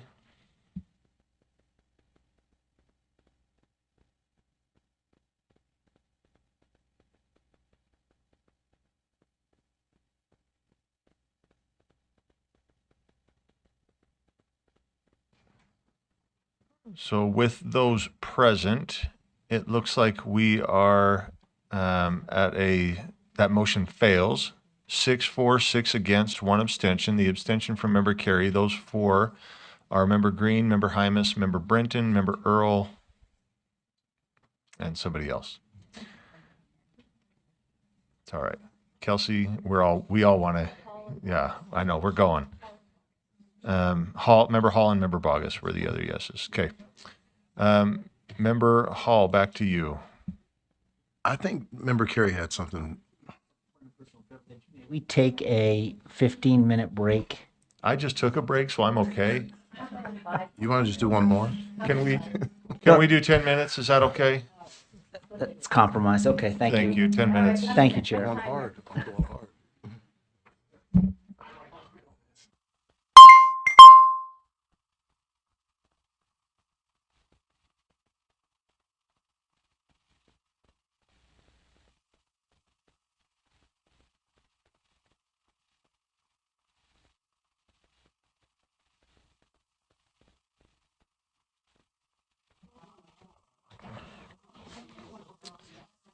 Board members, welcome back. Can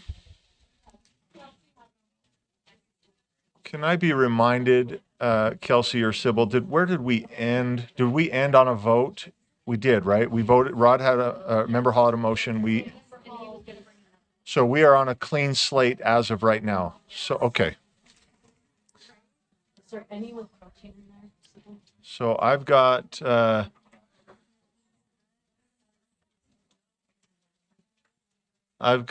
we've got a clean board right here, or a clean, like, whiteboard, not board. Well, we're clean too, but I've got Member Earl with the next light. So Member Earl, please. Okay. I'd like to move to the next agenda item, action item. And we can take a motion since we've had such discussion. There is a motion to move to the next agenda item. That would be agenda item 3. We've got a second. Do you want to speak to that, Member Earl? No, we just have one more item on here, or a couple more action items, and I'd like to vote on those before we leave. Okay. Seeing no discussion on that, let's go ahead and tee that up and open up voting. Okay. The first motion, and this is. Oh, hold on. We're gonna make a vote, take a vote to move on. Okay. I don't dare to just do that. I'm sorry. Yep.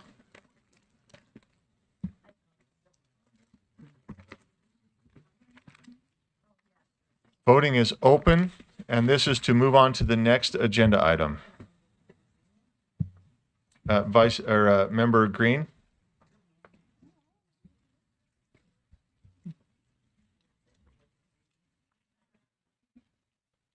Member Brenton?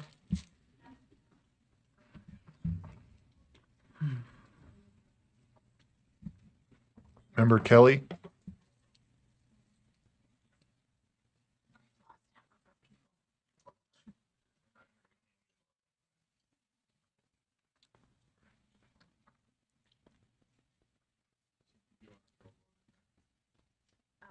I'm fine. I mean, yes. Anything she wants. We're gonna make Don't do that. we have a goal. I'm going to try the online individuals one more time. Member Green? Oh, Member Brenton? Member Brenton? I sound all right. Member Kelly?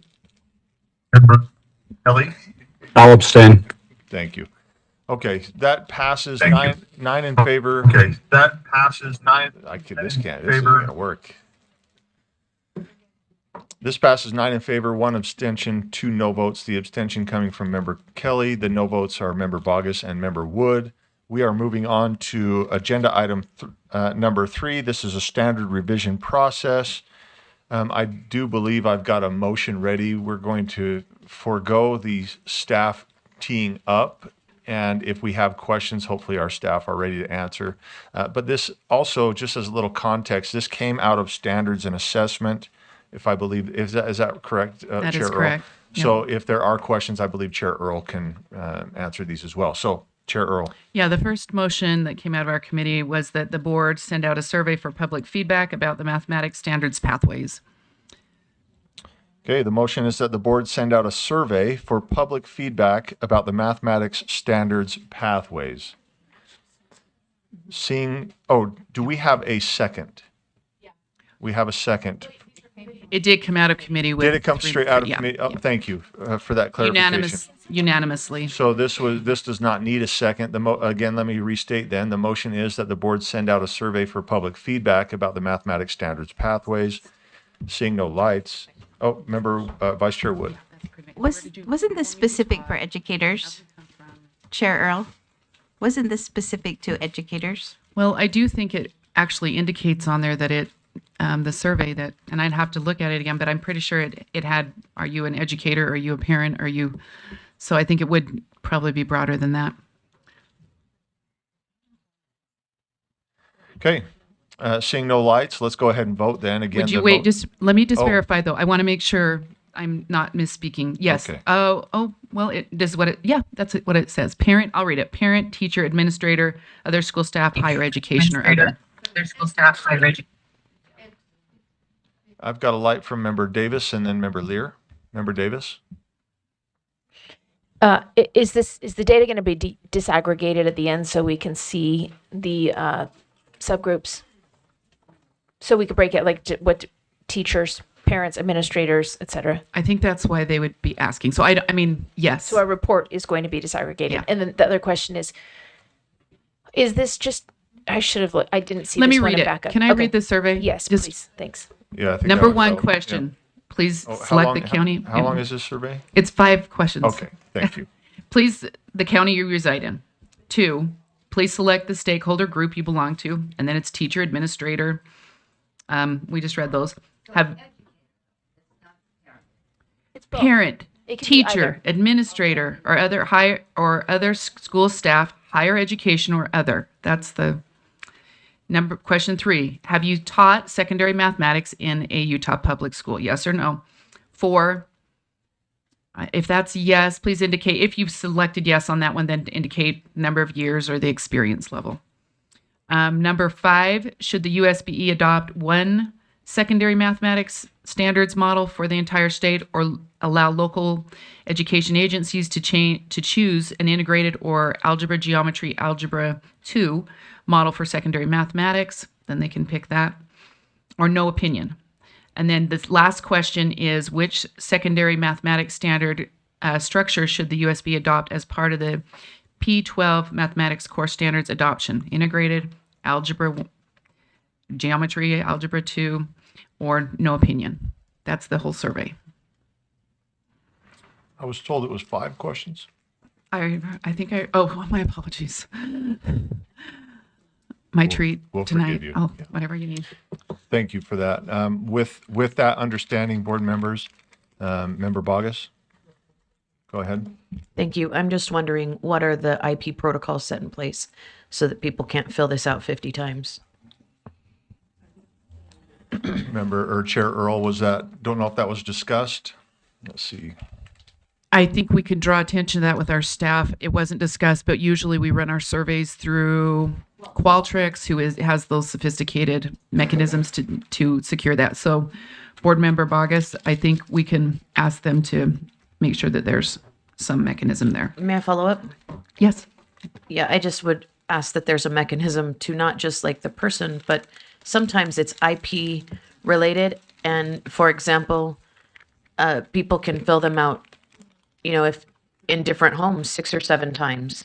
And so whatever, I know there's metadata that we can track through like an individual ISP, but then also IP and those things. I just want to make certain that those are intact so that we don't have skewed or bad data, if you will. Mm-hmm.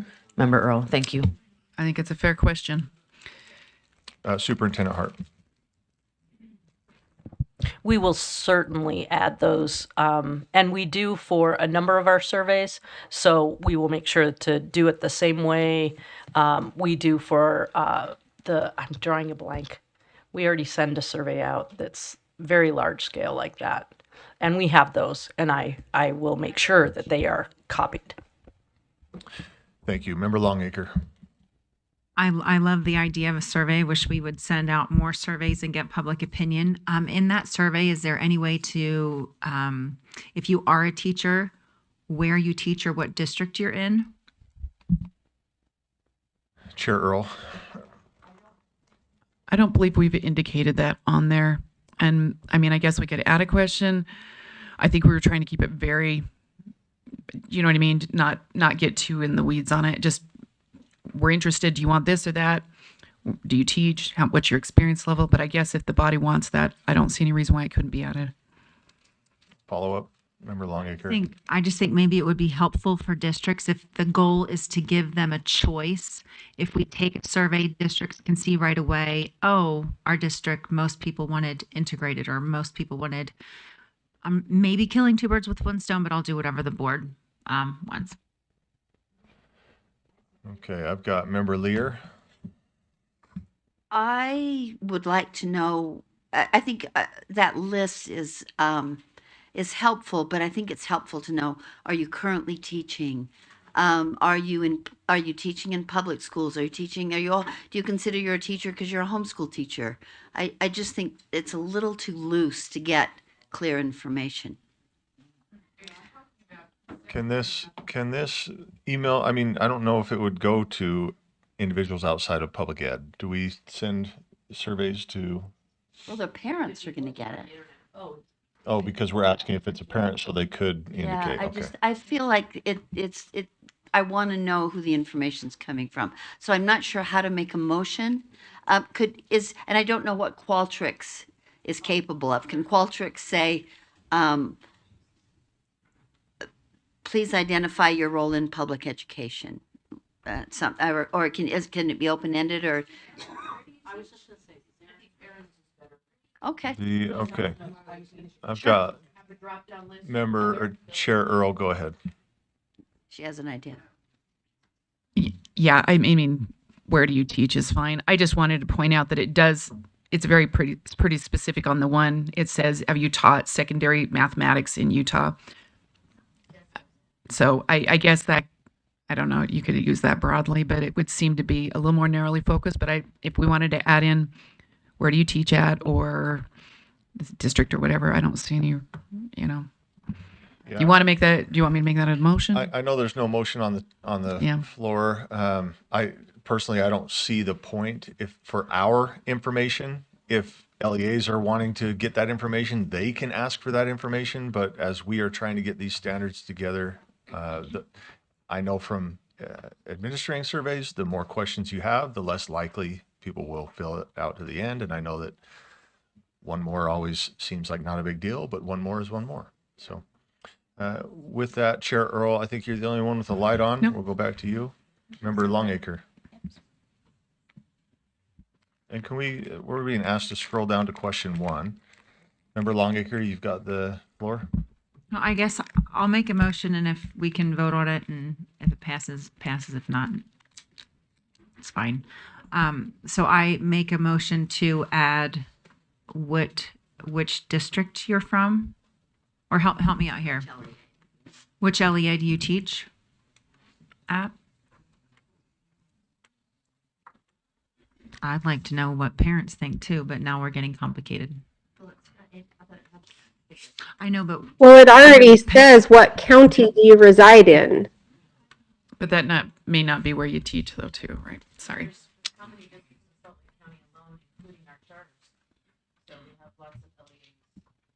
Because I think it's important. I can't have these offline conversations. Member Brenton is sitting here patiently wondering why it's silent. She's got a hand up for a question if we're done here. But Member Brenton, just be patient. We've got a motion in the making here. So let's and then we'll get to you if that's okay. So Member Longacre, please keep an eye on the screen. Make sure that your motion is what you want it to be, and then we'll seek a second.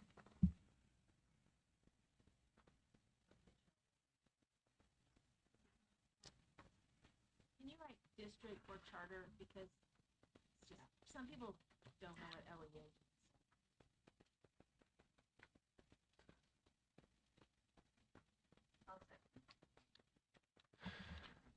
Okay, so the motion is to add a question. Do we want to identify which question, or do we not want to worry about that? I think it just falls wherever it falls naturally.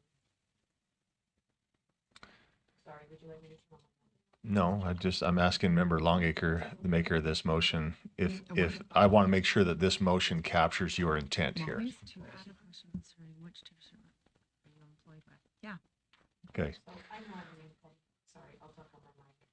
So let me just get what we have here, because Member Longacre, this is her motion to add a question to the survey asking which district or charter are you employed with?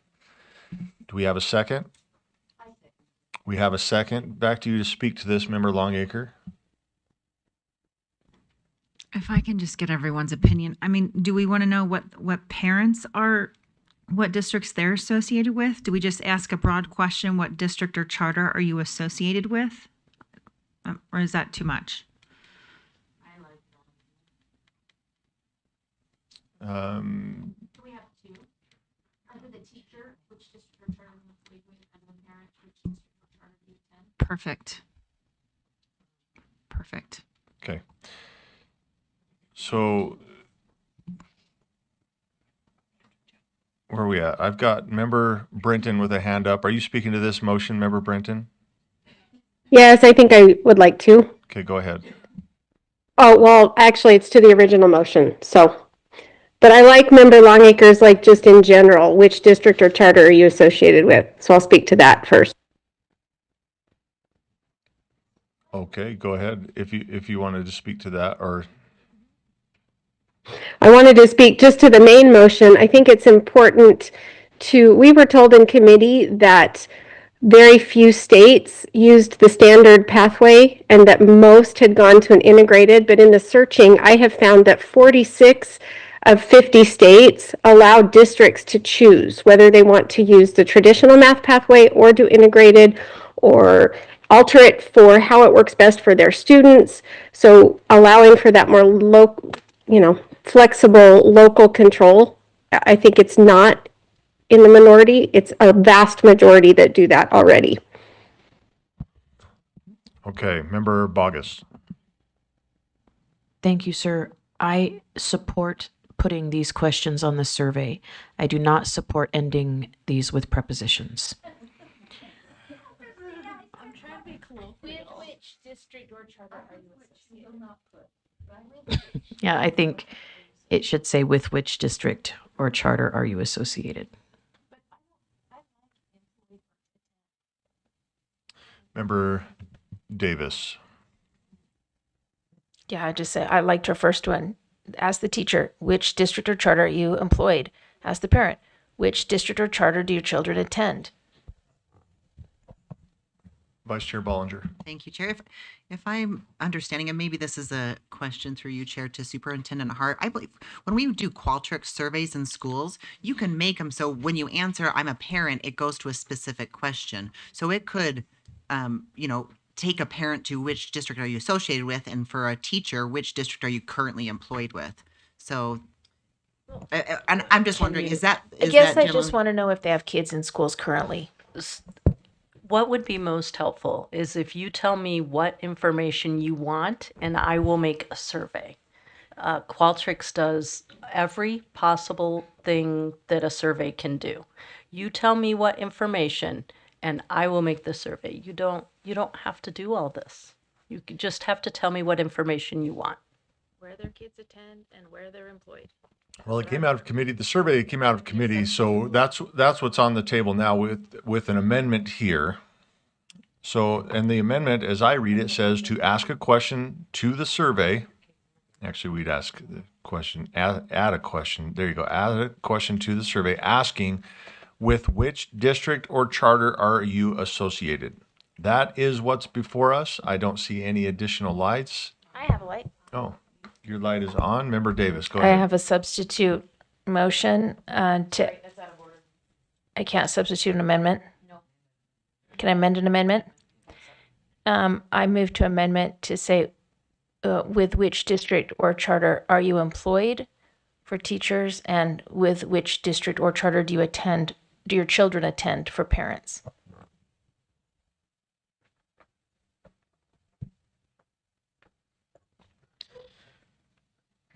So the amendment is to reword the question to read, with which district or charter are you employed for teachers, and which district or charter do your children attend for parents?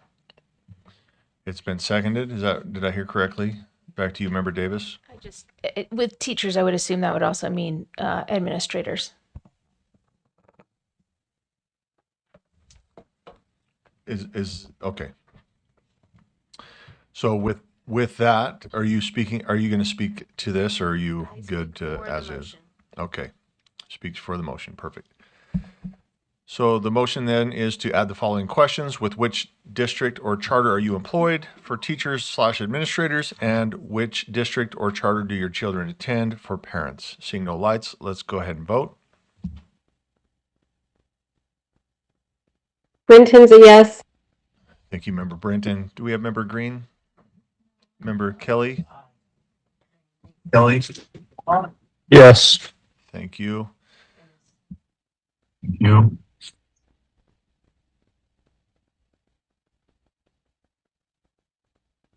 So that passes 12 in favor, 1 opposed, that coming from me, Matt Hymas, for the public record. Yeah, I know. Let's see, we are back to, so that was an amendment to the amendment, which that is the amendment now. Just going to ask, is there any opposition to the amendment as it was just stated and voted on? Seeing or hearing none, that is now part of the motion that we are going to relook at. And that is that the board send out a survey as amended for public feedback about the mathematics standards pathways. I know that Member Brenton already spoke about this, and I don't see any other lights, so let's go ahead and vote. Member Kelly? Brenton's a yes. Thank you, Member Brenton. Member Kelly? Yes. Thank you. Okay. Thank you. That passes unanimously with 2 absent. Back to you, Chair Earl. Okay, so the second motion that came out of committee is that the board direct that the Utah mathematics draft standards undergo a full independent review by external expert mathematicians with demonstrated experience in international mathematics standards and curriculum development, and that this review not be limited to internal Utah-based processes, and also that funding for this review be considered. I can speak to that a little bit. I think when we reached out to superintendent, that she indicated that there were some funding she had, or we can also allocate some of our federal mineral lease funding for this. So, but I think, were you saying you had some possible avenues? Okay. So what else was I going to say? I just in general, I think, you know, I mean, we look at the literacy, because I can speak to it now, right? Because I don't need to say, okay.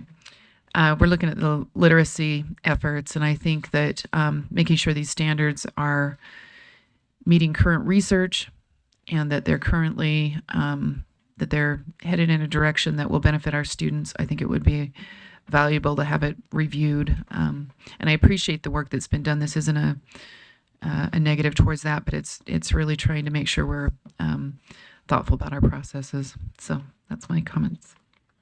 Member Carey? A question for the maker of the motion. And the question I have, Chair, if it's okay, would be when we reference international mathematics standards, is there like standards that are deemed like the metrics, like these are the international standards, or is it you want to look at the standards for several different countries internationally? And if that question makes sense and it's okay, I'd ask the maker of the motion to address that. I'll try to address that. I think if Board Member Green's on still, she was also helped put the motion forward. But I think frequently we hear that components of our standards are in order to support, you know, movements that are going on internationally. So I guess what the way I interpret this is that they would be familiar with high standards around, you know, international standards that are leading to high outcomes. So that's how I interpret it. But if that's not clear, I guess we could clarify something more in that. Okay, thank you. I've got Member Davis, Vice Chair was it Vice Chair Bollinger or Wood? Which one are you? Vice Chair Bollinger, and then Member Longacre. So Member Davis, go ahead. How much would this slow down the process? Because we've been doing a lot of work on these standards so far, and we haven't done this in any other area, to my knowledge. Chair Earl, was that discussed? I don't even know if that was discussed, so I don't want to throw out a... And who was going to do it? We'd have to do an RFP? Go ahead, I don't Chair Earl. think it was not discussed. So I don't know that I have that. Before moving them forward, I just recommend we take a look. So. Okay. Follow up, Member Davis? I mean, how long does the RFP process typically take? Months, if we're lucky. Yeah. Like how many months on average?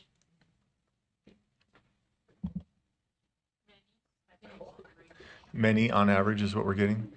Three-ish. 3? That seems fast. Is that fast? Is it 3? What's our average?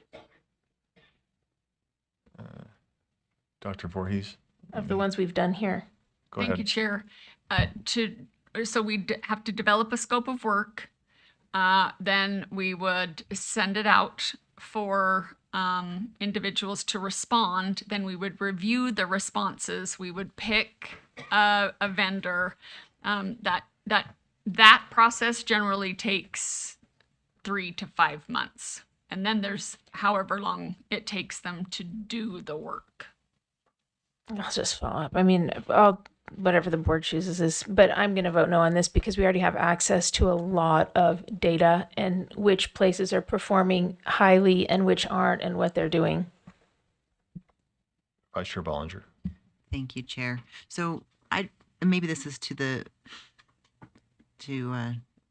Member Earl, since she's the chair of the committee. I'm just curious, when we say we want it to undergo a full independent review, what is it that we're asking them to find? Are we asking them to see if these are in line with international math standards? Are we finding, like, I'm just curious to know, what is it that we're asking them to tell us?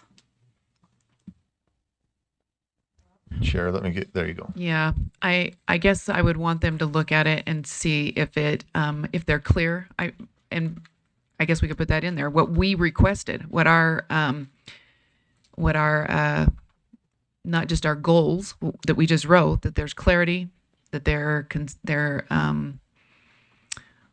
not, I don't know, we put out a number of items that we requested when we put these out to look through those, and well, those don't actually work now because we added everything in the kitchen sink into them. So, but I would think that at least the goals that we've actually put forward, which is what the body voted on here, is what we would want to do.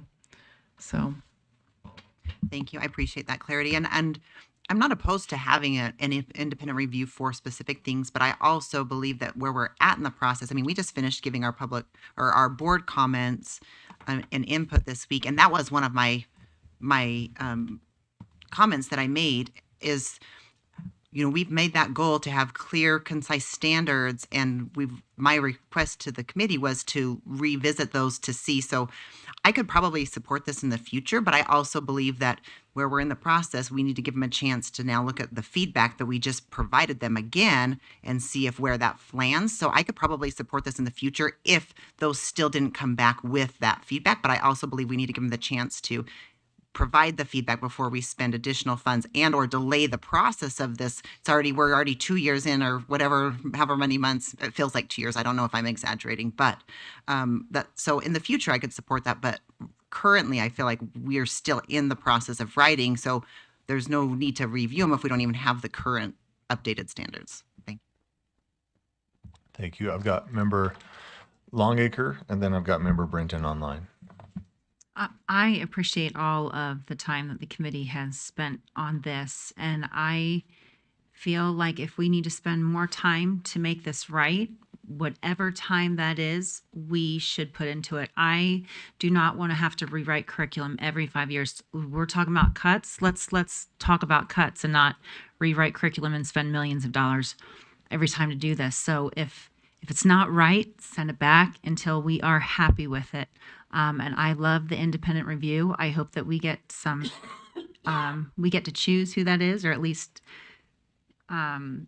see who's on that. But let's keep going until we get it right. And if it's delayed, it's delayed. Member Brenton.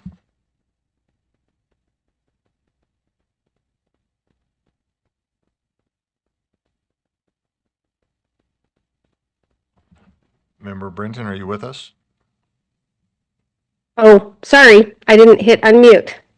I just want to speak to this. Thank you, Chair. I think we should be slower, especially as we're looking at being financially prudent and not forcing districts to buy new curriculum that as we change the standards, if they have curriculum they're happy with. I want to make sure we have the best standards that raise the bar, that are clear. I don't feel like our standards match that yet. They're too wordy. And in my feedback to the committee, if you all looked at what I put in, that's what I was advocating for, more clarity. And I compared it to what Massachusetts has, who typically ranks at the top and a little above us. So I'd like to have more time. And I know I looked at some other states, like Texas doesn't even look at their standards for 10 years. So I think and I've heard from superintendents, they would also like us not to be overturning standards so quickly so that they're forced to buy new curriculum. Okay, thank you. The motion before us then is that the board approve that the Utah mathematics draft standards undergo a full independent review by external expert mathematicians with demonstrated experience in international mathematics standards and curriculum development, and that this review not be limited to internal Utah-based processes, and also that funding for this review be considered. Seeing no lights, let's vote. Member Brenton? Yes. Yes. Member Kelly? Kelly? Yeah. Yes.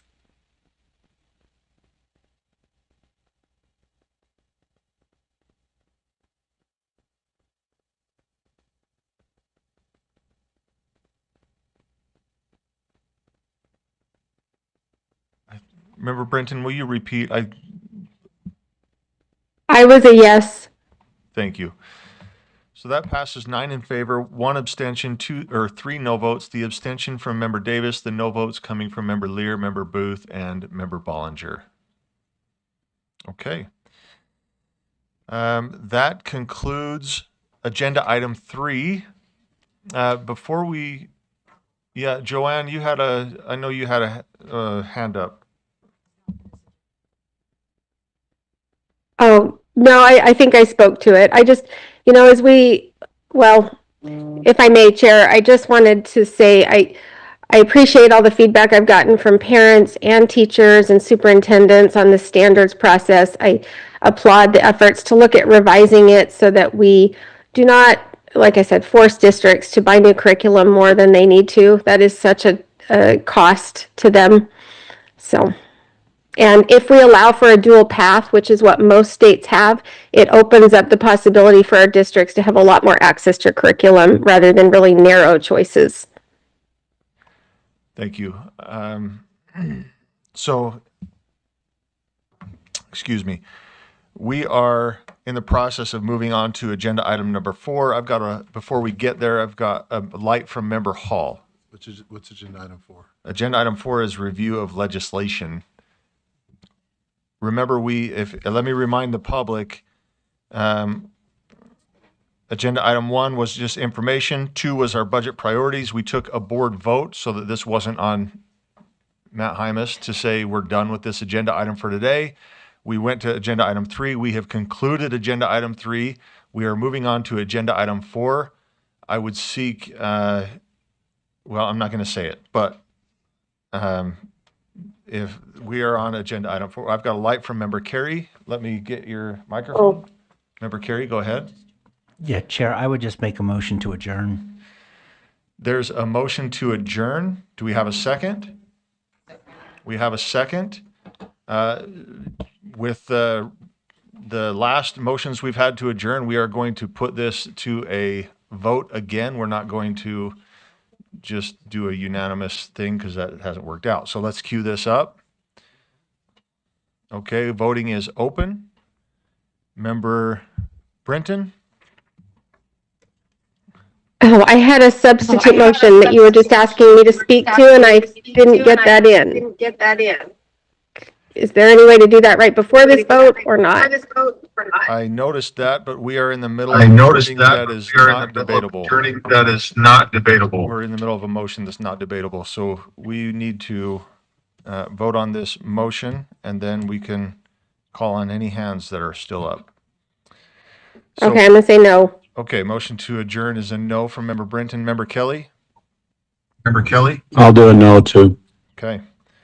So that motion fails. 6 in favor, 6 opposed, 1 abstention. The abstention from Member Lear.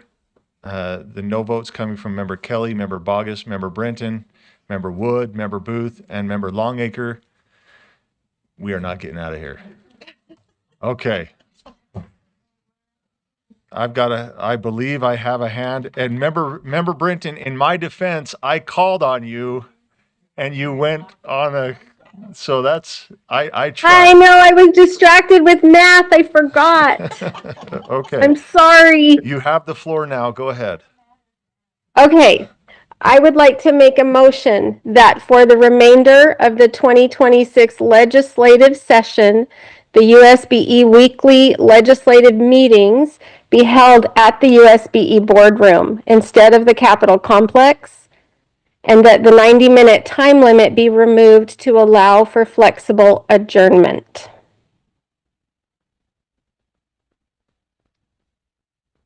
The motion has been stated. Do we have a second? I'll second it because I think we have a second from Member Bogus. Go ahead, Member Brenton, and speak to your motion. Yeah, I would just say that our meeting today speaks to the fact that 90 minutes is not enough time to do all the business that we need to do during the session with relation to bills coming up and the finances that we're being asked to cut. I think we need more time. 2 hours was not enough last year, and now we've been limited to a 90-minute time frame if we meet at the Capitol. So I really like being at the Capitol. I like the access to legislators, but we're only a mile down the road. I think we could hop up there before and after. So that's what I would ask. And I would like to ask Scott Jones what the cost savings is as we're looking at budget cuts if we do hold them at our building versus at the Capitol. Chair, if that's allowed. That's allowed. I'm putting myself in the queue, and then Member Carey, Member Davis. But first, we'll hear from Scott regarding your question. Go ahead, Scott. So, Chair, the estimate would be just approximately about $20,000 because moving the meeting down from to the legislature saves pretty much just ancillary costs related to transportation, staff time to run the shuttle, those types of things over that entire period. So because it doesn't save any salaries because you're still holding the meeting. And so like me, I still have to attend. So I'm just attending here rather than up there. But there are some ancillary costs to the logistics of having the meeting up there. And we estimate those to be between $15,000 and $20,000 over the entire legislative period. So, or over the weekly meeting period, which is the legislative period. Does that help answer the question? I believe it does. Superintendent Hart also has something that could help with that. We found out that we do not have a room rental either. So in case that changes your decision, in the past, we've been able to rent a room that we use as like a workroom. And management of the spaces has been taken over by some other, I don't know what they do up there, but they're cracking down on that. So there isn't a space to work. So that might also go into your decision making. Thank you. I'm just going to speak for my own again, personal experiences here. I'm speaking against the motion. I know we talked about this before, and I've said this before, and it's a reality for me in my role here is that we have a lot of meetings up at the Capitol throughout the legislative session, and I understand that it's just driving here. It's not necessarily the location for me, but when that ad interim meeting starts or House Ed whatever starts, I have to leave here as much as I have to leave the room at the Capitol. And so it's not necessarily where we meet. I would prefer to be up there out of convenience since I'm already going to be up there. But the time frame, this was a 2-hour meeting, and here we are on hour 5 moving into hour 6. And I can't afford to do that, not monetarily, but time-wise, I can't afford 6-hour meetings every week. So that's me speaking against the motion. I get it. There's a lot to discuss, but there's a lot going on at the same time. With that, let's go to our lights. I've got Member Carey, then Member Davis. Just a motion to divide, and then I'd like to speak to the motion. There's a motion to divide, and I believe that would be the location and the time. Is that what I'm hearing? Yes. Understanding. So there's a motion to divide, and then we'll speak to that. But is there a second to divide the location from the time limit? There's a second. Back to you, Member Carey. Thank you. Chair, I think that meeting at the Capitol is very important. I know that when we have our meeting scheduled, I try to line up meetings with legislators. And as we all know, finding 5 minutes, 10 minutes to meet with a legislator is a precious time. And not being there and being able to capitalize on that, I think would be a significant loss. I also believe during the legislative session, it is much easier to get them to come to our meeting and present and talk about their legislation than if we were to say during the legislative session, come down to USBE. So I understand the wisdom, but I think that we lose significant benefits. We're blessed in the sense that legislators want to meet with us. They value our opinion. And I think removing ourselves from that equation would be a detriment. Thank you. And remember, this is, thank you for those. And for those, Member Davis, we're commenting on the motion to divide, and then we'll go into these other purposes. So do I have any comments on the motion to divide? Like, yes, Vice Chair Bollinger. Thank you, Chair. If I may just direct a question to the maker of the motion through you, Chair, if I may. I just want to clarify. So, because my understanding is that if we do meet at the Capitol, there is an automatic time limit just because the rooms are reserved. So by dividing it, are you wanting to stay at the Capitol, but it be able to be flexible? Because I don't know if we have that flexibility if we meet at the Capitol. And that was my question. To the maker of the motion.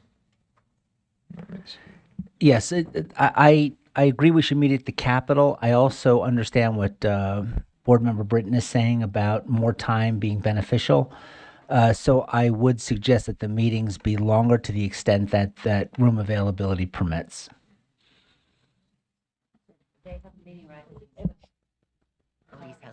Okay, Elise? 90 minutes is the max that we could have that room. So that would be. It's that room, and it's my understanding there are other rooms that are available that we could meet at. It may just not be that hearing room. Yeah, I think the intent for divide is we would just seek out and just ask, is there another space that we could use longer? I'm being told we usually reserve this a year in advance. So we're talking about perhaps next year. If we just ask if there's a space that we can meet for longer. Elise, is that? We've actually already made the reservations for next year, but we could go back and see if we can make them for longer for next year for 2027 for sure. With that, who else is speaking to the motion to divide? Member Bogus. So if I heard Member Bollinger correctly, for this current legislative session, these things are inextricably linked. So there's no that's just what I heard. And so we can divide them, but if we adopt one, we're still at a cap, which would nullify the next motion. And so I would argue against the motion to divide just for that reason alone. Thank you. Any other questions on moving to divide? Not seeing any. Member Hall? I just heard that Royce has a really nice room. Maybe we could use that, huh?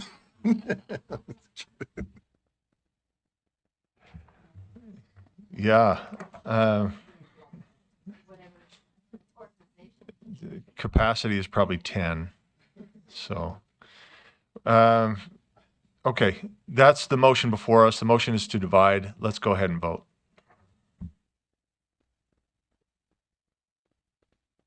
Brenton's a no. Thank you, Member Brenton. Member Kelly? No. Okay, thank you.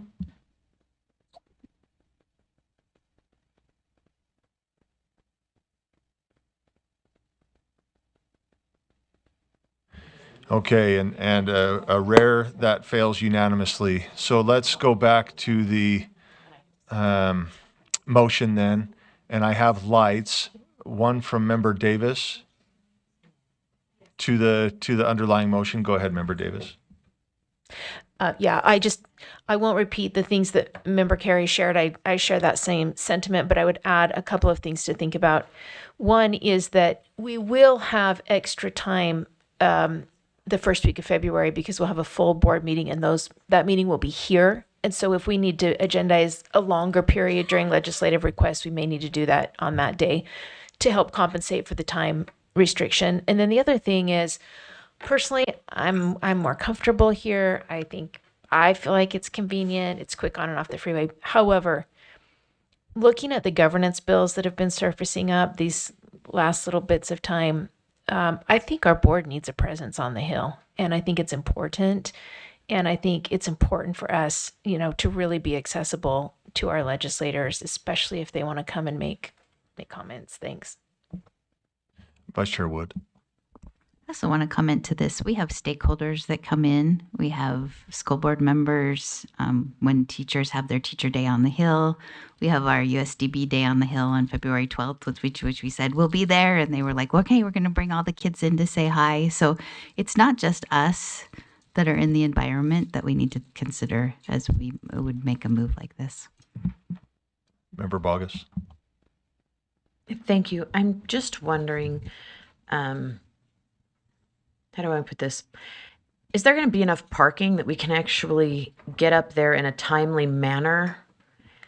Because I understand the shuttle, but when some of us are coming from other commitments and we have 20 minutes of travel time, and I know that's not just me, I know that there's other people in here. Is there going to be parking available this year in particular so that we can get this job done and not have 5 or 6 board members running late all the time? I have a concern that we could even be shy of a quorum because there's not parking. As you know, I can't answer that. I don't have a Member Bogus reservation. You have one? What? A reservation? No, Go ahead. no, and that's Sorry. a really sore spot. But there is that new parking that's been completed. We'll make sure that the map is sent out so that you know where to go. Like, don't go in the drop off to go up to the parking lot anymore. That's now just dirt and grass. You actually have to go in up the hill and come in, and all that parking's back opened up, and all that construction is done because all that they're finished. So there should be more parking, and we will get you the parking maps to how to navigate the parking lot. But of course, nothing is guaranteed. Right. Of course. Okay, thank you. So Open? is the west parking lot open? That's the question. I have not seen anything on the west side of the Capitol, near the House Okay. building. Is that your? Yeah, on the other side of the House building. Yeah, I haven't seen anything, but I never tried it. to be Okay, honest thank with you. Okay. So the motion then is that for the remainder of the 2026 legislative session, the USBE weekly legislative meetings be held at the USBE boardroom instead of the Capitol complex, and that the 90-minute time limit be removed to allow for flexible adjournment. Adjournment. Let's go ahead and vote. Member Brinton?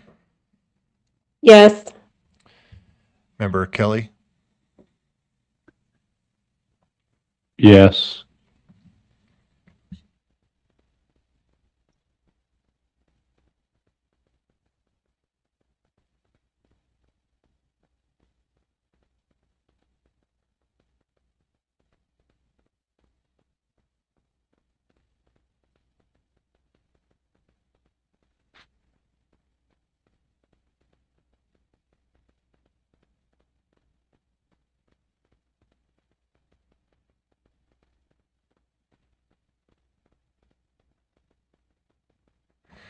Okay, that motion fails. 6 in favor, 6 opposed, 1 abstention. Those in favor being, or the abstention being Member Lear, those in favor being Member Bogus, Member Longacre, Member Kelly, Member Carey, Member Hall, and Member Brinton.